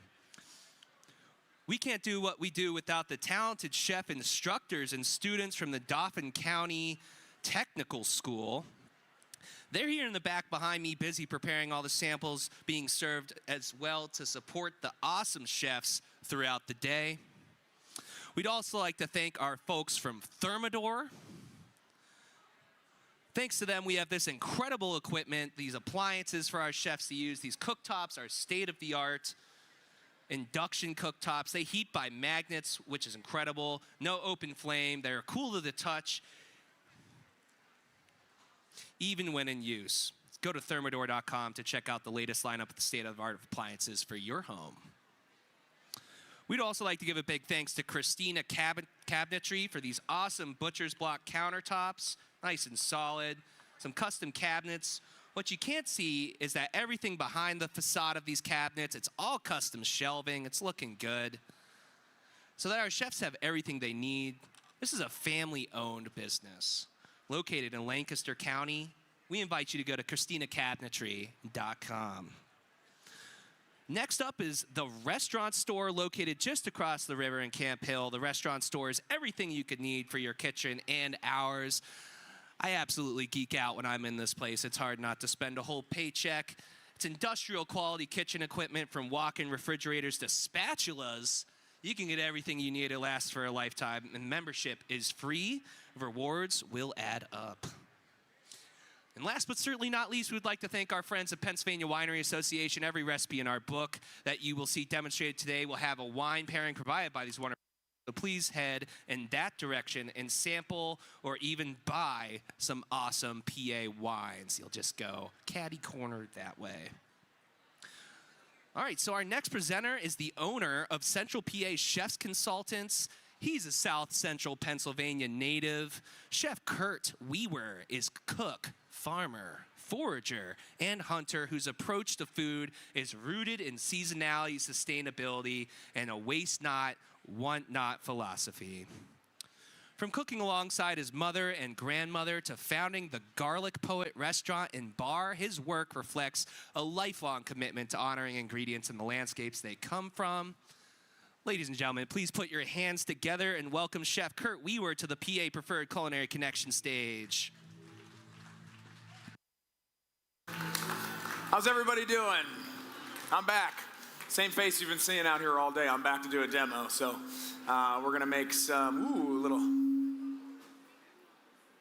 All right, that's better. Thanks. We're gonna make some farro risotto. Has everybody heard? Do you know what farro is? We know what farro is. It's a wheat grain. It's much different from rice. Rice is a lot of starch packed into a small little grain, and when you use arborio rice to make a risotto, you start with that rice, you start pulling the starch out of that rice, and slowly you're gonna thicken and thicken and thicken the liquid until you've got basically what most people would think is a porridge, right? And that's traditional risotto from Emilia Romagna in Italy. But what we're gonna do is we're gonna use a grain called farro, which is closer to something that we would have normally in the United States, something that we grow here regularly, and we're gonna make a risotto out of that. So we're gonna have to add some stuff to it to kind of make it a little bit thicker than it normally would be. But we're gonna start with that. So the farro, this is farro. I think you can see it. Yep. Maybe they can give you a better look at it. So that's been cooked. And this is Camille, by the way. She helped me out with all this stuff in the back. Yeah, round of applause for Camille. She did a great job today. And she had the farro, she had the raw farro, and I said, you know what, let's get it cooked. So the thing about farro is it takes about 25, 30 minutes to cook, and I don't have 25, 30 minutes to cook farro and do all this out here. So we had to get it cooked, all right? And we've got some boiling water going, and when we're ready to actually make this risotto, we're gonna heat the farro up so it doesn't take as long to make the whole thing. So let me turn that down. Okay, so that's the farro. And this is a yam farro risotto with mushrooms.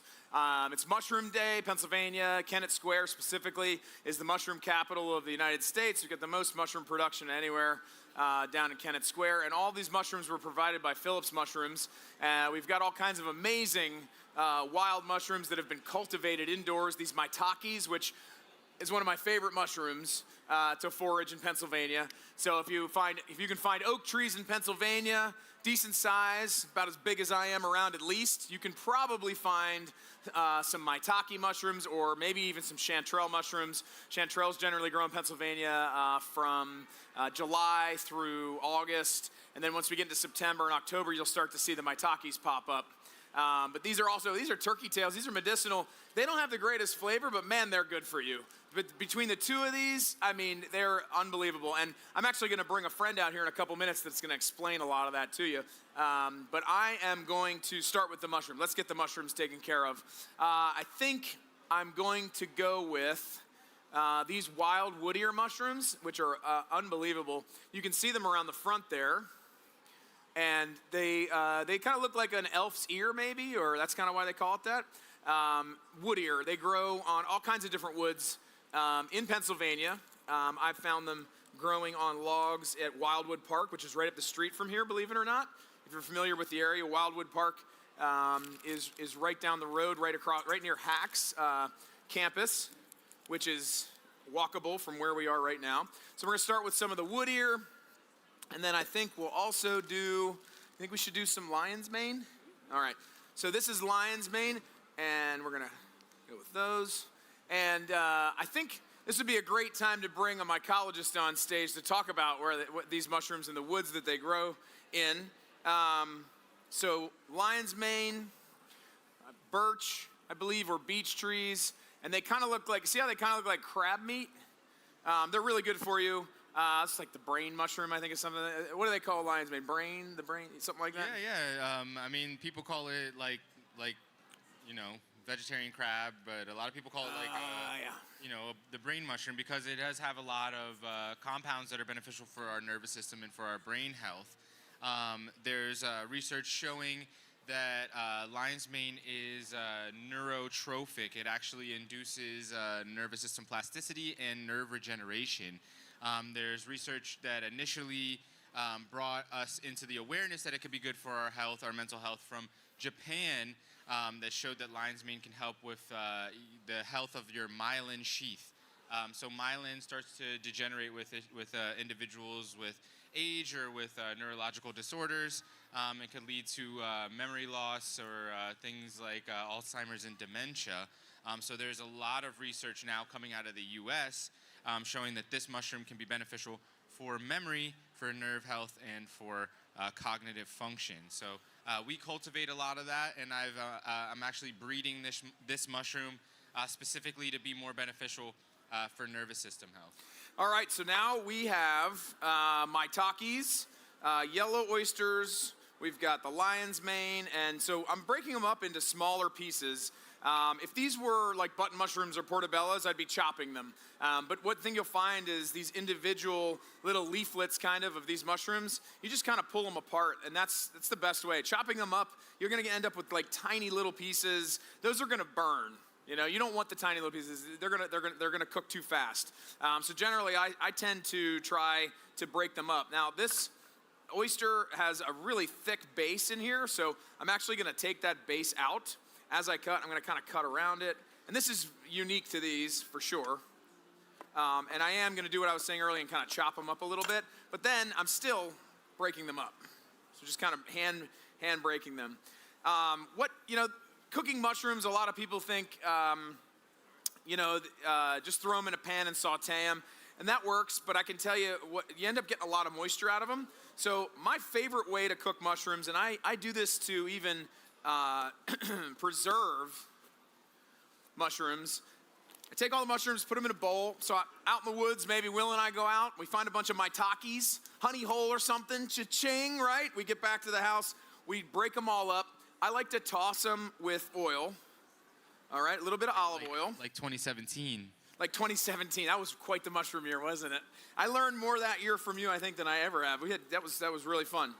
And so toss them with a little bit of oil, lay them out on a tray, and then put them in the oven at 400 degrees. I know it sounds hot, but 400 degrees, and they're gonna get nice and crispy on the top. They're gonna look amazing, and you're not gonna have that like moisture issue that you have when you saute them in a pan. And then I don't even season them. No salt, no pepper. We're gonna do that later. We might even turn the broiler on them, because the thing about mushrooms is they carry a ton of moisture. And to get them crispy, and to get anything crispy, you kind of have to remove that moisture, especially from a vegetable. So the next thing would be yams. So this is a yam. If you're not familiar, obviously we're going to clean them. All right, we're going to take the skins off of them and then dice them. In this recipe, they are blanched in the water, and we're going to actually do something a little different. We've got some ready to go, but let me show you what they look like. So that's the inside of a yam. So that's exactly what you'd think it looked like, right? And then specifically for this recipe, we're going to dice it up. And we would be dropping it in some salted boiling water, just like you would pasta, right? When it's done, we'll take it out, we'll drain it off, okay, that kind of thing. What I had them do, if you can see this, I had them do in the back is I had them actually roast them, okay? So they blanched them in the water and then they roasted them. So they've got like this additional flavor to them. One of the secrets to of why restaurant food tastes so good is we take every step of the way, we attempt to add flavor. So if you're just cooking mushrooms at home, you might just think, well, I'm going to throw the mushrooms in the oven and I'm going to roast them off. But we toss them in olive oil because olive oil adds flavor. You might let them go until they look like they're cooking. They've shrunk a little bit, but we're going to let them go even longer. The caramelization of the sugars that happened in this yam adds this deep, dark, kind of like caramelly flavor. Same thing's going to happen with the mushrooms every step of the way. In my restaurant, the Garlic Poet Restaurant and Bar, which is where I used to buy all the mushrooms you would grow in New Cumberland from that place, we used to take all of the vegetable scraps, put them in a bin, and then at the end of the week, we would make a giant stock pot of vegetable stock. And the flavor that was in that stock, we would put in everything. We would use it instead of chicken stock. We would use it instead of water. We would use it in place of water just to add more flavor. So that's the idea. We're always trying to add more flavor to what we're doing. So this is the same concept. We're just gonna add flavor at kind of like every step of the way. The first step to a risotto is to heat the oil. Has anybody out there made risotto? Have you made risotto before? Made a little risotto? So you kind of, you have to get the individual grains going. It's actually in Italian. I believe the first step is rosolare or something along those lines. It's where you toast the individual grains in the oil with the onion. And we're going to kind of do that a little bit here. We're going to put a little bit of butter in there. We're going to put some butter in this pan too for something else I'm going to explain in just a minute. Get the butter going, and then a little bit of olive oil.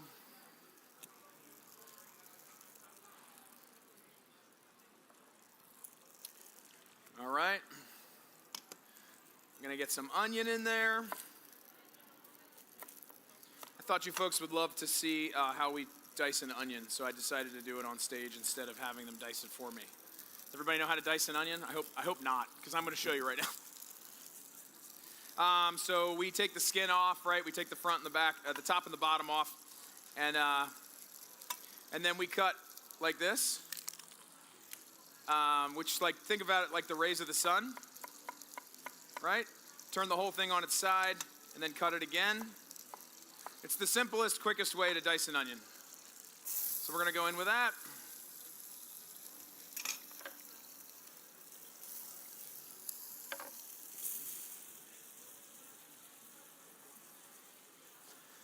Get the onion cooking. We're going to turn that down a little bit now that we are going. Okay, now this pan. So we're going to talk a little bit about what's going on in here. This dish is topped with a breadcrumb. And that breadcrumb, it's like a toasted herb breadcrumb. So we've got butter melting in here. We're going to add the breadcrumbs to the bowl. And then we've got some fresh thyme, which we're going to pick. And some fresh parsley. So they make like herb pickers, those kind of things. I always find fingers work better. Chefs always say your best tool is your hands. And so, and that's how I feel about it as well. Sometimes when you get like the really, really soft ends of the thyme like that, you can actually just chop them. A lot of people don't realize that with fresh thyme, if you get the tops, you can just give them a little bit of a chop. So, Will, what are you working on right now with Mycosymbiotics? What do you have going on? Well, I'm moving facilities. I'm moving into 2 new facilities, one in New Cumberland and one in Lemoyne, and I'm setting up to start breeding all these varieties of native mushrooms so that I can have the best of the best. I'm more focused in supplements. I'm more focused in botanical and mushroom extracts. So as far as mushroom extracts go, there's different things, different compounds in the mushrooms that we want for their activity in our body. So I'm working on having the best varieties by breeding them and staying true to native Pennsylvania mushrooms, native Pennsylvania cultures. So I'm setting up a research facility and grow facility between Lemoyne and New Cumberland. Yeah, I'm going to be working with a lot of different mushrooms and also doing research with saffron and blending that in with my mushroom extract. So I'll be doing a lot of cordyceps, a lot of lion's mane, and a lot of reishi mushrooms to begin with this year. That's where I'm focusing a lot of my attention this year. So you said a lot of things there, like cordyceps. What are those? Yeah. So cordyceps are mushrooms that in the wild they grow from insects, but in our farms we cultivate them on rice. And people like these mushrooms because they can help boost energy. They can help get more oxygen into our body. They can boost testosterone.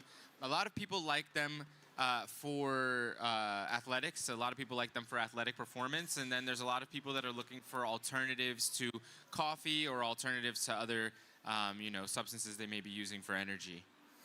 Cordyceps, that's they're pretty popular. And supplements right now are huge. Mushroom supplements, mushroom coffee, it's everywhere right now. It's unbelievable. And so you're getting in on that game basically by doing saffron and different medicinal mushrooms. You're going to make some supplements. Is that the idea? Yeah. I've been making supplements for about 12 years, and my MO is really to increase the efficacy of these things because a lot of people are relying on folk traditional methods for preparing different supplements, and we have a lot of scientific instruments now that can help us to bring these supplements into more performance, into higher performance.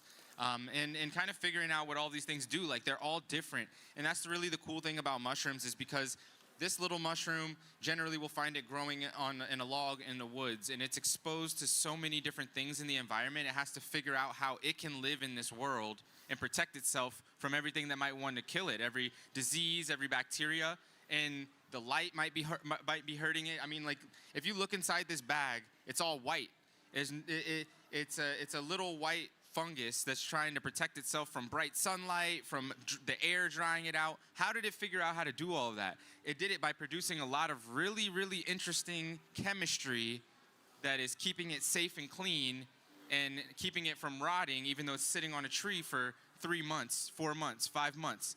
Anything else you see it may be just rotting away, or bugs will get in it before that time. But a lot of these mushrooms have figured out interesting ways, and I want to be able to utilize that to benefit people. Dude, it's awesome. Thank you for that information. So let's get back to the recipe a little bit here. These breadcrumbs have been toasting in this butter. Camille's been stirring them around with that wooden spoon, which we like to use when we're making risotto. It's traditional. My grandmother used a wooden spoon. And so I added some fresh thyme, some fresh parsley.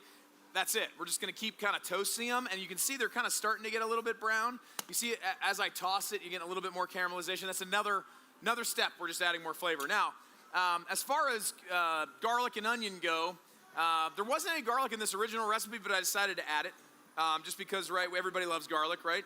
And I'm going to mince that up pretty fine. And you always cook your onion for a little while first till it gets a little soft before you add the garlic, or the garlic will overcook and then it becomes bitter. So first things first, onion, butter, and then we're going to add a little bit of garlic. I mean, it's always nice to have a sharp knife when you're doing that as well, so you can cut it nice and small. So we're going to get that in there. And that's, in Italy, generally you would never find minced garlic in any dish. They take a garlic clove, they smash it, they throw it in the pot, and that's it. Because in Italy, they don't want to have garlicky breath after dinner, if you know what I mean. And so they will just kind of push that garlic to the side and leave it to the side of the dish if they don't want to eat it. If they don't have anybody to hang out with, in close quarters after dinner, they might eat it. Maybe, we'll see. But anyways, we've got that. So we got that going. The onion and the garlic, and then the farro. So this farro has been cooked. You can see it's a lot thicker than it would be. We're going to add that right into the pot. And we're going to start adding our liquids. This is where we get a little bit closer to what you'd be doing with a traditional risotto. So this is the portion that's called rosolare. This is where you're actually toasting the grains in the oil. You have to kind of get every individual grain its own time to shine, so that they don't become mush. We don't want them to become mush. So we keep them in the oil. We cook them individually, and they get nice and crispy on the outside. So still no seasoning, if you've noticed. I still haven't seasoned anything. Nothing's been, no salt, no pepper. And we won't do that until we get closer to the middle, like towards the end. We want to be able to taste this. We want everything to get its chance to cook the way we want it to cook. If you add sodium to vegetables, grains, herbs, anything like that, it brings moisture out. And it brings water out, and that's going to fill the pan with that, as opposed to giving the fat its chance to toast these grains, which is what we're trying to do here. And if you can see, yeah, you can see, we're doing the same thing in both of these pans. Toasting, browning, developing flavor. That's what we're doing. You see that? Oh, man. You see all that? That's going to be delicious. That's going to be delicious. No salt, no pepper, no nothing yet. This is still going. And then we're going to add a couple of these yams. So this is something that you can get this time of the year in Pennsylvania. That's kind of why, I believe why he went with this in his recipe. And now, the wine. So the Pennsylvania Winery Association, they provide us with all this wine. We've got cooking wines. We've got the sampling wines. They're located in that direction. And you can sample or purchase PA wines. They specifically prepared this with this dish. This is Deerfoot Chardonnay, an American Chardonnay. I haven't tried it, so I'm actually gonna try it. Make sure it actually works with the dish. You can get that open for me? I got a little fat on it, thank you. So, yeah, pour a little bit in there. You want a glass, Will? Yeah, go for it. I'll get you a glass. So now we're kind of mixing these together. Thank you, sir. And the goal here is to get the yams to break down, almost like mashed potatoes, mashed yams. Because, again, like with traditional risotto, you would have the starch coming out of the rice as you're cooking, which would thicken it up. We don't have that for this dish. So we're going to use the starch from the yams to kind of do the same thing. All right, it's a Pennsylvania Chardonnay. Let's see. What do you think? Cheers, friend. Cheers. Yeah.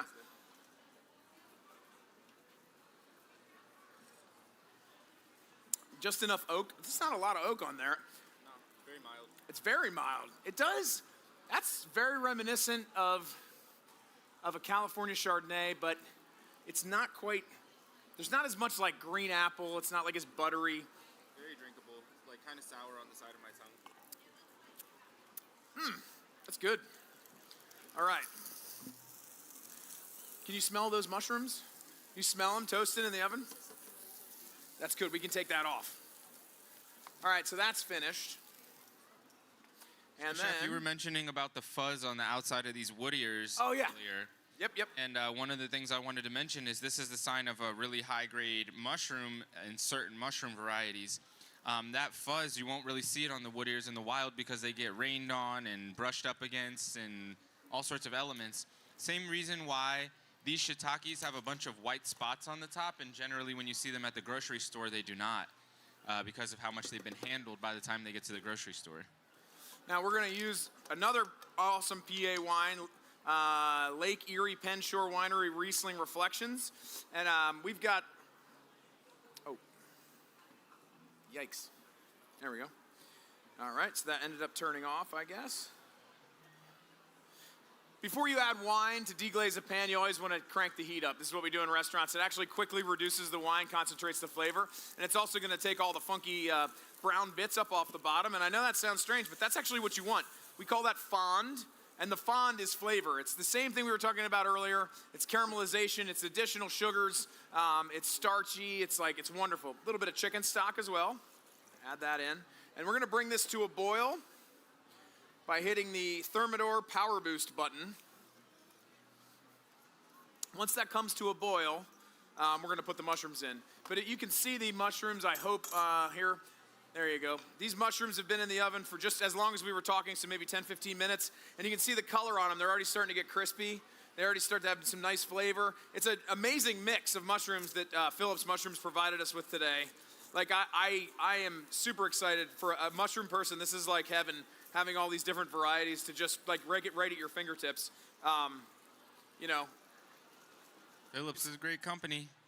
Yeah, they do a great job. I mean, it's when you look at all these different varieties, you know what I mean? Mm-hmm. They also sponsor MycoFest. So every year at our festival that we host in August here in Pennsylvania, we host a mushroom festival every August, and we take a lot of people out into the forest to go look for mushrooms with educators from all around the world that can help identify everything that we find.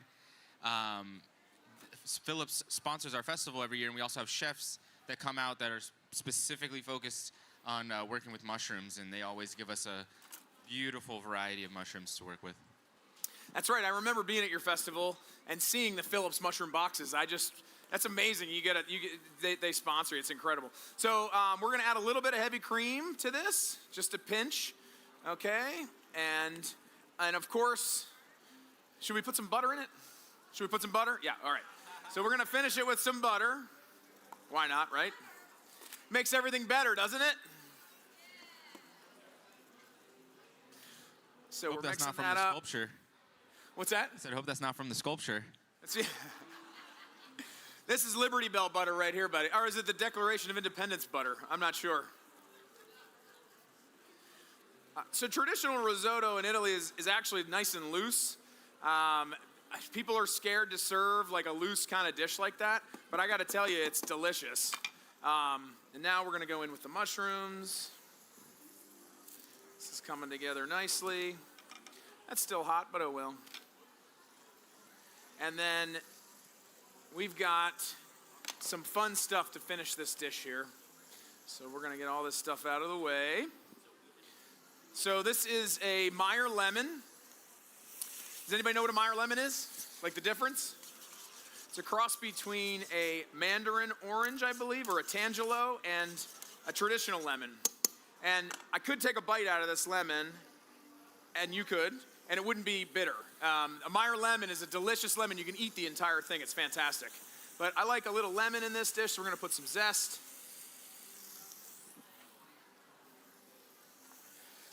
And then, so you can see the liquid started to reduce in there. We're going to turn that off, take it off the heat.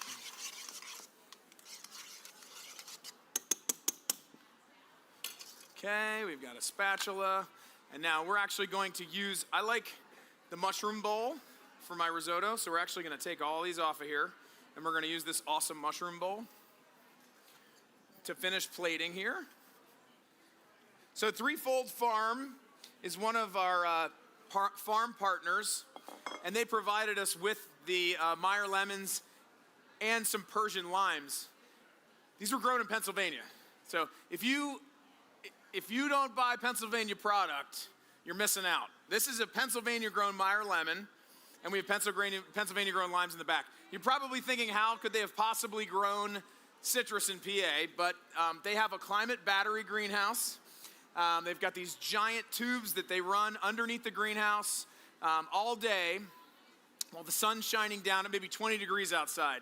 But while the sun's shining down on their greenhouse, they're taking all of that warm air that's inside the greenhouse, and instead of venting it off, which they still have to do even in a 20-degree day, they send it down under the ground, and it stays warm down there. It stays there. So, you know, like Indian Echo Caverns is like 50-something degrees year-round, right? It stays down there. And then during the day, they fill it up. It's a battery. At night, when it gets cold, they turn the fans on and bring the heat back up. So it stays at the correct temperature all the time, so they're able to grow citrus in Pennsylvania. All right, so.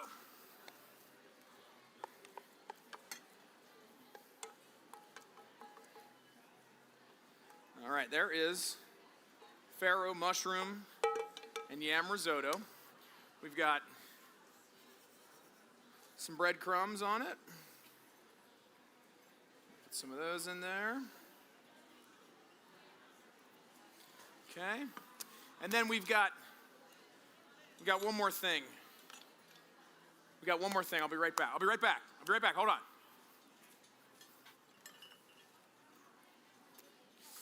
All right. Undisputed king of cheeses, Parmigiano Reggiano. So we got this big old wheel of Parmesan for this whole week, and I'm going to take a piece off, all right? Just one piece is all we need for this, okay? Is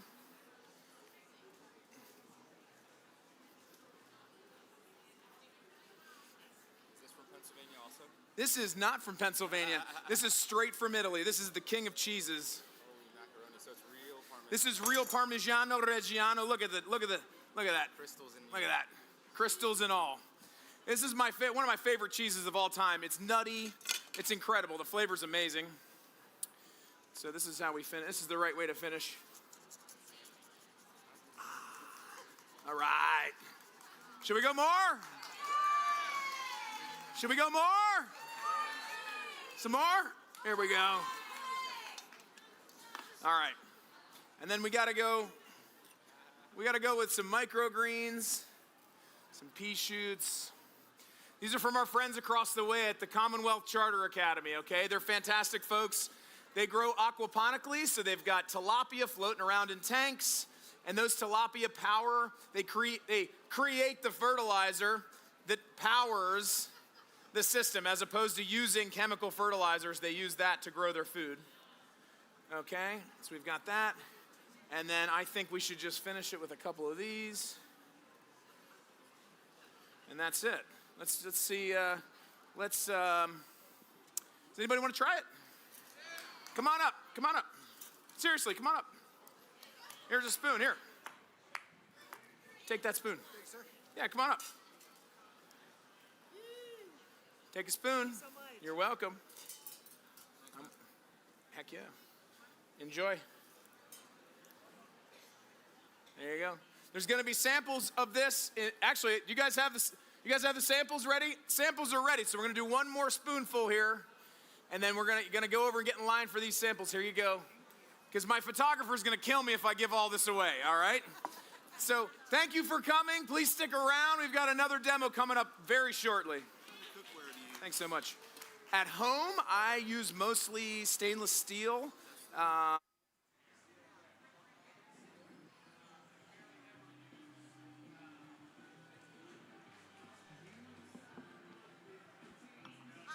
I'm Donna. You are? William. Hi, William. You were here last year, I remember you. Yeah. I was talking about truffles last time. Yes, you were. So, the festival, Kennett Square or Avondale, where is That it? was 2 years ago. That was 2 years 2 years ago, okay.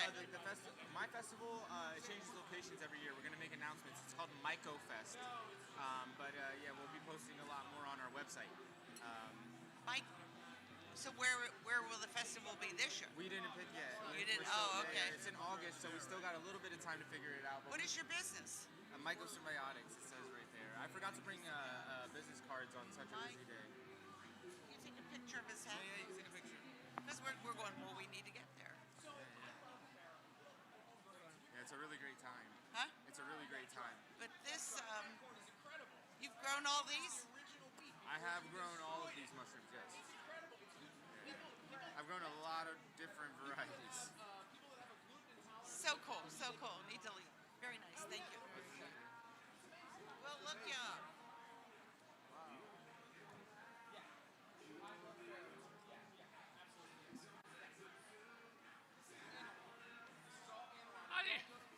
I didn't know about bad mushrooms. Some of them are not good for you at all. Yeah, some of them can kill you. Yeah, right. It's important to learn how to identify mushrooms because there's nothing that's like a tell-all. There's no like sign or anything that you can look at that tells you that it's poisonous besides being able to identify it and know exactly what it is. Years ago, they said if you cooked mushrooms and put a dime in with it, if the dime turns black, it's no good. That's not true. Yeah, okay. I've never heard that one. Though. Oh, I heard that many years ago. Okay, okay. But yeah, that's not true. That's not a good way to tell because there's a lot of different chemicals in mushrooms that maybe wouldn't turn a dime black that could still also harm you. Can you take like oak logs and lay them out in like a garden, so to speak, lay them all up, and then they grow mushrooms off of that, right? Yeah, yeah. It would be good to drill holes in it and introduce this material into the inside of the tree, the log. This one here. Whatever variety that you want. You see, they're all white in the bag. It's the material in the bag that you want to put into the tree, and of whatever variety. Yeah, because I got a friend that does that. He lays these oak logs out.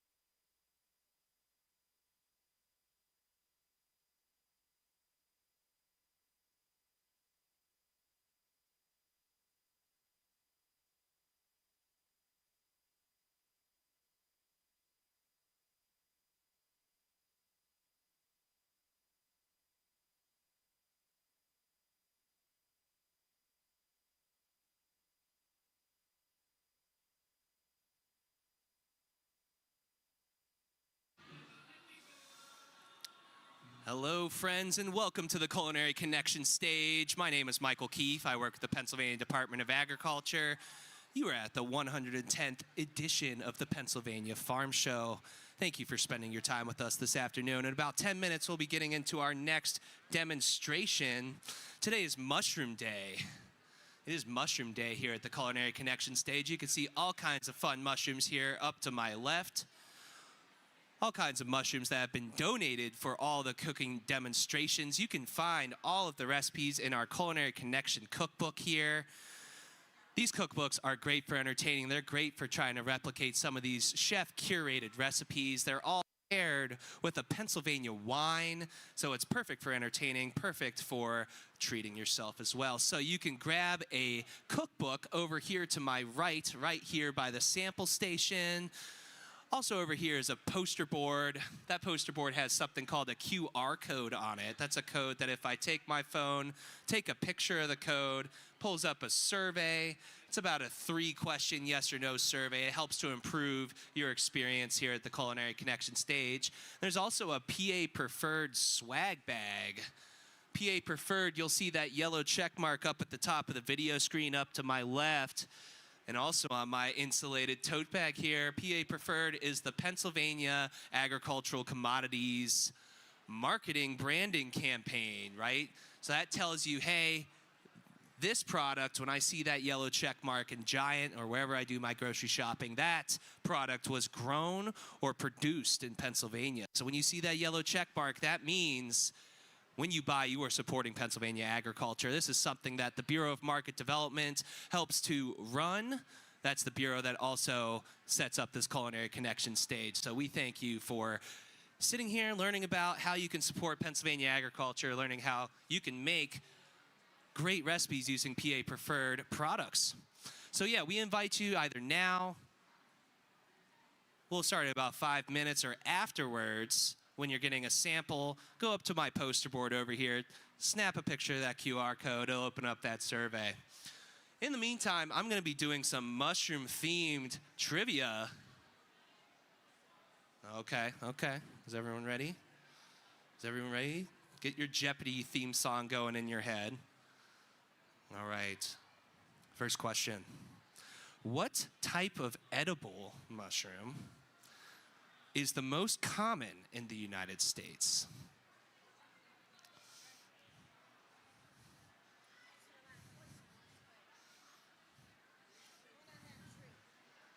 I need a name.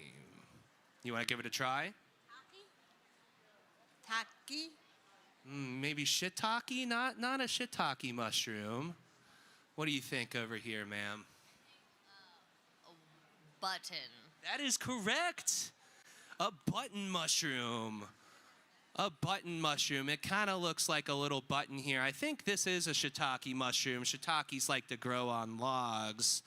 But a button mushroom is the most commonly grown and sold mushroom in the United States. What did our friend win here?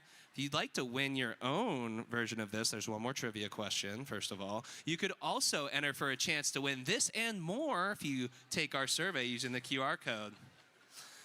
So this has the PA Preferred check mark on there. You can help market and let people know you should buy Pennsylvania Preferred products just by carrying around that stylish tote bag. But don't worry, friends, we got at least one more question here before we get started. I invite all of our onlookers to come in an orderly fashion to our seating area for a nice Culinary Connection food demonstration. It's Mushroom Day. We're doing mushroom trivia. We're going to do one more question. All right. All my millennials and younger probably know this one. In which video game series do mushrooms provide power-ups to the main character? I'm gonna go to my back row over here. I'm gonna spread the love. I'm gonna go right past you here. I'm gonna go to you in the pink hat, miss. Mario? That is correct. Super Mario. As long as you don't eat the poisonous mushroom, if you eat the nice power-up mushroom, it gets you an extra life. So when you're playing that frustrating video game, you get to try again. That's how they get you. That's how you get yourself a PA Preferred insulated tote bag. With that PA Preferred check mark on there. Congratulations, miss. All right, y'all, in about 2 minutes, we'll get started with our next demonstration. Thank you for being here. Thank you for listening. Don't forget to grab yourself a cookbook, take our QR code survey over to my right, and enjoy.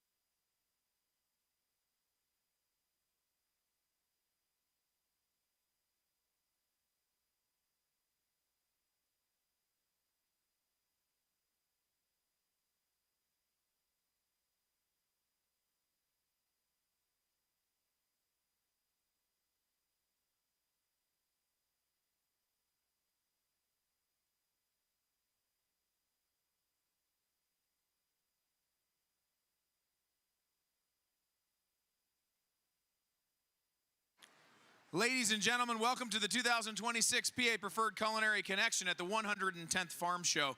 It's a special year as we celebrate the 250th anniversary of the start of our great nation. Most of the recipes this year have a special story that reflect our chef's history as well as our nation's. And we're going to get to one of those stories here real soon, and we're going to get to the food real soon. But first, we have to put our sponsors in the spotlight for just a couple minutes. PA Preferred is the official state brand for Pennsylvania agricultural products established by law to help consumers easily identify products grown and produced in PA. When you shop for food, we want you to look for the PA Preferred logo. If you see that yellow check mark on what you're purchasing, you know that it's been grown or produced in Pennsylvania.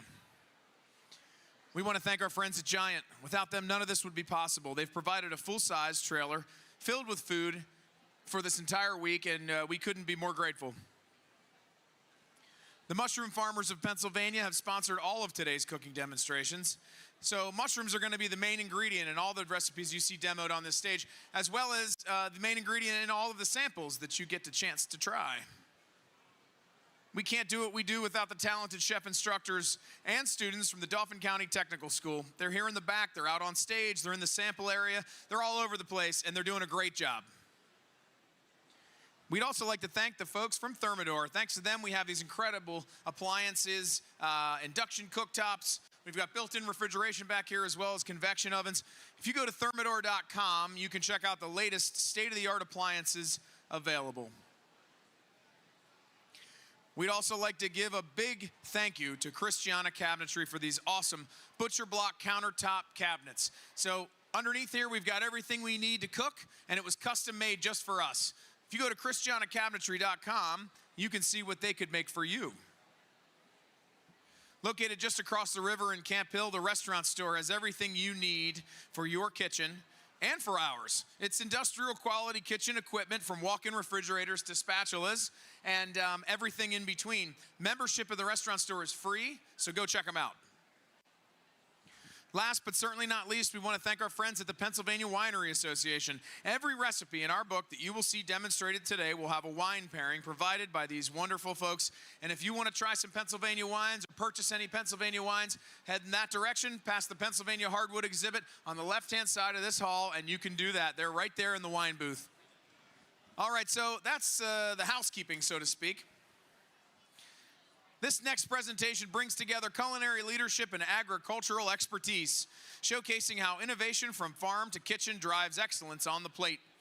Representing Pennsylvania's mushroom industry is Tina Eller, Technical Director at Phillips Mushroom Farms. Tina plays a key role in advancing mushroom quality, food safety, and sustainable growing practices. working closely with growers, researchers, and industry partners to ensure the highest standards from farm to table. Her work supports Pennsylvania's leadership in mushroom production and promotes consistency, safety, and innovation across the supply chain. Joining her is Maureen Fowler, president of Sutton Fowler Hospitality, a respected chef and hospitality leader based in Philadelphia. Chef Fowler brings decades of experience in culinary operations, concept development, and mentorship. Her work bridges thoughtful sourcing, strong kitchen leadership, and a commitment to excellence in hospitality. Together, Tina and Chef Maureen highlight the powerful connection between responsible agriculture and inspired cooking, demonstrating how quality ingredients and culinary expertise come together to elevate the food that we share. Please, ladies and gentlemen, put your hands together for Tina Eller and Chef Maureen Fowler.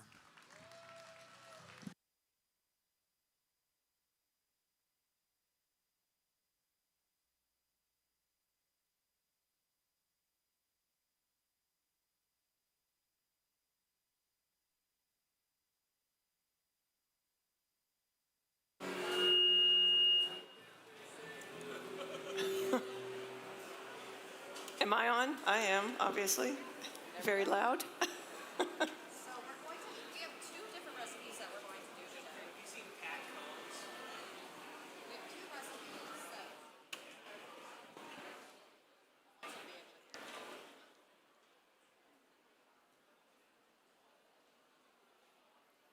Two separate recipes we're doing today.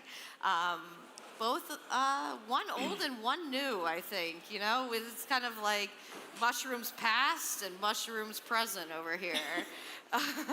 So the first thing that we're going to do is we have a mushroom catsup. Has anybody ever heard of a mushroom catsup? All right, well, we're going to tell you about the history of it, and I'm going to make it as well. The first thing that we're going to do is we're going to take some button mushrooms. What I'm going to do is, you don't really need a lot of chopping for this recipe, which I really like. The first thing that we're going to do is we're going to take our mushrooms and we're going to break them up. And this process takes a little bit longer because it really does take like a 24-hour process. You want to be thinking about this ahead of time, but it also stores for, how long do you think you could store it for? Well, the original recipe that I got said ketchup to last 20 years. Oh, well, you're good for 20 years then. Light work, right? You can make it for 20 years, absolutely. Send your kids to college with it. I think my sister's pregnant. Maybe I'll tell her, make a batch this year. We can send her off to college with it. Yeah. I'm sure the baby will love that, right? Babies love mushrooms, right? No. It was a very popular condiment in colonial times, and they would send it in big barrels on ships all over the world with sailors. And there's lots of good reasons for that. I mean, when you look at the ingredients, think how healthy that is on shipboard when there's not a lot of healthy food around. Absolutely. So the first thing we did is I mixed my mushrooms with a good amount of salt. And you will do this and let them sit overnight on the counter, no refrigeration needed, and just cover them with a towel. And when you wake up in the morning, what you will have seen is the mushrooms will have released some of their water. We know that mushrooms are big sponges and they have a lot of water in them. And that's going to be part of the liquid for our ketchup.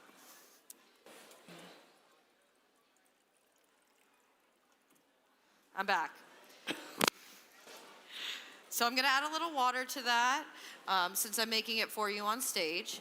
And other than that step, it's a very simple recipe. So what you're gonna do is you're gonna add a bunch of spices, clove, allspice, cinnamon. There's a lot of black pepper in here. It looks like the recipe has too much black pepper, but I don't think there's ever too much black pepper. And it also has some apple cider vinegar, which I'm sure the apple cider vinegar has a lot of health benefits too, don't you think? Yeah. So we're making a very healthy ketchup. Because, I mean, tomato ketchup probably has a lot of sugar in it too. It has a lot of sugar, a lot of, Yeah, salt. absolutely.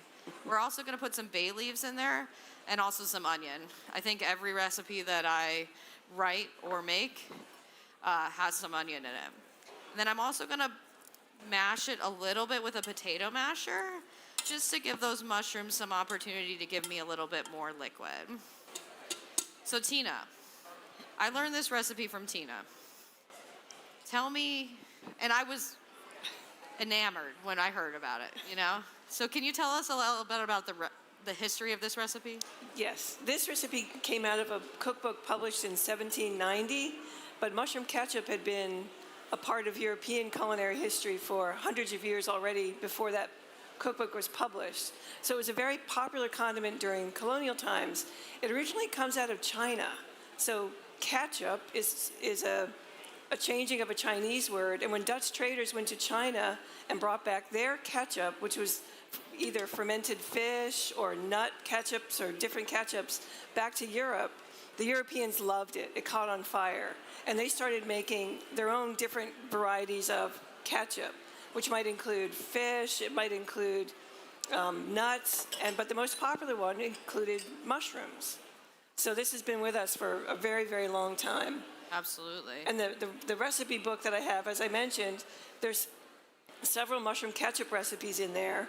And the one says, yeah, ketchup to last 20 years, so that they could put it in barrels and ship it with their troops and their people all over the world, especially into places like Jamaica and Haiti, into the South, because it preserves really well. So the recipe I use takes 7 or 8 days of fermentation, so it's almost like sauerkraut. Mm-hmm. And then highly spiced, and then you make it with either flat beer or red wine. And I think I tried 7 different recipes and flushed 5 of them down the toilet, but the remaining 2 were absolutely wonderful. Yeah. It's a trial and error process I think we've gone through this past fall. We've been talking about this recipe for about 6 months, I think. So we've been going through trial and error. So while Tina was talking, I did add some ginger. I added some bay leaf as well. And what we're gonna do is we're just gonna let this simmer. We really wanna let it simmer. We wanna let all of these ingredients kind of melt together. And right before we use it, we're gonna strain it. So now I'm gonna come over here to the present part of my recipe. Who loves a Philly cheesesteak? I mean, yeah. Who has strong opinions about a Philly cheesesteak? Yeah. So what we're gonna do here, I'm a Philly girl, so I hope I make them proud. I was a little nervous doing this recipe because I'm like, I don't want to make anybody in Philly mad, you know? But we'll see. We'll see if they let me back in the city when I'm done. If they ever tried this, all the haters would be lovers. All right, because it's a wonderful recipe. Okay, I love it. Okay, I like the encouragement. So what we're gonna do is one of my students here is gonna julienne an onion for me. Correct? Thank you, ma'am. Because who's a with onions? Is there anybody without onion cheesesteaks? Okay, all right, I respect it. All right, everybody likes it the same, different ways, you know. Everybody has an opinion. So there's a knife right over there, dear. You need a different one? You're good. Let me get you a different one.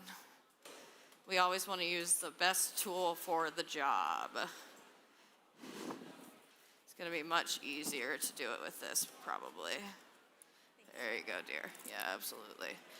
So while she's julienning that onion, Tina brought me all these wonderful gifts today. And I think we should talk about them, talk about all the different varietals, and show everybody what's going on. Absolutely. Before we even do that, I'd like to say a word about serving size, because I always get this question, how many mushrooms do you have to eat to get any benefit? And the serving sizes are actually pretty small. So if a serving size of white button mushrooms, I don't know if we have any here, but I'll use a cremini, might be, 3 that size mushrooms. And then even less of a cremini. And when you slice that up, it's about a cup. And when you saute that, it's about a half a cup. So it's not a lot of mushrooms. The other thing I want to bring up is when you get your mushrooms home from the grocery store, take them out of that plastic, first of all. Put them in a paper bag or in a bowl with a paper towel over it. Plastic is the worst way to store mushrooms. So if you've got them stored properly in your refrigerator, they'll keep getting drier, but as long as they're not slimy and they smell fine, they might look a little shriveled, but they're still fine to eat. And you can store them sometimes for 1 to 2 weeks. So if you get one of those big containers of mushrooms at Costco, you can definitely use that many mushrooms in that amount of time. So while we're on the subject of creminis, ports, white buttons, all the same species of mushrooms. And the tagline for this one is, if you eat the equivalent of one of these mushrooms a day, you can reduce your chances of developing breast cancer by almost 60%. Add green tea to that, and you're up to almost 90%. And there's lots of reasons that is. There are great antioxidants, there's great anti-inflammatories, there's great mycochemicals, we call them. But these mushrooms in particular have this thing called spermidine, which binds with our DNA during replication and keeps it accurate. So what happens when cells divide and that doesn't go well? You develop these proto-cancers. Agaricus mushrooms are particularly good at that.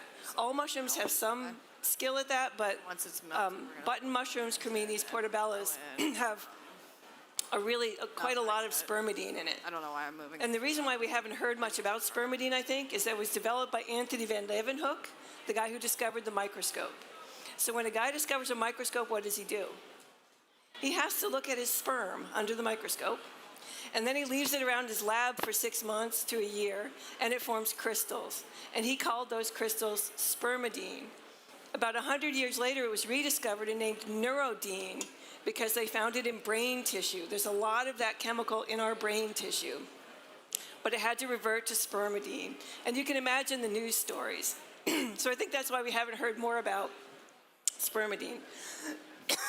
Excuse me, I've talked so much today that I'm losing my voice. So let's do a lightning round here. Here we have fresh turkey tail, which isn't really a culinary mushroom. Leanne, what are you talking about? But this was the most used cancer therapy in the world up until they discovered Taxol, which they found was also produced by a fungus that was growing in a tree. So that's also a fungal product. It's a very powerful anti-cancer. If you want to learn more about that, there's a great, excuse me, TED Talk by Paul Stamets on his mother's battle with breast cancer and how they use this mushroom. It's not a great edible mushroom. You have to make tea or process it in some way. Maitake mushroom, best known for its adjuvant in breast cancer treatments. So it reduces the side effects of chemo, and it makes chemo up to 26% more effective.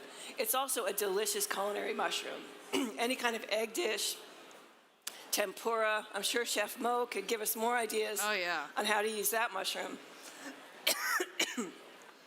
Here we have lion's mane. Who here has tried lion's mane? It's a wonderful mushroom. I have some recipe cards over there with some recipes, but the way we like it at home is so simple. Slice it up into steaks, a little bit of olive oil, Montreal steak seasoning, olive oil in a pan, sear it, and you have like a nice little mushroom steak. So the tagline for this one is nature's nutrients for the neurons, because it's so good for brain health. It's got hericinones and ericinines, if I pronounce that correctly, which stimulate nerve growth factor in your brain, and it helps keep your brain healthy. It also has really powerful antioxidants and anti-inflammatories. Don't need the second one. I'm good. Tell me when I should stop talking, Chef Mo. Oh, no worries. We're good? Okay. Yeah. So what we've done over here, while Tina was educating us about the delicious and nutritious mushrooms, is we've put some butter in a pan. We've julienned an onion. So that cut, which we were just talking about, where did we get that cut? Why do we know that? Is it classically French? Yes. Yes, ma'am. Absolutely. And she did a beautiful julienne. I told her that she was cutting them on stage, and she's like, I'll do my best. I think you did, for sure. So what we did is I added some butter to this pan, as well as some garlic. Like I said, when I was doing the mushroom ketchup, I kind of start everything with onions and garlic, you know. Can't go wrong. So we're going to let these sweat and cook down a little bit. And we're also going to, can I have that salt and pepper, please? Season as we go here. Beautiful. Because I like my cheesesteaks with a lot of onions. I kind of like to make a cheesesteak that's a little more, this is why I kind of chose this recipe. It's a little more interesting, has a little more flavor to it, because I can find that sometimes just the beef and cheese isn't really enough flavor for me, you know? So we're gonna sweat these onions down, and then while Tina was talking, I did something a little bit sneaky. And I left it over here, I think. Oh no, here it is. So Originally, this recipe had button mushrooms, which is what I've written in the book, as well as gnocchis, which I really love. I love the texture of gnocchis. They're kind of this long, thin, playful looking mushroom, you know, that gives a really nice texture to things. I kind of like to add that in as well. Those cook very, very quickly though, so we're gonna add them at the very end. But once my onions start to get a little more brown, what I did is I decided that I've got these beautiful shiitakes and these pink oysters. So I'm gonna add those into my cheesesteak today. So we're gonna put those in and they're gonna start to cook as well. They're gonna leach some of their water, which is totally fine. We're gonna season as we go, as usual.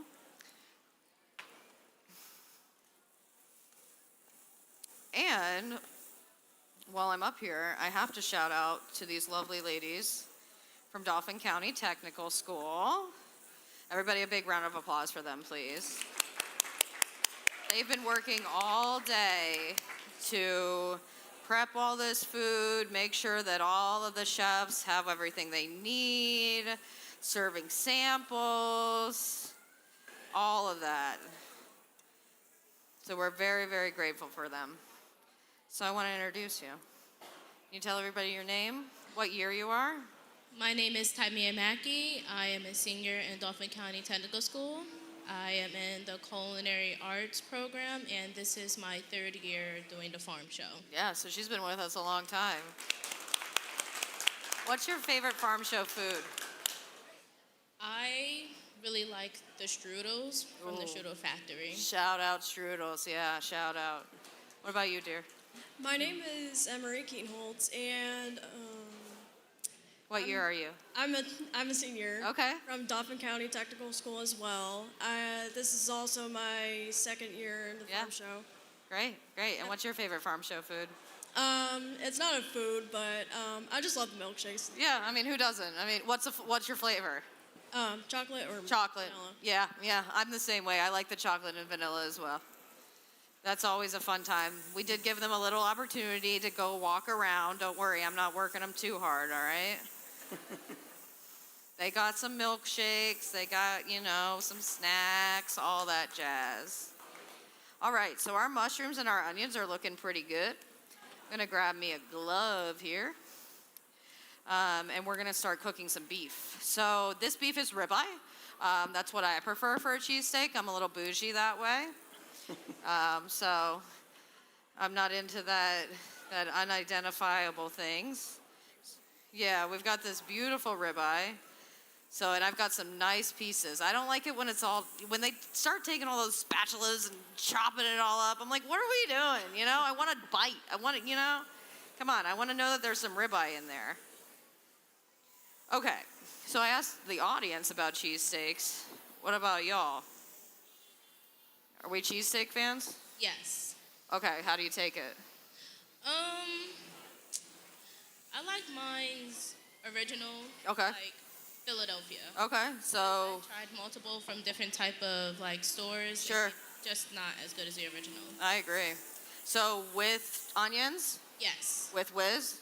Mhm. All right. What about you? I love mine with many different things. Okay. If you go to Philly and there's like a terminal market there, yeah, they have like a lot of good stuff there. Sure. Yeah. I love Reading Terminal. I love the steak ones. Yeah. Don't get me wrong there. Yeah, delicious. And it has to be not provolone because I hate provolone. Heard. All right. All right. Well, I don't have provolone today, so we're safe. All right. Keep the chefs happy here. So what we're gonna do is we're just gonna let that beef start to brown in here. So personally, I love a mushroom cheesesteak. I think every time I order a cheesesteak, I order with mushrooms, onions and mushrooms, and Cooper Sharp. So if y'all didn't guess, we're doing Cooper Sharp, all right? There is no other way. And of course, while I'm up here, I have to shout out my favorite cheesesteak place, Jim's West, okay? Jim's West, all right? Tell them I live like 3 minutes from there walking. Tell them the girl with the green hair sent you. They'll know. They'll know who we're talking about. I think I'm the only one in the neighborhood with green hair right now, at least. So you know. So yeah, we're gonna let this beef cook. Get that in there. Also, I'm a kind of a crazy chef that'll just stick my hands into hot things, you know. And then I'm gonna, while this cooks, will you watch this for me? I'm gonna go check on my mushroom ketchup over here, see what's going on. So with this recipe, we let it simmer about 20, 30 minutes. I just wanna make sure that nothing's burning, nothing's sticking to the bottom, but it is smelling delicious. I've got that ginger in there, that apple cider vinegar flavor I really enjoy in there. But like Tina said, you can use beer, wine, you can kind of play with it. I think you can kind of make it your own, you know? Yeah, absolutely. Yeah, that's the fun thing about it. And I find it so interesting that it's kind of like everyone has their own method of fermentation, you know, in every culture. So we think about sauerkraut, Germany, you know, Austria. We think about kimchi, Korea. It's like somehow all of the people in the world figured out, oh, hey, we should ferment some things because it probably makes us live a little bit longer, you know? Absolutely. Yeah. So let's see how our beef's doing over here. We're cooking. We're almost there. That's good. All right. And we've got shredded Cooper Sharp as well and my enoki mushrooms. So the one thing that I do like about this recipe as well is it's going to add a little nutrition to a cheesy steak. Makes me feel a little bit better about it sometimes. Plus, I love the flavors of umami that come with the mushrooms. It's really, really, really great. It really deepens the flavor, I think, of the beef. So now that our beef is almost cooked, what we're gonna do is we're gonna deglaze this pan because we've built up some fond at the bottom of this pan. I hope that y'all can see in the camera. And we really wanna get, that's really flavor in there. So I really want that to come into the dish. So we're just gonna do a little apple cider, get all that fond off the bottom of the pan. Let that kind of all marry together. And it brings a little acid to the dish. You know, the ribeye, you know, does have a lot of fat on it. So we want to bring a little tart to balance the dish out. So once our apple cider has evaporated mostly, the next thing we're going to do, could you open a bun up for me, please? So we're going to get one of these buns here. I'm going to open her up. We always need to have a really nice roll. That's the key to a cheesesteak, huh? And what I like to do is I like to add some cheese on the bottom of the roll as well as in my pan. Because if it's a cheesesteak, I better be having cheese. You know what I mean? Like, I get these steaks sometimes, there's like no cheese on it. Like, what am I supposed to do with that, you know? Can't be doing that. So I'm gonna add some cheese to my pan as well so it really melts in there. And the Cooper Sharp's really nice because it's a really great melting cheese, but still has really good flavor, I think. And it's very mild, so I think almost anybody could like it. And once you see all that cheese melting in there like that and coating all that steak and those mushrooms, absolutely fantastic. So once we have that in there, we're gonna add a good handful of enokis here. Will you stir that around for me? And enokis cook really, really quickly. That's why I add them at the very end. Plus, because I don't want to overcook them, but I do want to cook them enough so they have that nice texture to them. Delicious. So now what I'm gonna do is looks like our mushroom ketchup has come together really nicely. And again, like, you could simmer this for 30 minutes. I could simmer this for hours. You know? I'm gonna strain it. Just a little strainer here. And this is a condiment, like, I kind of think of it like, almost like malt vinegar on your french fries, you know? A little goes a long way because, like Tina said, like, there's a lot of spices in it. There's a lot of things going on. So if you taste it by itself, it's gonna be a big explosion in your mouth, you know? It's gonna be very, very intense. But a little bit sprinkled on top, you're gonna get the nutrients of the mushrooms, ginger, you know, all the spices. Oh, I mean, incredible antioxidant bomb. Yeah, absolutely, absolutely. Like, add a little bit more nutrition on top. All right, that's looking good. See, those enokis don't take long at all. I hope you all can see that. They've already softened up and gotten a good texture. So now we're gonna plate up this cheesesteak here, I think. I'm gonna put it on a fancy plate because I can. I don't have any tinfoil wraps. I should have brought some with me. All right, dear. Beautiful. Thank you very much. And I'm just gonna spoon some of this steak right onto my roll. All that cheesy. Do you smell it? It smells so good. I did. Tina and I were on the news. If you all were up that early this morning, around 6 o'clock, I ate cheesesteak for breakfast. So, I mean, I've got green hair. I can do whatever I want. So here's our cheesesteak. Isn't that looking lovely and cheesy? Oh my God. Oh my God. I'm so excited. I can't wait. Oh my God. And what we're gonna do at the very, very end, let's see if I can find, I'll use this spoon. So I'm just gonna spoon a little bit of that mushroom ketchup right on top. Give it a little bit more flavor. Let it soak into that bun a little bit, make it nice and soft. Kind of like, even like a French dip au jus, you know? Oh my gosh. A healthy au jus. Wait till you guys try this. Yeah. It's amazing. Yes, so, yeah. That's our mushroom cheesesteak with our mushroom ketchup from Philly, from West Philly. We're gonna be serving samples over there. I hope y'all try it. Thank you so much. Done. Yeah. That's my friend Lauren. You're what?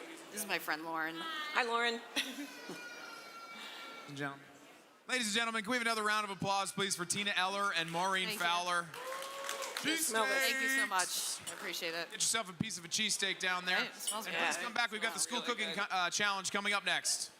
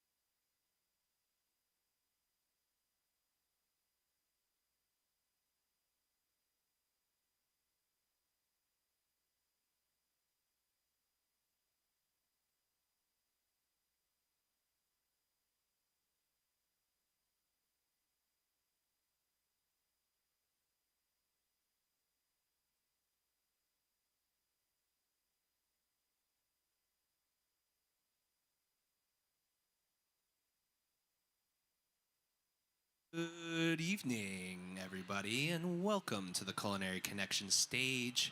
My name is Michael Keefe. I work with the Pennsylvania Department of Agriculture, and you are at Farm Show After Dark.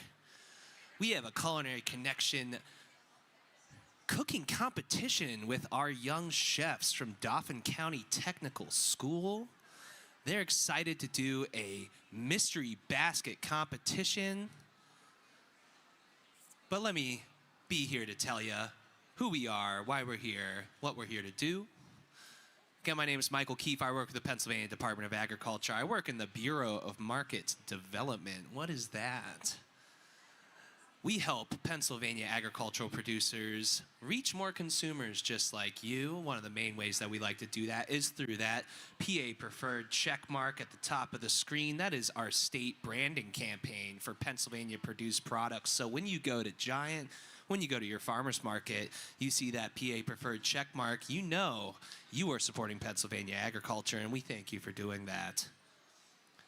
Another way you can support Pennsylvania agriculture is by being here today. It's Mushroom Day at Culinary Connection stage. We've got all kinds of local mushrooms. We've got some shiitakes, all kinds of other mushrooms up there that have been provided for our young chefs to work with, but also for our demonstrations that have been happening all day on the hour. You can find the recipes from all these demonstrations in our PA Preferred 2026 Culinary Connection Cookbook. Here's how it looks like. You can get yourself your own copy. It's great for entertaining. It's great for treating yourself. It's got wine pairings. It's got chef-curated recipes. It's organized by day.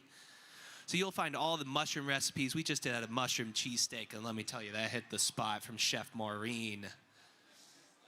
You missed that, I'm sorry, but I guess you'll just have to make it yourself, man. So get yourself a Culinary Connection cookbook right here to my right. I have one more thing to tell you about. Standing right next to me here is our poster board. On that poster board is something called a QR code. A QR code is something, if you pull out your phone camera, your camera will read that code. It'll bring up a link. That link goes to a survey. It'd be great to have you fill out that survey, but what's in it for you? First of all, your survey helps to improve the Culinary Connection experience year after year, but it also gives you a chance to win our PA Preferred swag bag, so you can yourself become a brand ambassador for PA Preferred. You can have a tumbler, you can have an apron, you can have one of these insulated lunch bags. All you got to do is fill out that survey by pointing your camera at the QR code. We ask you to do that in an orderly fashion. Please don't rush. Either before or after our next demonstration here from our young chefs from Dauphin County Technical School. All right, so you might get a chance to win one of these bags right now. You answer a few trivia questions. Again, it's Mushroom Day. If we have any onlookers coming by, we're about to start in about 5 minutes. We're going to have a mystery basket cooking competition. Please make your way in an orderly fashion to our seating area. It's bound to be a good time. If you ever watch Chopped, it's kind of like that. But let me continue. We're about to do our trivia questions for the day. Okay, I got a good one right here. So, first question. And I ask that, please don't shout out the answer if you know it. Don't ruin the experience for everyone else. Just raise your hand. First question, which mushroom is known for its meaty texture and is often used in vegetarian dishes? I'm going to go to the back row over here. Thank you for raising your hand, ma'am. Maitake. The maitake mushroom? That's a good guess. That's a good guess, but it's not the maitake. Maitake mushrooms can be used in vegetarian dishes. You know, they're often used in like a nice stir fry. Maitake is a good guess. We're going to go right over here to the front row to our friend in the blue Lionel Messi sweatshirt. Portobello mushroom? That's right, a portobello mushroom. Give him a round of applause. That is a good answer. You've won yourself a insulated lunch bag. You can go to school and show off and be like, I'm a PA Preferred brand ambassador. Don't roll your eyes. That's an honor. Not everyone gets one of those, my friend. You're welcome. Can you buy one? You know, if you fill out our survey over here on our poster board, you'll get a chance to win one of those and much more. Hey, if you get a few people to fill out the survey, come talk to me, okay? All right, let's go to another question. Again, people, we're about to start in 5 minutes. If you got nothing to do, come spend some time over here. We're going to have a fun cooking competition with our Dauphin County Technical College chefs. Young chefs, they prepare all the food backstage. If you've had a sample, you've had some of their cooking. It's been pretty good. All right, one more question here before I step aside. Okay, this one's hard. Mushrooms are a good source of which vitamin? Do we have any guesses over here? Coming over here to the third row. What do you think? Mushrooms are a good source of which vitamin? D. Vitamin D, first guess. Yeah, mushrooms are great for vitamin D. Vitamin D is a very nutritious vitamin. They're all nutritious vitamins. You need vitamin A, B, C, and D to have a healthy meal every day. And mushrooms are a great source for that. They're very meaty, they're very delicious. You're about to see our chefs prepare a recipe off the top of the head, and maybe you can replicate at home. But again, I invite you, go grab one of our 2026 recipe books. They're right to my right. Fill out our survey, get a chance to win some PA Preferred swag, and I'll be right back with your insulated tote, ma'am. Thank you very much.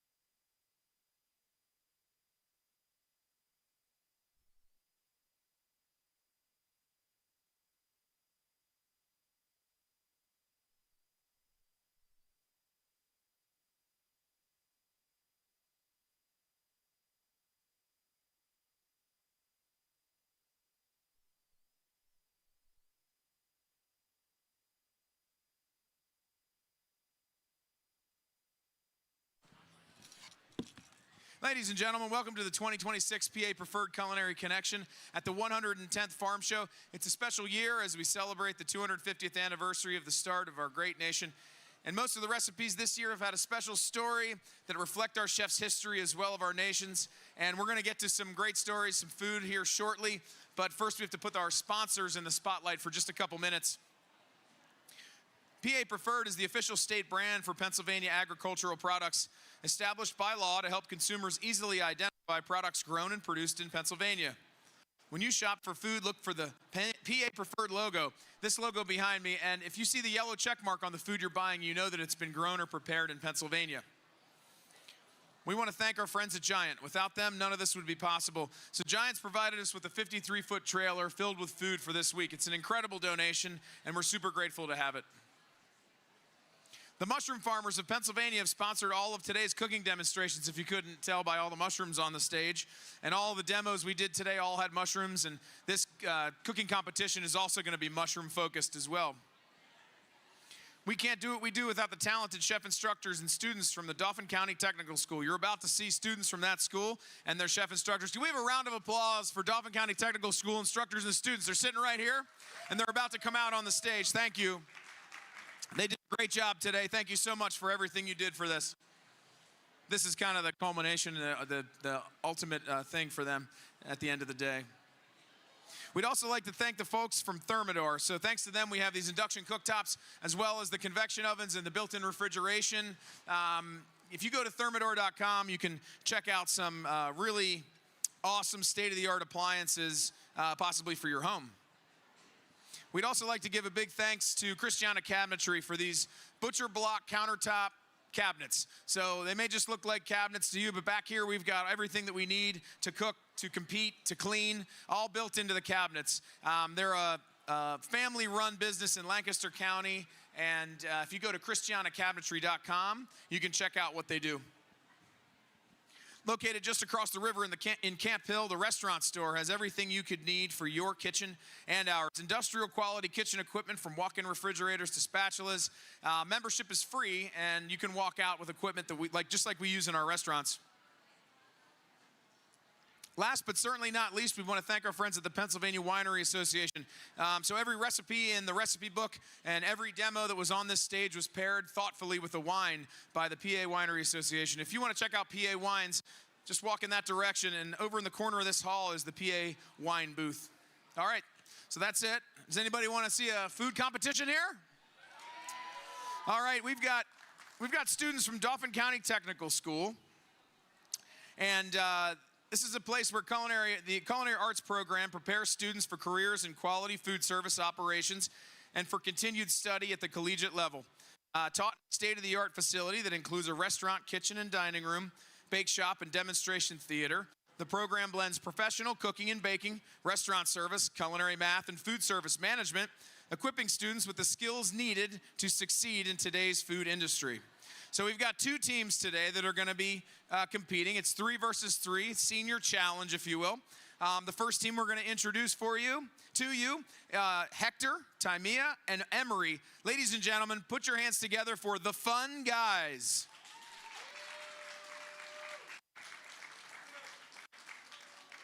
All right, second team we're going to have today, Luna, Josue, and Camille.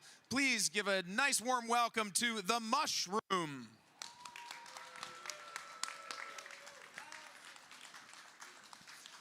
All right, I have to introduce one more person. She's the peas to my carrots, and she is the back of house. She orders all the food, organizes everything, writes all the recipes, bulks all the recipes up, and I couldn't do what I do without her. None of us could. Please, another warm welcome. Put your hands together for Chef Maureen Fowler. She's going to help me with this. I can't do this by myself. I can't wait. I can't wait to see what they do. So, all right. So it's Mushroom Day. So any mushrooms on the stage are free game. You guys can use anything you want. You can cut them off this shiitake block if you want to. You can grab clusters of them. There's some in your display over there. Anything in the displays also is free game, okay? And anything in these cabinets. They have 30 minutes to cook. We're going to count down here in just a minute, and then you're able to open your mystery baskets. They have no idea what's in these baskets, okay? One thing we know is there's no fish No fish. We have a fish allergy on stage. Yep, no fish. So, all right. Will you all count down with me from 5? You ready? 5, 4, 3, 2, 1. Let's cook. Here we go. The big reveal. So we've got some duck breast, we've got some dried apples, and some honey. And then in addition to that, they do have to have mushrooms in their dish as well. They do not have to use all of the product that came out of the basket, but they have to use some of it. So we wouldn't expect them to use this entire jar of honey, but they have to use a little bit. They also don't have to use all of the duck breast, but they have to use at least a small amount. They don't have to use all of the mushrooms on the stage, but they have to at least get some in there. We've got plans formulating right now. I see the brains coming together, yes. Yes. I wonder if these students have ever cooked duck breast before. I really don't know the answer to that. Me too. We're going to ask them once Chef they get their instructors, plan. I wonder if they've ever cooked duck breast before. Yeah? No, okay. Never. Yeah. It's a good surprise for them. I like it.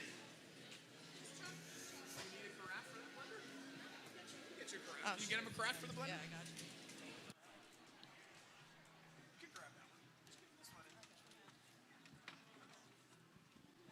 All right, so what you folks can't see is we've got all this equipment down here that they can use also on the countertop.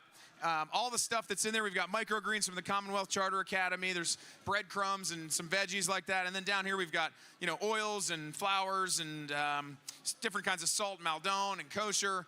There's even flour and, are those potato flakes? I mean, you never know. You never know what you're going to need. Tomatoes of all kinds in the can, and all cornstarch, cornmeal, grits. They could do that. There's pasta over there. There was some rice. So yeah, like anything you can think of. Plenty of options. They could go any way with this. Yeah, they can they can use anything on stage. So the only thing they can't do is bring their own ingredients. So it's like we're formulating a plan here. We might be starting with the apple chips. Are you going to tell me what we're doing with the apple chips? We're going to grind it up. Okay, we're going to grind it up. Sounds good. That's a good start.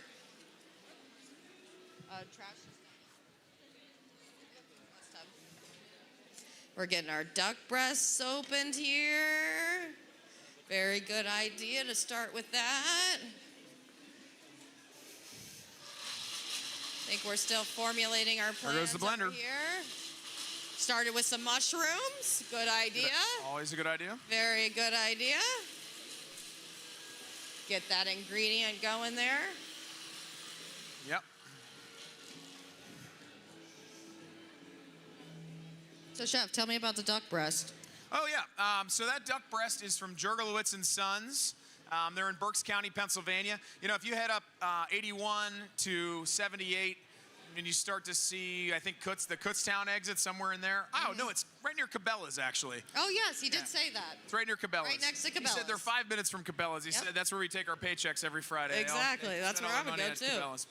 And so those duck breasts, Jurgelowitz and Sons is in the top 10 duck producers in the nation, and they are the #1 duck producer in the state. And they do everything from duck eggs to duck fat. They do whole ducks, which you can buy at Giant. They also do duck breast and duck leg quarters. These are smoked. So on site, they've got a smoker. They're smoking these duck breasts, so they're still raw. And they've got a lot of great smoky flavor. Delicious. Yeah, we've got one already cut up over here, and two on still whole on the cutting board over here. Well, similar technique to earlier today. It is. I'm interested in seeing what happens. Yep.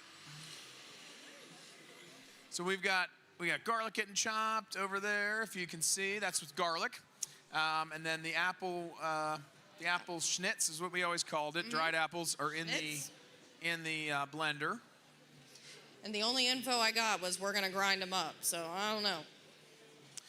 We also, in that mystery basket, was raw honey from Extract and Box in Chester Springs, PA. Delicious. There's so many great honey products here. If you enjoy honey, head down to the honey exhibit. It's right down here not that far, about halfway down.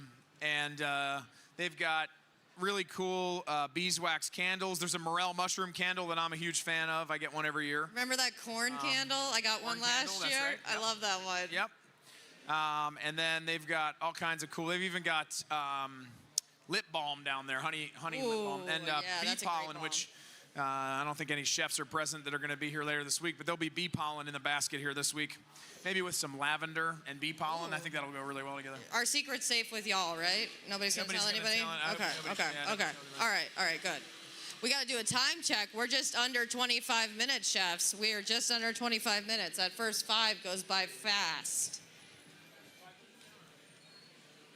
The dried apples that she pulled out of the bag are from Hellam, Pennsylvania, which is Lancaster County, I believe. And that's Flinchpaw's Orchard. They're a massive orchard down that way. Lots of apple products from them down at the Apple exhibit. I actually have Golden Delicious apples from them in the back that I just snack on all day. I love them.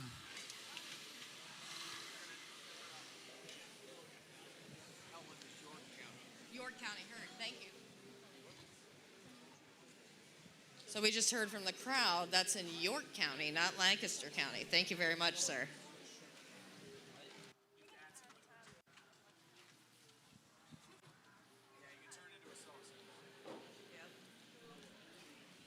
They got a little stuck there with the apple schnitz.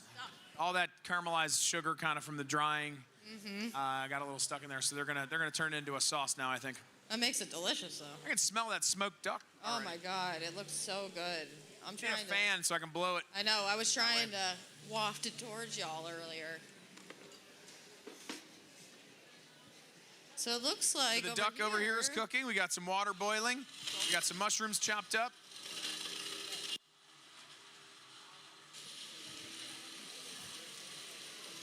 Looks like we've got all the ingredients starting to come in play over here. We're searing up some duck. It looks delicious. This team over here has a plan. They are ready to go. Yep, they they're are. Cool and calm. I love it. I love to see it. So any ideas how we're doing with the honey? What are you going to do? So I'm going to be kind of making like a glaze with the mushrooms so it can kind of like pop onto it. All right, let's do it. Sounds great.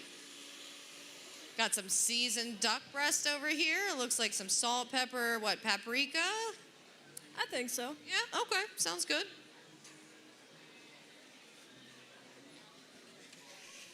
All right, so this school cooking challenge has some rules, other than the ones that we kind of already started to mention. There's a little bit of criteria for the judges.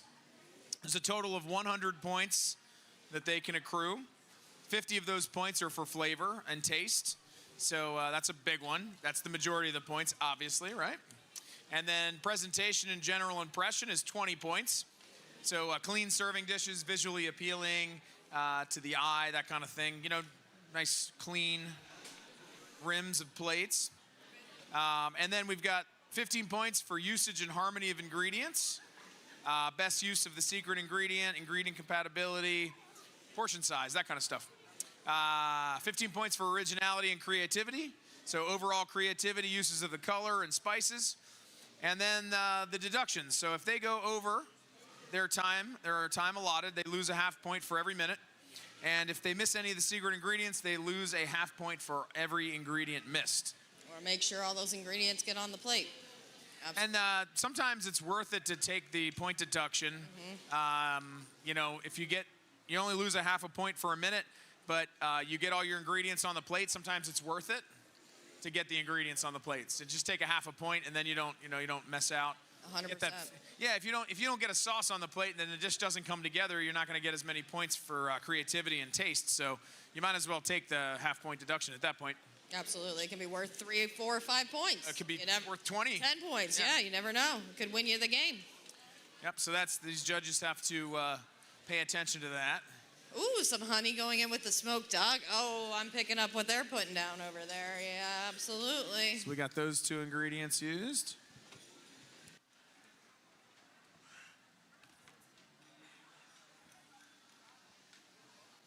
20 minutes, chefs. 20 minutes. 10 minutes has gone by. Got some garlic saute. That's a fast 10 minutes.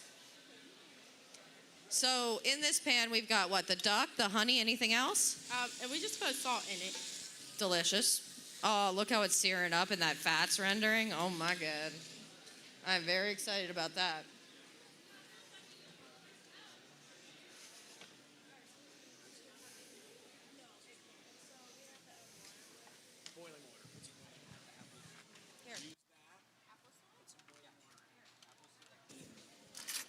How much do you want? Add the glaze onto it. These students have done a fantastic job today. They've been here since early this morning, and they have been preparing all the samples for the demos. And they've also been coming out on stage to support all the chefs. So they've gotten to see some amazing chefs do some demos out here and cook with them, and cook in the kitchen with them. It's been quite an experience, I think, for each of them. If you need water, just dip it out. To get a chance to do that. And that's the goal of the Culinary Connection, is to get as many students from as many culinary schools in Pennsylvania to get that experience. It's a whole week worth of learning, and it's invaluable for students to get to see that kind of an operation in action and be a part of it. Meet new chefs, make connections. You never know. Never know who you're going to see again. If they're serious about being in the business, then they're going to meet some chefs. They could have a job as soon as they want one, you know? You can just pick them right off. I love that we're picking mushrooms right off the log. That's it. Just like in the woods. Got to get those mushrooms in there on mushroom day. We're under 20 minutes, chefs. We are under 20 minutes. You're down to almost 18 minutes here.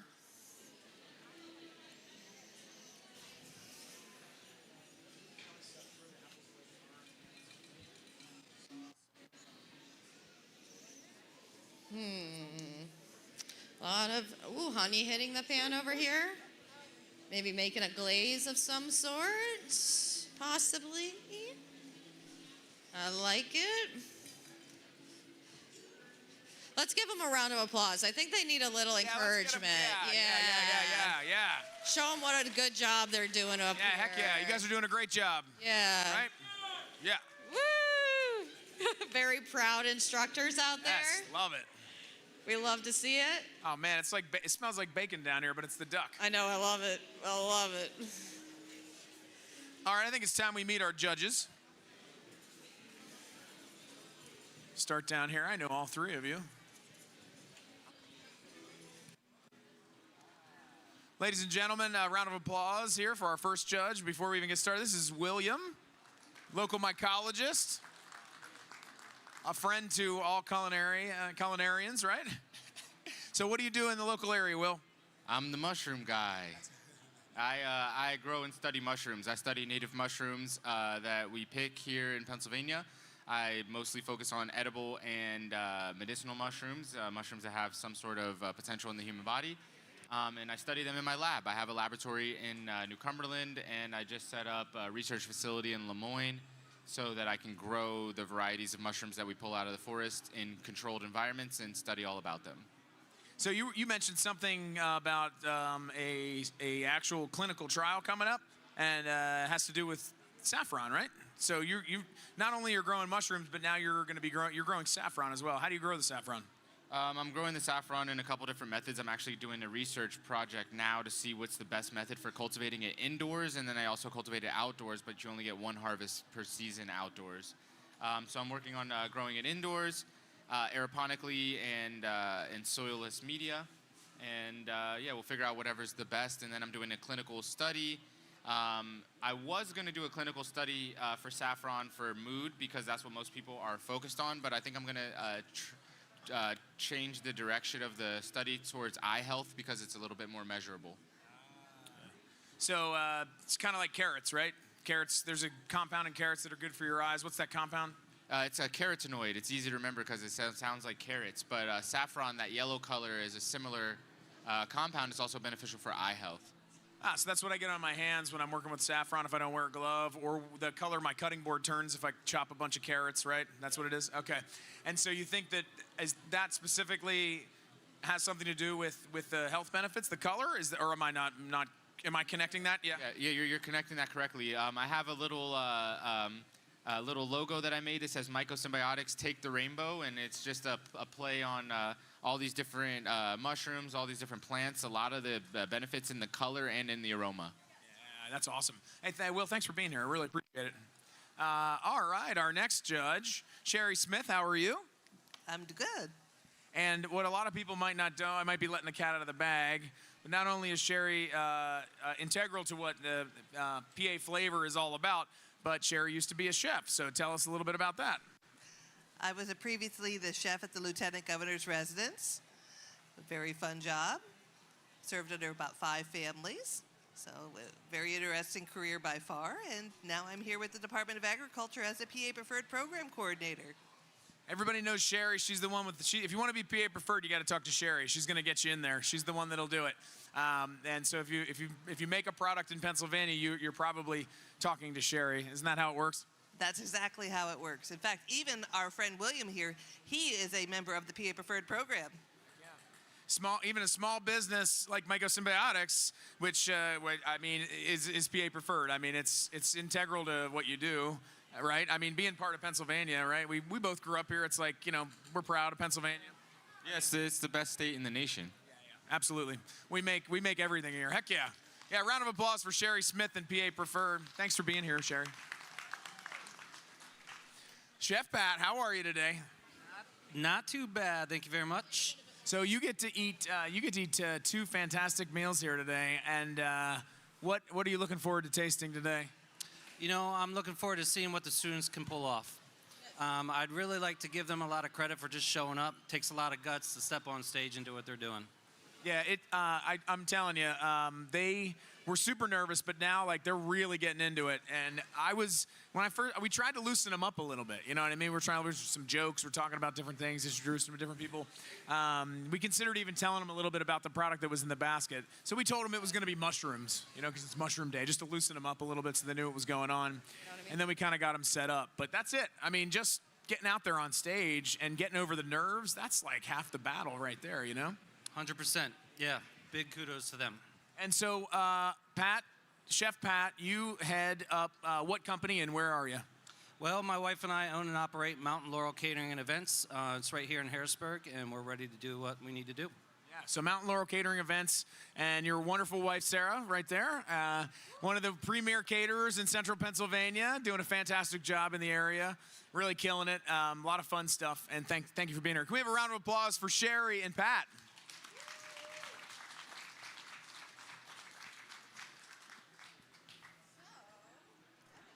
Time check. We're at 12 minutes, chefs. 12 minutes. So 12 minutes left, guys. Plenty of time, plenty of time. Not,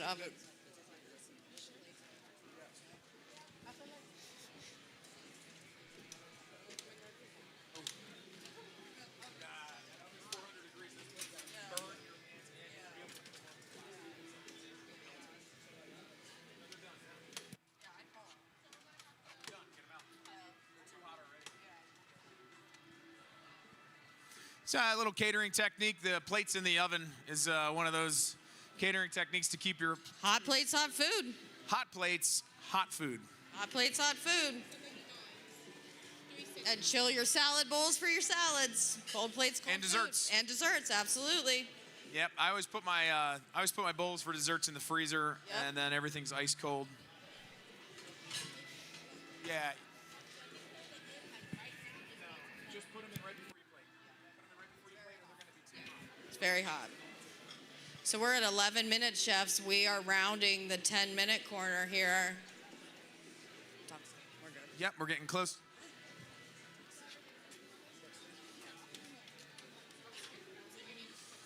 Oh, man. Has anybody here seen a culinary competition in this stage before? Have you been here? You've seen one? You guys have seen it? Okay. All right, you guys. All right, what are our Wait a minute, predictions you guys were here? judges? Do we think this side's going to win? Round of applause for them. And these are the mushrooms, right? Who's going to win over here? That's pretty close. It's pretty close. I don't know. We need to get a Thermidor patented what's it called? A plausometer. Plausometer. That's Yeah, what we need. that's yeah, what maybe we need. Thermidor can Yeah. make one convection or induction style. Yeah, I think don't it's know. a good idea. I'm gonna call Wes. And then I'm gonna pitch that to Thermidor. It's my Chef new West invention. Chef West can make a induction style A plausometer I don't for know. us. That makes I don't no know. sense. I don't even know what I'm. Time check. We are at 10 minutes, chefs. 10 minutes. Did everybody? Yep, 10 minutes left. So we like to invite the judges to come out on the stage during this competition and kind of check out what's going on. So if you guys want to come over and kind of take a look at what's going on, take a peek. I also would love for Will to tell us about these mushrooms that are up here. Sweet. Yeah, like you could tell us a little bit about what we have, like maybe talk about the different types and if they're native or if they grow wild, that kind of thing. Yeah, who's seen me talk today? A couple of y'all. All right, cool. So we do have some varieties of these mushrooms here that will grow in Pennsylvania, like this one, lion's mane mushroom. This one is called Hericium marinaceus. This one grows here in Pennsylvania. And I've found single mushrooms here in Pennsylvania growing in the wild that are about 15 pounds, like one of these. So this one's probably like 3 ounces. This is not even a pound. What kind of wood do you find lion's mane generally? Hardwood. Hardwoods. Yeah, okay. it's like you can't even say a type. I found this growing on a hackberry tree one time. So you can find lion's mane here in Pennsylvania. You can also find maitake. Some people call it hen of the woods. Some people call it sheep's head. Some people call it ram's head. This one grows in the wild underneath oak trees. So you're going to find it underneath oak trees. And if you're in western Pennsylvania, you can find it underneath beech trees. And we have wood ear mushrooms. This one I find growing a lot with grapevines. And this one is utilized in Asian cooking. This one you can find in traditional Chinese soups and wonton soup, things like this. And then that's it for the ones that grow here in Pennsylvania. The other varieties are from all around the world. Yeah, so so these are oysters, right? And if we had a blue or a gray oyster, that is something that grows here in Pennsylvania, right? Yeah, the blue and the gray ones grow here, but the oysters that we have on the table, this pink one, this is a tropical oyster mushroom, and this gold one is from Russia. Yeah. Isn't it crazy how did they evolve, I guess? They're not mutations, are they? Are they mutations of What, the different varieties? Yeah. I mean, it's like different varieties of oak trees, like how some of the oak trees in the West Coast are real short and have like tiny little acorns, and then some in the Cali have like giant acorns, and then we have the red oak and the white oak. It's just like that. So it's just divergent evolution, different organisms there. You know, God's design, different ways. These are awesome. Pio Pino, right? Pio Pino, yeah. Those are from Europe. Yeah. Yeah. Perfect name for them. Love to find these in Italy. Yeah, those go really great in a red sauce. And these are chestnut? Chestnut, Foliota adiposa. Okay. Yeah, we have a Foliota squamosus here in Pennsylvania that's toxic. That's right. It looks a lot like this, and it's got the fuzzy stem, but it will make you sick. Yeah, it'll make you sick. Yeah. Yep. Is this related to what's the winter mushroom that looks like this? Isn't there a winter mushroom that grows on woods? Enoki? Yeah, Enoki. Or enoki, yeah. Wild enoki, right? Yeah, Because wild the enoki enoki. that's grown in the store that you see in the store has been white. grown. It's been grown without sunlight, right? Yeah. Same like this. Same like this is a portobello mushroom. If I grow this mushroom without light, it'll be white, and then we call it a button mushroom. Yeah. Yeah. So some mushrooms need light to be brown, and same like enoki. Oh, that's awesome. Yeah. Yeah, these are crazy. The stems look amazing. I have seen more of the what is it, Foliotis? Yeah, Foliota, that's right. I've seen more of that than I've seen any like the winter mushroom. They're very abundant. I mean, it'd be cool if we could figure out if like an animal can eat them or something. Maybe we could feed them to goats or like cows or something, because there's a lot of them, and maybe they're good for something. Oh yeah, thanks, Will. Appreciate that. That's why we love having you here, because there's so much good information on this stuff. On Mushroom Day, it's essential. I can't remember all that. Yeah. I mean, it's like your life. You know what I mean? Yeah. These are like my friends. Yeah, heck yeah. Yeah, thank you. All right, so we got a little time check. I think 6 minutes, chefs, 6 minutes. And we're going to see what these guys saw while they were... Oh, we got Will still checking them out. They're still going to town. I'm excited what's happening over here. Okay, tell us about it. We got pita bread out over here. Okay. We're using some sour cream. There's burrata on the table. I don't know what's going to happen. Tell you what, when that pita bread showed up, I thought, man, how am I going to use this? Yeah, And then, hey. We've had a few chefs that have been interested in that. Love it. Yeah. That's right. We last competition. Yeah, I you forgot used about the that. pita. Absolutely. Got that beautiful smoked and glazed duck over here. That nice sweet and salty balance, I think. A little bit of fresh kale on there for a crunch. I like that idea. Very smart. We're always talking about balance when we're doing a dish, you know? Salty, sweet, acid. Beautiful presentation over there, chefs. Okay, so we're at 5 minutes, y'all.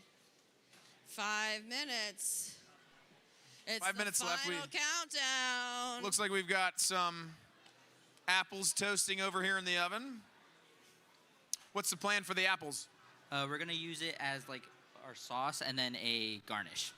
Applesauce and an apple garnish. Looking good. I like it. I like it. Hot pan coming around. That's what we say. Hot pan. Hot pan coming around. Hot pan. Chefs, we are at 4 minutes. We are already plating over here. I know. I love to see it. It's a beautiful presentation. It's looking great. I hope that they save me one piece of duck. I'm feeling gyro. I mean, yeah, I know. That's what I'm saying. We're doing smoked duck gyros over Feeling here. a gyro over here. I love it. I think it's a great idea. Got some honey on there. Yeah. Why can't? Have you ever had a duck gyro? I don't think I have. Nope. I'm excited about that. Our judges get to try them next time. They're gonna today. Yeah, take.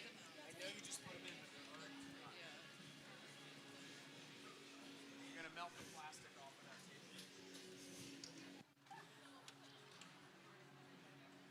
All right, it looks like our duck just came out of the oven over here. Beautiful. Ooh, look at that crispy duck. Skin. It's see looking Look, that sear job. on that. Good job. That's beautiful. You can put the. Yep. You can put it right on the board, dear. Oh, we have a collab with the garnishing over here. I love the teamwork. Beautiful. I think we might have a team done early here. I think so too. There's a chance the second team might be done early too. It doesn't Yeah. happen very often. We're at 3 minutes, y'all. A lot of the competitions in the last couple days went overtime, so this will be nice to have one that finishes early. Mm-hmm. Happens a lot. We like to see it. I mean, they're focused. Okay, so what we got going on in this sauce here? So this is honey, red wine vinegar, mushrooms, and apples. Ooh, I wish y'all could smell this. It smells amazing. Under 3 minutes, chefs. You have less than 3 minutes. We're discussing plating techniques, I think, over here. Yep. Mushrooms? I think we have one team that might have finished early over here. Done? Okay, great job. What are we doing? We're done cooking. You got time to lean, you got time to clean, right? That's Am I what right? I always say. We're at 2 minutes, y'all. Slicing that duck. Oh my God, it looks good. I'm hanging out here for the smells. I'm gonna eat with my nose today. Nobody ever gives me any treats. I know, right? I know. I just have to smell this and look and be envious of our judges. But I'm not envious because I wouldn't be able to pick a winner. I don't know. That's a good I don't point. know. Double-edged sword.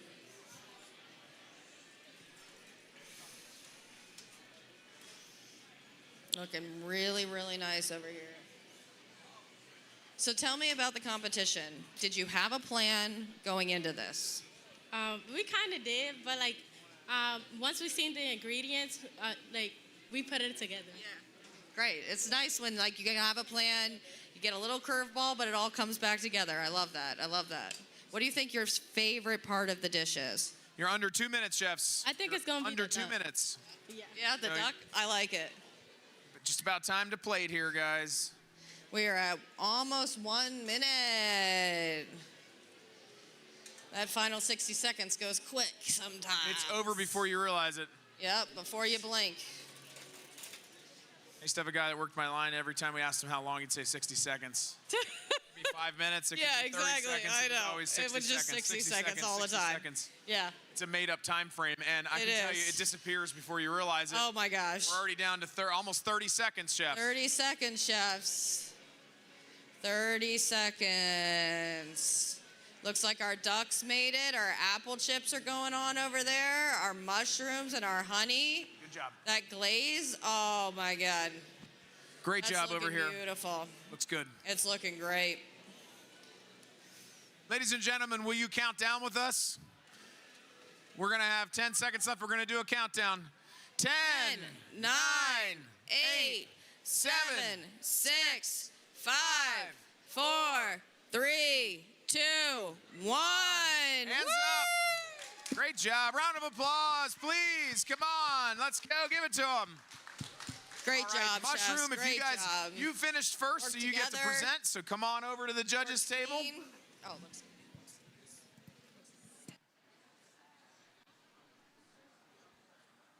Who wants to tell them what's in?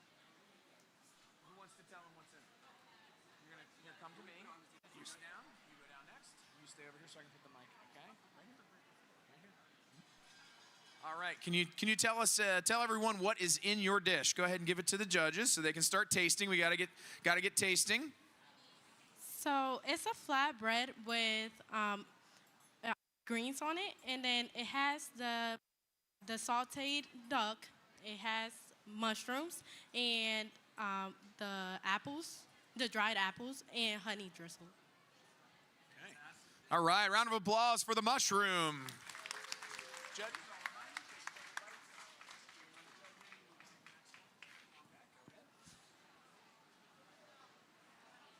All right, fun guys, let's go. Who's gonna be telling the judges? Who's gonna be telling them? Okay, you stay right here, let them go next. I think that's my favorite mushroom joke. Fun guys. Does any other dad out there tell that joke? Yeah. All right. Tell the folks what you made. So this is a pan-seared duck with a apple mushroom honey glaze and apple crumbs atop with chives. All righty, rounds of applause for the fun guys. All right, go to it. Enjoy. You guys can eat the whole dish. Good job, everybody. All right, y'all. Friends. Friends. We gotta get this cleaned up. Let's run all this back. All right, so I need to know what the green scarf is about. What's the green scarf? Let's tell everybody. What's a green scarf? What Chef. It looks really good. It looks really good. It's a great neckerchief. So tell me all about it. It's when you pass your sanitation, your knife skills, and your measurements. Congratulations. Congratulations. Round of applause. Round of applause, yeah. Great job. It's a good accomplishment. When you saw that stuff start coming out of the basket, what were you thinking? I don't know. Don't know what to do? I was just like, whatever. I just want to be done here. All right. Just want to be done. And so now you are done. And how do you feel about the dish? I feel better. Good. I'm glad. Good. And thank you for being here. How about you? What were you thinking when you saw it? When I first saw it, I was immediately thinking of a type of glaze that we could use for the honey, and and how to come across the duck breast and try and figure out the way to make them sing together.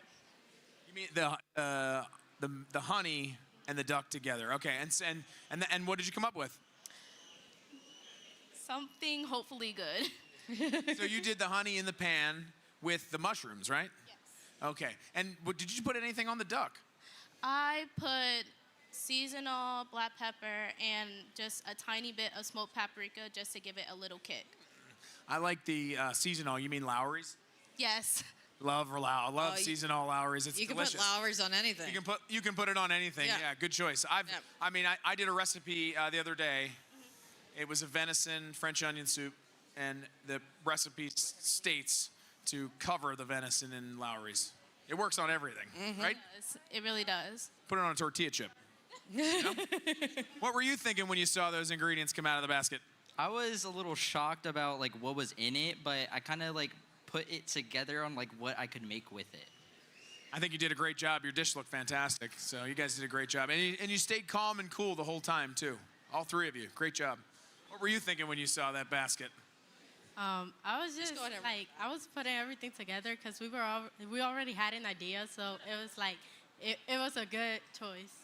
And so So you three got together and kind of came up with a game plan beforehand. And so what did you discuss during your game plan? Like, what was the plan? Because there could have been anything in the basket except for fish.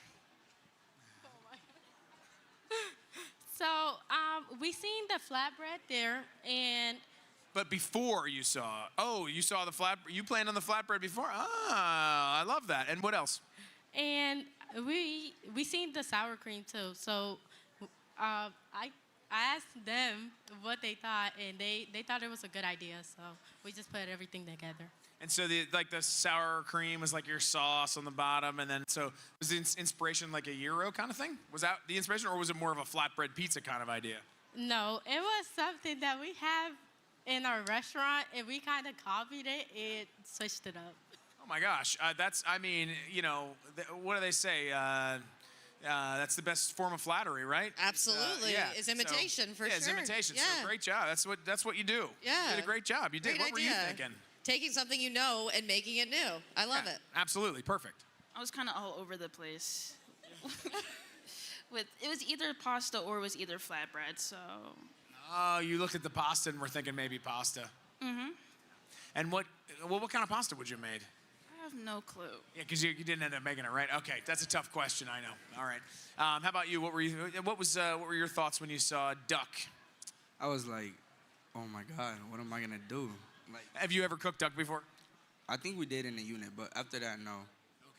Okay, and so you had to come up with a way to use the duck that kind of worked with the ingredients that are there. And any portion of the dish specifically was your idea? Not really. We just kind of all came together to a thought because we did this in our restaurant, like the pita bread. And as soon as she saw pita bread, it was like, all right, we're kind of leaning to that because we already did that. Like we have a little, and I was doing that specifically. So like the plating and all that, I was like, I got this. So I got to tell you, you can't teach that. I mean, you guys do an incredible job, but I mean, them knowing that there was a dish that they already were familiar with, I mean, that's perfect. These guys are great. They're doing a great job. You're doing a great job, seriously. All right, so we're getting close here to our results. We're not quite there yet, but I just want to say thank you to all the Dauphin County Technical Institute students for coming here and being a part of this. Really appreciate it. Thank you to the chef instructors. Can we have another round of applause for all the folks? Instructors, please. Yes. Did a great job. This is a great competition. Calm, cool, collected, and we're already clean. This is crazy. Usually, usually there's a mess all over the counter, and there's like boiled over pots, and there's like stuff all over the floor, and this is the splash zone. If I didn't say that already, Chef Jay Varga the other day made his take on patatas bravas, and he decided to do one of those modernist plating techniques, and he had plates right here, and he smashed the spoon on the tomato sauce, and it went all down through there. So next competition, if you're here the next couple days, just remember you are in the splash zone. It looks like we do have some results, and we're going to tell you about them now. All right, guys, come on back here right in front of the screen. Oh, that is tight. It's a spread of 2 points? All right, with a score of 226 to 224, the literal tightest competition I've ever had on here. Ladies and gentlemen, the winner of the school cooking challenge is... Big drum roll, please. The Fun Guys. Great job. Fantastic job. You guys did a great job. Great job, everybody. Fantastic job. Great job. Chef. And yes. Folks, thanks for sticking around for the competition. Thanks for coming. We're going to have a maple demonstration coming up here in just a couple minutes, so stick around. Thank you.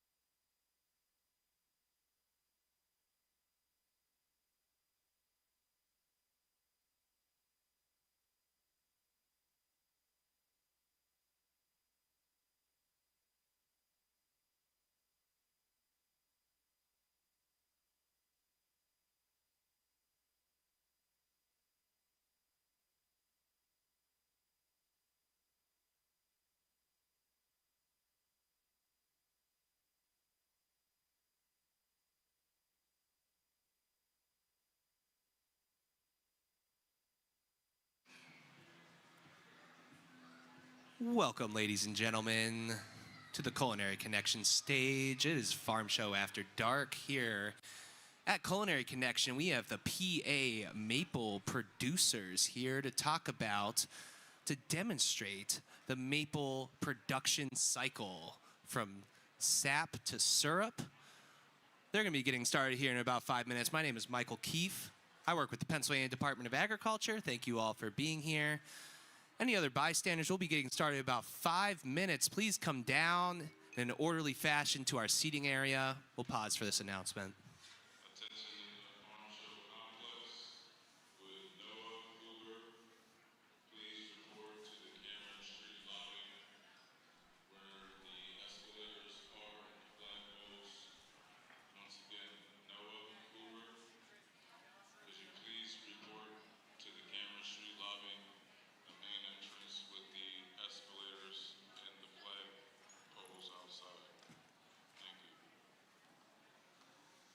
All right, everyone. As I said, we'll be getting started in about 3 minutes with a maple production demonstration from PA Maple Producers.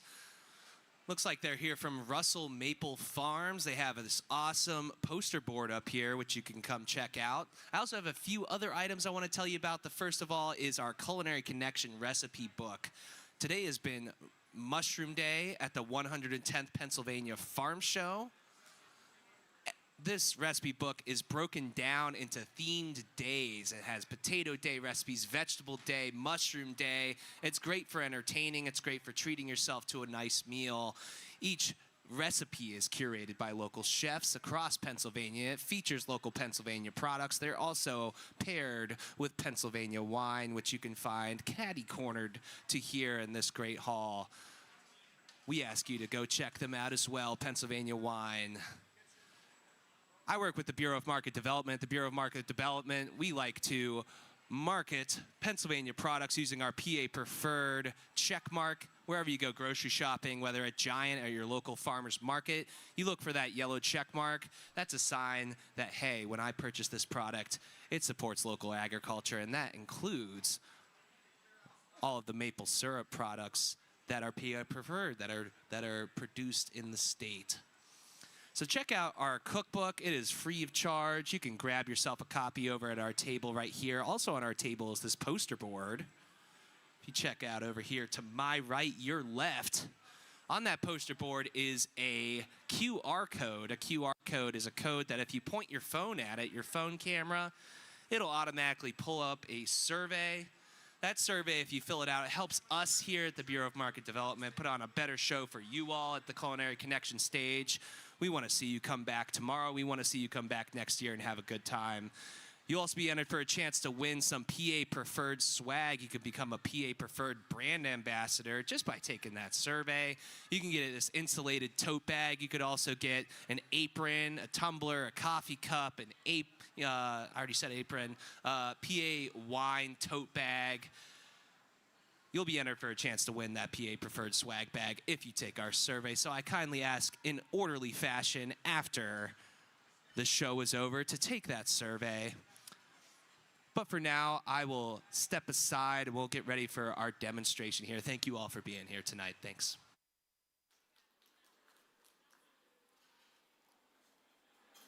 Good evening. How is everyone this evening?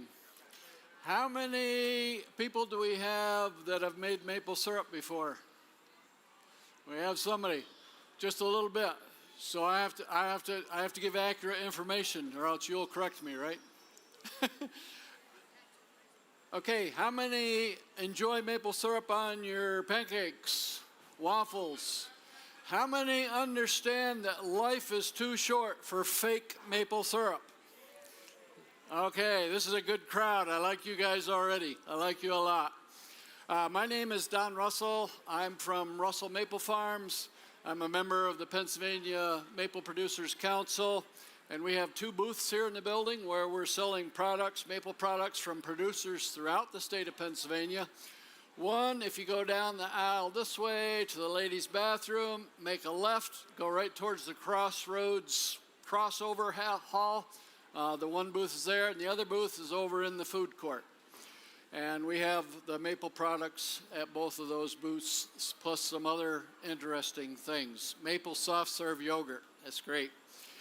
My farm is located in the northern part of the state. If you're familiar with the southern tier of New York, Binghamton, New York, Elmira, New York, halfway between 11 miles south of the New York border, that's where our farm is. My grandfather bought our farm in 1918. He grew up on a farm that produced maple syrup in the Russell family that went back to 1796. So the Russell family has been involved in maple for quite some time. I'm going to talk to you a little bit about maple production here in the state of Pennsylvania. Maple in production in Pennsylvania, a lot of people they think, when they think maple, they think, oh, you got to go to Vermont to get maple syrup. Pennsylvania is actually typically around 5th of all the states in leading production of maple syrup. Pennsylvania has one of the largest acreages of hardwoods of any state in the nation. So it's a rich resource where maple syrup is made quite prominently. When we think about maple syrup production, there's only a very small area when you look at the world in large, 7 continents throughout the world. It's only in southeastern Canada and primarily northeastern United States where maple syrup is produced. In Pennsylvania, it's made as far south as the hills of Kentucky, a little bit in Virginia, West Virginia, and clear up into Maine, going north, and then going west over to Michigan and Wisconsin. Canada is actually the leading producer of maple syrup. That's something that since the Great Depression, they kind of took over. Prior to that, the United States made more maple syrup than Canada. A lot has changed in the maple industry over the years.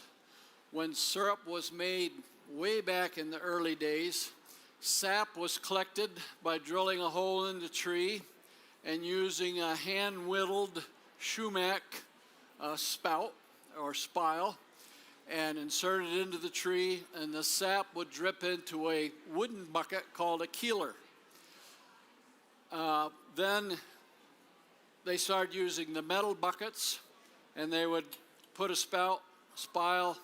Some people call these spouts, some people call them spiles. When I was a kid, everybody called them spiles. Now spouts is way more common. I don't know why, it's just the way it is.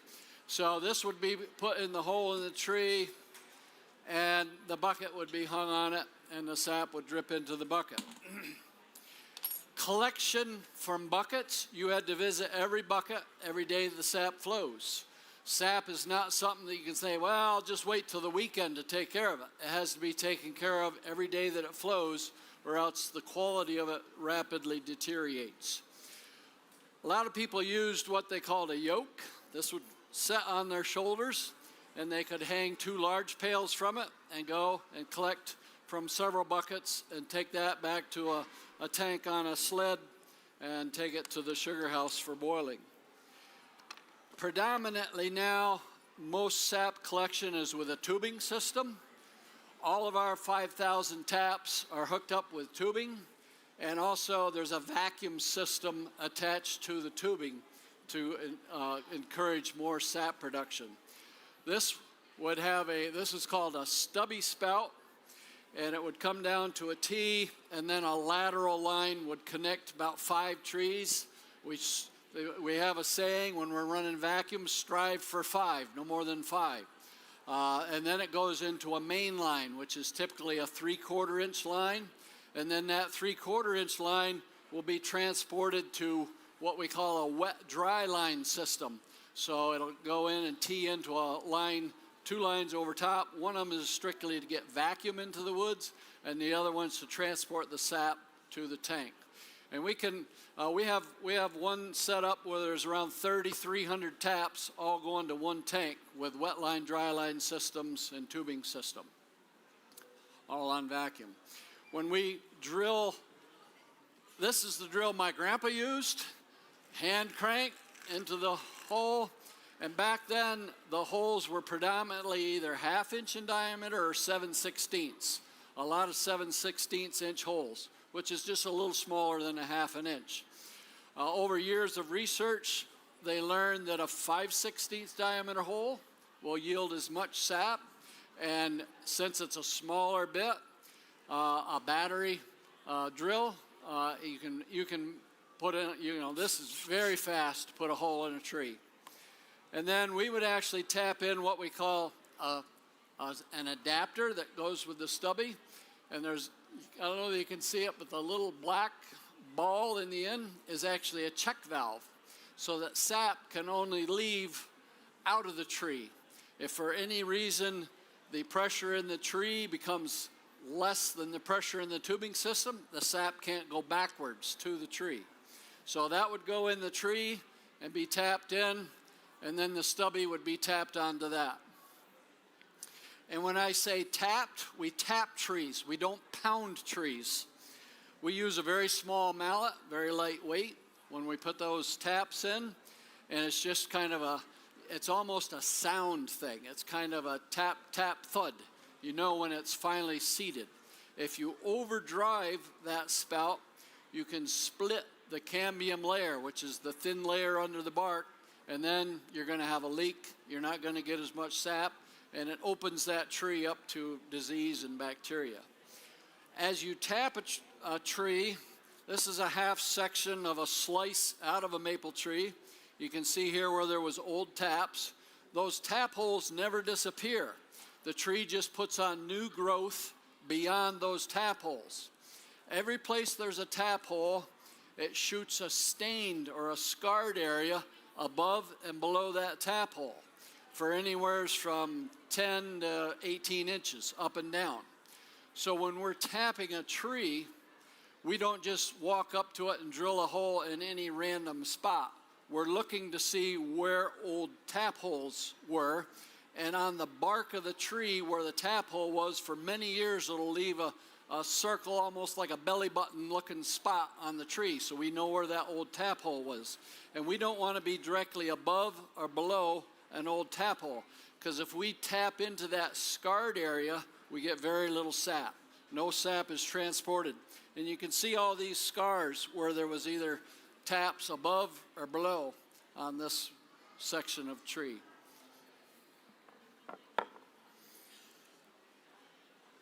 We tap primarily hard maples or sugar maples. Any maple species, well, you can make maple syrup from. There's a lot of soft maple or red maple in production for maple syrup. Something that's relatively new is tapping big leaf maples. In fact, a sugar bush just went in tapping big leaf maples, and I'm not real familiar with it, but out in the state of Washington. So it's actually kind of expanding the maple world in that regard. Once that sap flows and reaches our tanks, we either pump it to the sugar house or we go around and collect it. And there's some pictures of some of those phases of our operation on the board. There's some pictures from way back. You're more than welcome to come up after the presentation and take a look at them. Once the sap flows, we try to process it we strive for within 12 hours of when it flows. And in our sugar house, we use reverse osmosis to start the process. Reverse osmosis is simply where we pump the sap through a semi-permeable membrane. That membrane allows water to pass through. Nothing else leaves the sap, just water. So we're actually taking water out, which is more economical than the boiling process using a heat source. You can make, on any scale, maple syrup. You can tap one tap in your lawn and cook the sap, boil the sap down on a turkey fryer, on the stove. If you do it in the kitchen, it's going to make a lot of steam. And guys, your wife might not be happy with you, all that steam in the kitchen. But I know a gentleman over our way that started as a young person in middle school with 13 taps, and he was cooking the sap, boiling the sap on a turkey fryer outside. Today he taps around 6,000 taps and has a large-scale operation with reverse osmosis and vacuum systems and the whole bit. So the sap, that boiling process, we're just concentrating that sap. We're getting rid of water. We're starting, in our operation, we're starting that with reverse osmosis. Our sap from our trees typically runs less than 2% sugar concentration. At 2% sugar, it takes about 42 gallons of sap to make 1 gallon of syrup. We're typically about 53 to 1 in our woods, so our sap isn't as sweet as 2% on average. So we have to take 53 gallons of sap to come up with 1 gallon of syrup. When we run it through the reverse osmosis machine, we remove a little over 80% of the water that we would ordinarily boil. So we're taking that sap going through our boiling evaporator from a 53 to 1 to a just under 6 to 1. Once we get it concentrated with the reverse osmosis machine, it only takes about 6 gallons of that concentrated sap to make 1 gallon of syrup. Our evaporator is a two-pan system. The back section is what they call a flue pan, and that just gives the bottom of that pan way more square inches of surface, because evaporation depends on square inches of surface against the heat. So in the evaporator pans that have flues, it's like a up, down, over, up, down, over, up, down, over, all the way across the bottom of the pan.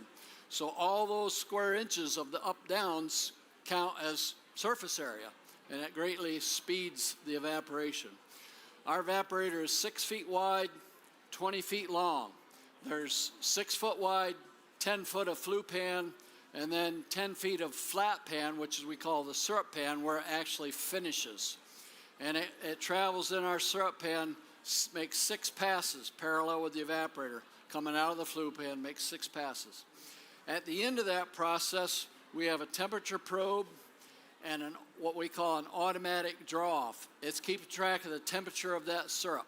Syrup will be done to true density at approximately 7 1/4 degrees above the boiling point of water.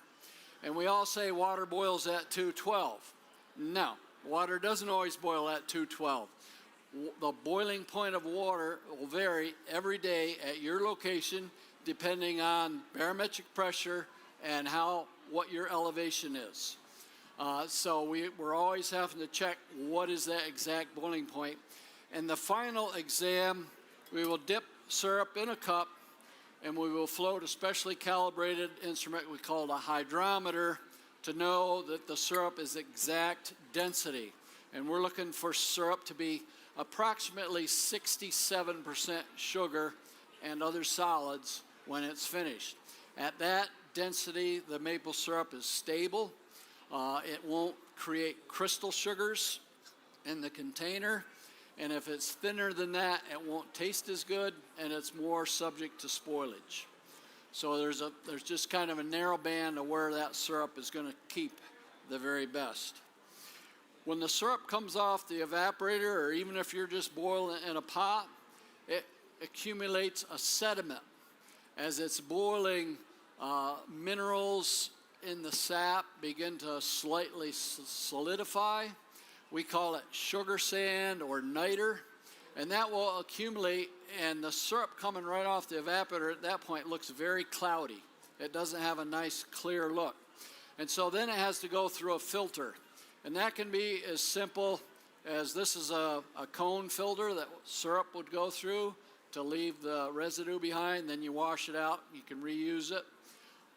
We use what's called a filter press, which is a series of plates with a filter paper between each plate, and that cleans the syrup up, takes all that out, and gives it a nice crystal clear look.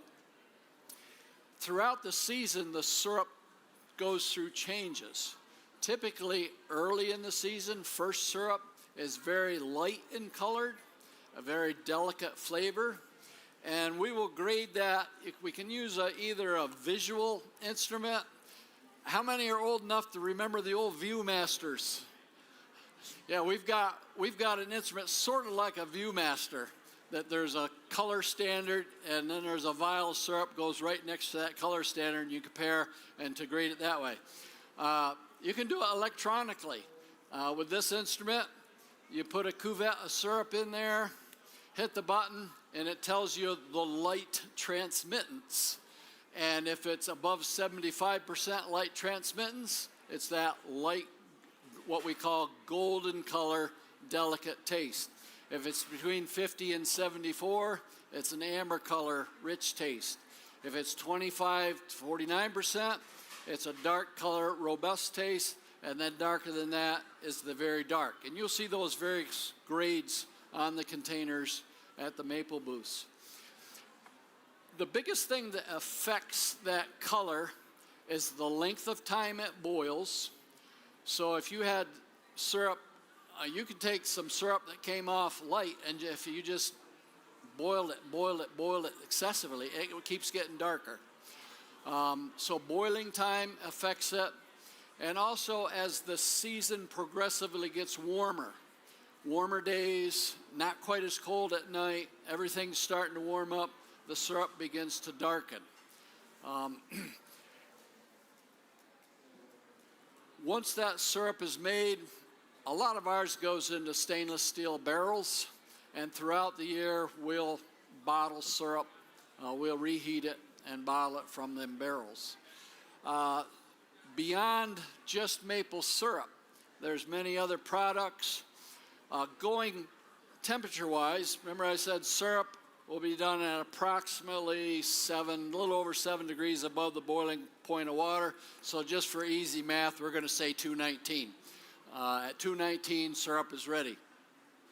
If you cook that syrup up to 233 degrees, and then without disturbing it, without jiggling it, without stirring it, without disturbing it, cool it rapidly to about 70 degrees, and then you whip it. It makes a cream, a maple butter, a maple spread. And typically, the lighter colored, earlier season syrups make the nicest maple cream. You can see that's a nice cream.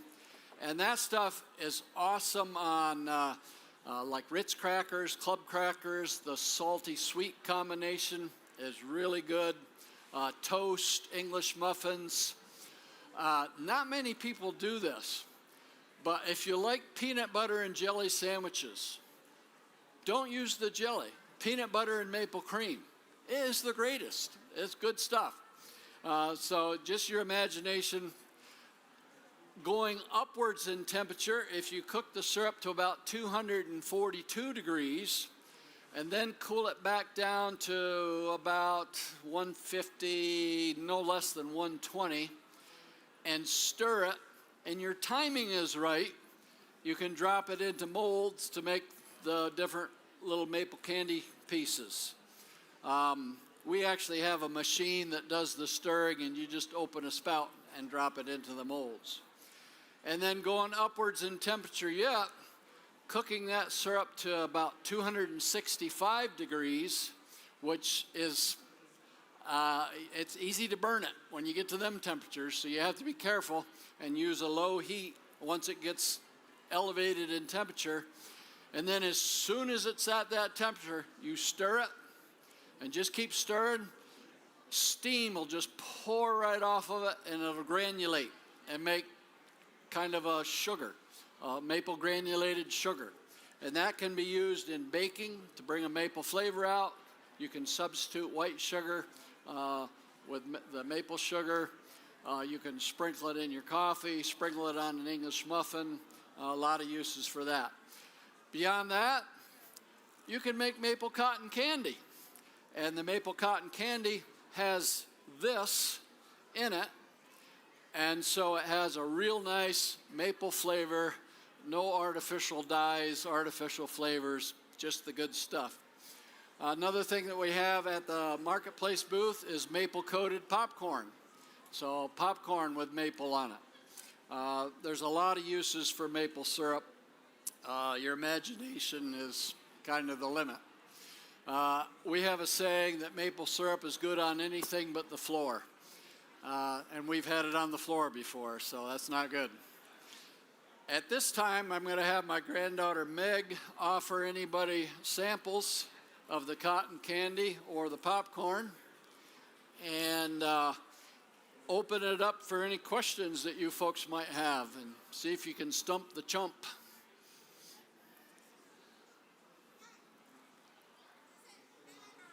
I'm going to have to come down there because my old ears just aren't what they used to be.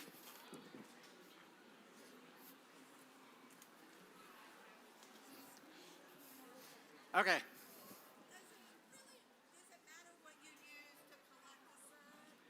Does it matter? Okay, the question is, does it matter what you use to collect the sap in? You typically should use something that's a food grade. And if you're just like a used milk jug, rinse it, clean it good. Those pails like Lowe's, Tractor Supplies have, brand new 5-gallon pails. If the bottom of that pail says HDPE, that's high density polyethylene, that's what they use for food storage plastic. So anything like that. Some people get the idea, oh, I found this 275-gallon cage tank, and it used to have whatever in it. I think I can just rinse it out and it'll be fine. Don't go there. It's not going to be fine. I've heard experience of people that they used it and their syrup just didn't taste right.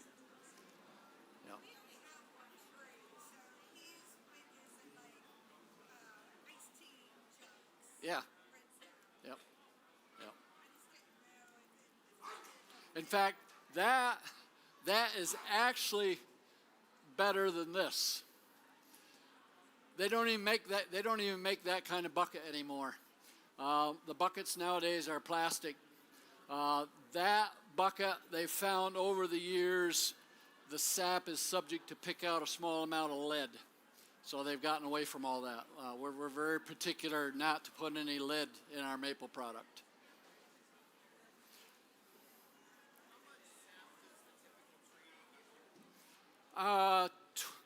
With our vacuum system, 20 to 30 gallons per tap per year. And most of our trees have one tap. We're tree huggers when we go to the woods. We hug the tree. If our fingers touch or overlap, it only gets one tap. If they don't, then we'll put 2 taps in it, and we'll make sure that those taps are on opposite sides. Good. Okay, the question is, does it matter if it's south-facing? It doesn't make any difference. They've done a lot of studies. There might be a particular year that it might have been an advantage, but year in and year out, it doesn't make any difference.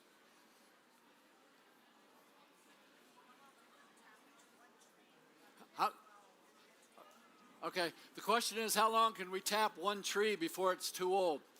We've got trees in our sugar bush that have been tapped for over 100 consecutive years.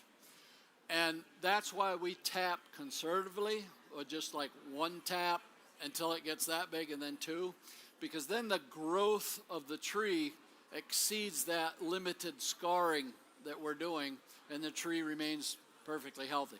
Typically, if a tree like that one got cut, it's because of wind damage or some other thing. It's not from tapping.